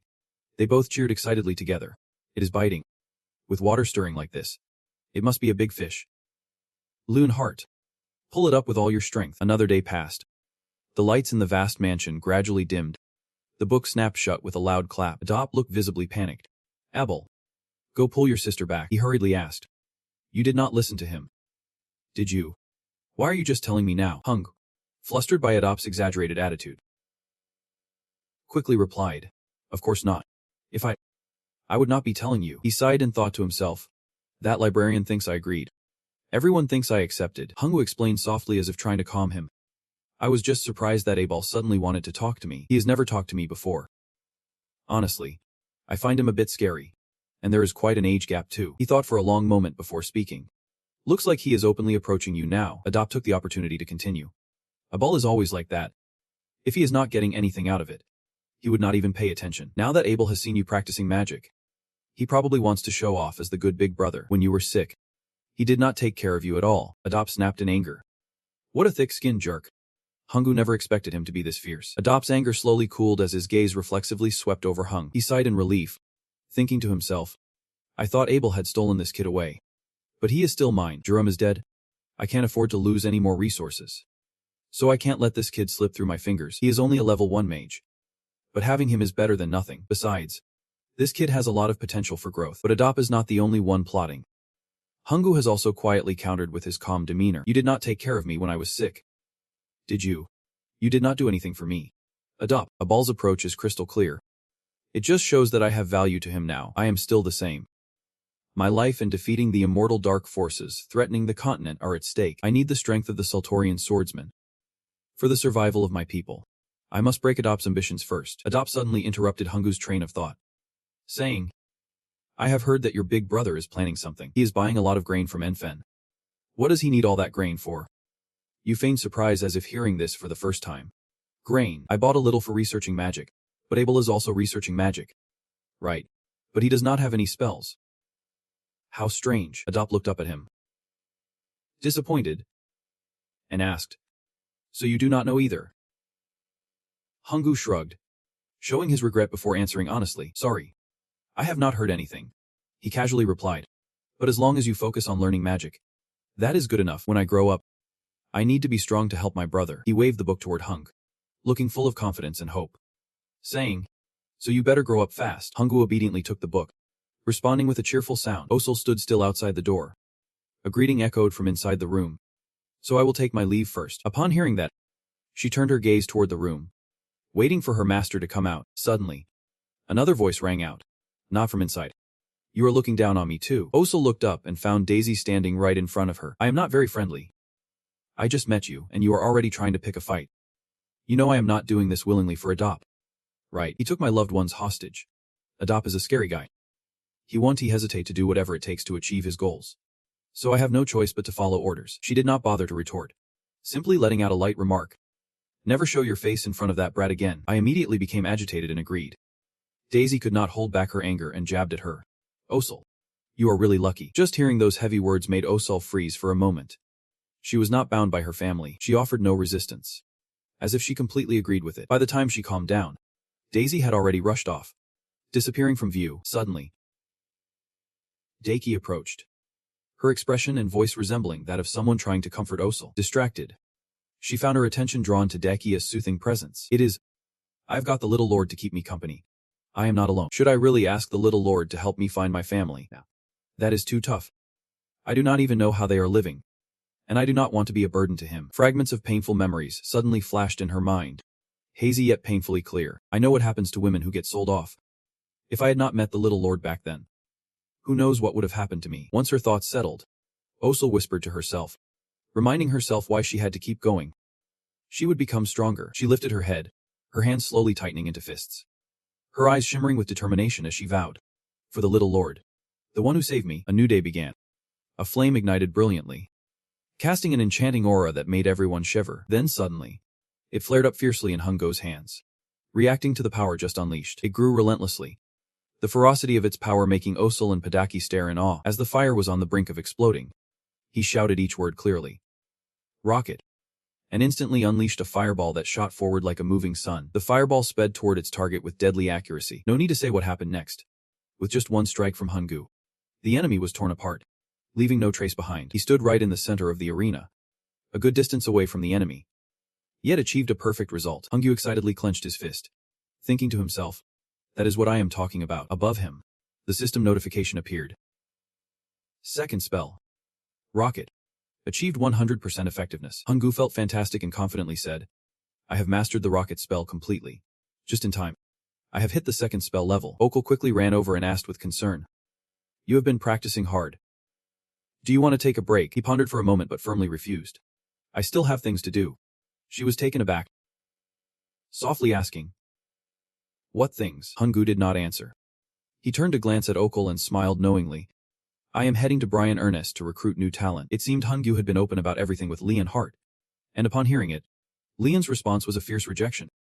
No way. He was not backing down either, his voice a mix of stubbornness and playful mischief like a child asking for a treat. Why not? Loon Hart firmly replied. Anywhere else is fine, but not Brian Ernest. Why not? Of course. You know the reason. Right. Hungu suddenly fell silent, as if caught off guard, struggling to find the words to argue back, but out of pride, he kept the truth locked inside. Of course. He knew. Youth, pain, gambling, casinos, you name it. Brian Ernest is a city of endless entertainment and joy. By the standards of the world I once lived in, it truly is a forbidden city for minors. Loon Hart, seeing Hungu's silence, pressed harder. Have you forgotten the last time you were there? You gambled away everything, and you were nearly sold off at the slave market. I am the one who saved you, and you swore you would never gamble again. Remember? Hungu felt a familiar itch, helplessly grumbling, as if this memory was haunting him once more. He felt flustered and tried to explain, but this time, I am not here for fun. We have business to take care of at the arena. Like throwing gasoline on a fire, Loon Hart became even more agitated. The arena? After losing at gambling. You are still not satisfied. Now you want to bet on fighters. The arena is even worse. After you have come back, I can't let you go to such a dangerous place again. From now on, just stay at the mansion. Hungu panicked and shouted. As if clinging to a glimmer of hope stronger than a thread, he gazed helplessly at the slammed door, softly exclaiming, I really need to get to Brianers. I never expected him to try so hard. Unyielding amidst the chaos of life, finally spoke up. You are in trouble. Should I cry? She hastily pulled out a small vial from her hand and, without hesitation, suggested, just take the medicine. Okul's serious demeanor made Hungu even more uneasy. Hungu sighed warily in front of his rare subordinates. Trying to think things through, he believed that the stubborn guy would be the biggest obstacle. But he could not afford to waste any more time. This was the only chance to closely track his actions. No one, just a scrawny guy, looking pitifully worn out, named Kim. Seren. A brief introduction to the character. Seren. He is the main character you can play in fantasy defense, with impressive stats and potential. Seren's default setup is as a swordsman, And he can advance in other skills as well. But if he trains Saren as a swordsman like the initial setup, he will perform almost exceptionally. Hunggu rested his chin on his hand, his demeanor aging him by decades as he mumbled to himself. Saren is a proven asset. If I recruit him, he will be a huge help in subduing the undead later on. Hunggu scanned around, trying to recall some key facts, and the current whereabouts of Saren, which was a place packed with people, where lives lost or saved were traded for money. Known as the underground arena of Brian Ernest, another new day begins. And with it, a brand new match. The announcer's voice booms, and the crowd erupts with cheers and boos. Thanks for waiting, everyone. In the arena, rugged men wield weapons with confidence, yet their faces betray an oddly slack expression. Let me introduce you to the undefeated champion of the arena, Brian Ernest. From the wings, the curtain slowly parts, revealing a pair of frail legs shackled by cold chains. A scrawny figure, looking like a malnourished child, steps forward as the announcer's voice rises to welcome him. The demon sword has arrived. Behind the long hair that obscures his face lies a hollow gaze, filled with darkness. This jaw-dropping entrance leaves a newcomer in disbelief. Wait, is that scrawny kid really the demon sword? That skinny guy? Another veteran smirks and replies, you do not know. Is this your first time here? He points at Saren, eager to enlighten the other guy. Sure. The kid looks thin and weak, but he climbed to such heights wielding just that sword. He is downright terrifying. Rumor has it his personality shifts as soon as he grips the sword. And just like that, Saren's eyes snap to life. In an instant, the spot where he stood moments ago is left in a cloud of dust. The three opponents facing him realize their doom is upon them. The fear they have been holding back suddenly erupts as the specter and that long blade come rushing in. Their survival instincts kick, and they bolt in panic. Saren seems possessed, his previously vacant eyes now glinting with eerie energy as he declares, you can T-run. One guy desperately clinging to his life can only watch helplessly as the sharp tip of the sword hurtles toward him. Dark red splatters burst forth like a gruesome paint job, staining the two remaining survivors. The bloodied blade lightly grazes the ground, adding a splash of color to the arena. With both hands gripping the sword's hilt, Saren coldly announces, who's next? He casually picks one and slowly advances, full of confidence. As one falls, the fate of the last survivor is no better, leaving nothing but splotches of blood and screams echoing throughout the arena. The sword, though it has claimed countless lives, gleams with an uncanny sharpness. Saren stands in front of a lifeless body, devoid of warmth, staring intently. The audience, instead of feeling horrified, becomes even more exhilarated. Alone in the arena, he becomes the focal point of a dehumanizing frenzy. The bloodstains on the ground seem to blend into a strange sound, steeped in crimson. Dark whispers swirl around as if they aim to engulf Saren. Suddenly, he seems to snap back to reality, eyes wide at the eerie calls echoing from nowhere. His body trembles, disoriented, as if all his energy has been drained away. The bizarre sword clattered against the cold ground, leaving behind a trail of chaos. Saren's eyes slowly lost the bloodthirsty glint they once had, but in turn, he also lost his focus, returning to the cold prison cell. The only sound was the crackling of the torch echoing in the empty void. A rag hand stretched out towards the bars of the cell. Saren struggled to grab it, desperate to break free from the icy prison. He coughed out each agonizing breath, drawing the attention of those outside. They had no intention of helping him. They simply chatted aimlessly. Look at that kid. He is about to pass out. Just let him be. His body is not fully developed, and he is moving way too much. So of course, he is in pain. Just leave him alone. He will recover on his own. He is a real monster. The two strolled away leisurely, still chatting about the poor soul behind. Saren fought against the physical pain, but his ears caught every single word they said. No one knew if his parents were dead, or if he had been abandoned. All he knew was his own name, the other kid. Hearing this, seemed surprised and asked, even the demon sword has a name. He gradually lifted his head to look at the two of them, curious about their gossip in the cell. What was that all about? Back at the Sultorian estate, Hunggu's face lit up with delight as he gathered all the intel on the new talent. Saren is the same age as me, so he is 13 now. In the arena, he is known as the demon sword. If Saren belongs to me, he will be a huge asset. I need to get to him before he leaves the arena. I can't miss this chance to recruit him as the fourth member of my talent acquisition project. Before long, dinner was served, and the sight of the banquet table piled high with food made everyone exclaim, it looks amazing. Bon appetit.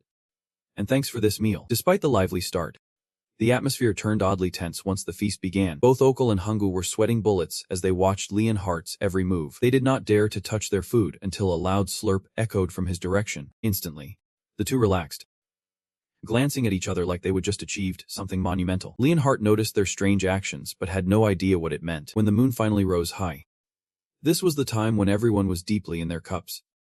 Yet a pair of tiny feet was visible at the room's door. The gang consisting of Hung, and Padage dared not make a sound. Sneaking around like thieves, a young male voice softly asked, "Is anyone there?" The girl responds quietly, "Leonhard is a heavy sleeper. Just leave the luggage by the back door." Hungu breathes a sigh of relief. Each small movement hurried like a frightened mouse. Great. Fantastic. Now I just need to pass through the hallway. Realizing something feels off, he freezes, deep in thought. Hungu, puzzled, wonders, why do I need to hide? Immediately behind him, someone agrees. I want to know that too. Leonhard stepped closer, his icy voice exposing every trick they had up their sleeves. They even had me take sleeping pills. Hungu stammered, caught off guard, his panic evident as he blurted out, "Leonhard." But Leonhard cut him off. "You think sleeping pills work on me? I have already used my aura to block their effects." Hungu seemed to snap out of it. Realizing he had underestimated a high-ranking knight like him, he averted his gaze. Uncertain. But with the magical sleeping pill I concocted, I honestly thought he would be out for the count forever. But Leonhard lost his patience and pressed. "What exactly do you want? You drugged me, escaped the mansion, and what is next? Are you seriously planning to head to Bright Enos? Anko? She is just a servant. You need to stop him. Why are you colluding with him?" Hungu quickly shot back. Daunty. "Leonhard, Okul has not done anything wrong. I convinced her to help, so do not make it hard for her." Leonhard sighed, his hands raised in exasperation as he reminded, "Young Master Kyo, the security in Bright Enos has deteriorated significantly since your last visit. Bright Enos is the most dangerous crime city on this continent, especially for a young girl like Okul. It is far too risky. Of course, with your magic, you could blow up the entire city for self-defense. But do you really want to cause that kind of chaos?" He lowered his head, a sly smile creeping across his face. He had endured enough. "Yeah, I do intend to cause some chaos." Leonhard was taken aback by his words. But Hungu firmly stood his ground, more like arguing back. "But you are right. I can't do this alone." He was ready to break away from the family, determined to form an alliance with him again. "I will be honest." Moments later, Hungu boldly placed his hands on his hips and declared, "I want to destroy the arena in Bright Enos, and I will free the enslaved fighters trapped there. So I need to get to Bright Enos. But to do this, I need you by my side. I know this is all very sudden, but I have thought about it for a long time. I can't just stand by watching kids my age suffer like this anymore. I do not want to see that." Leonhard almost seemed moved, struggling to find his voice again. Before Leon could think of a response, Hungu quickly interrupted. "Are you in or not?" Without needing an answer, just seeing the mix of admiration and emotion on his face was enough to satisfy Hungu. Thinking, this kind of talk always works on him. My impulsive friend. Not only did Hungu manipulate Leonhard's feelings, but Okul and Padaki were also captivated by his speech, both utterly impressed. Hungu tried to dodge the guilt while cleverly twisting the narrative, since he planned to free Saren anyway. Rescuing the slaves there was not exactly a lie. A few days later, the next scene unfolded on a mysterious night. Inside the casino, all the guests in the east were captivated by an astonishing spectacle, while those on the west could not help but fixate their gazes on one spot. At the center of attention was a young man's hands skillfully gliding across the table. Hungu, overflowing with confidence, looked up and announced, "Lady Luck." Having just won a hefty hand, he was pumped for the next round, his bets soaring high. The excitement echoed with Hungu's triumphant shout. Filled with pride, the crowd around him could not help but cheer and holler. He did it again. How many hands has he won now? Whether they wanted to believe it or not, everyone had to admit, even the dealer had changed 3 times. He was soaking up the electric atmosphere, sporting a mischievous grin. "Easy peasy. My foresight tells me which cards are gold at Bright Enos Casino. Before coming here." Leonhard was swayed by Hungu's words but kept his cool demeanor. But Okul was not allowed to go. So after convincing Leonhard to head to Bright Enos, they could not go directly to the underground arena. Sitting upright, he began to strategize. If they could not go straight in, he would have to lure them out instead. When suddenly, a strange voice rang out, accompanied by exaggerated applause. Sure enough, it was the young lord. Truly remarkable. Hungu was drawn to the commotion, and as he looked up, he immediately locked eyes with Riddle Remington. The lord of Bright Enos and son of the Marquis Remington approached, praising him, a noble blessed with luck. Upon seeing Riddle's face, Hungu grimaced and grumbled, "What is this all about? He is relentless." He then boldly suggested, "How about a different game? No cards." He dropped each card onto the table as if lamenting a boring game, then carelessly replied, "I am over this card game." With that, he shot a sidelong glance at Riddle, subtly asking, "Is there something more thrilling out there? You know, something loud and wild?" Perhaps. Riddle quickly sensed a powerful vibe from this young lord, Hesitating but realizing he was onto something, Riddle regained his composure. And the thrill surged like an undercurrent. He did not hide it at all, saying, "There is something like that." Right after that, Riddle took the lead, inviting, "Follow me." Hungu had achieved his goal.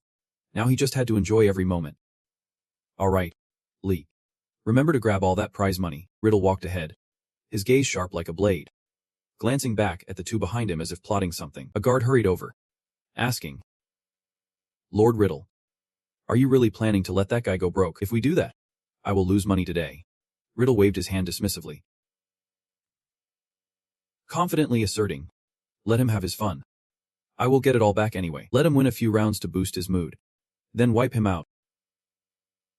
Riddle finished, quietly muttering the name Kyle Soltorian to himself. "I have heard this kid is wiser than his years. I was worried, but turns out, he is just like everyone else." Before Riddle stepped foot here, someone had already entrusted him. Kyle Soltorian.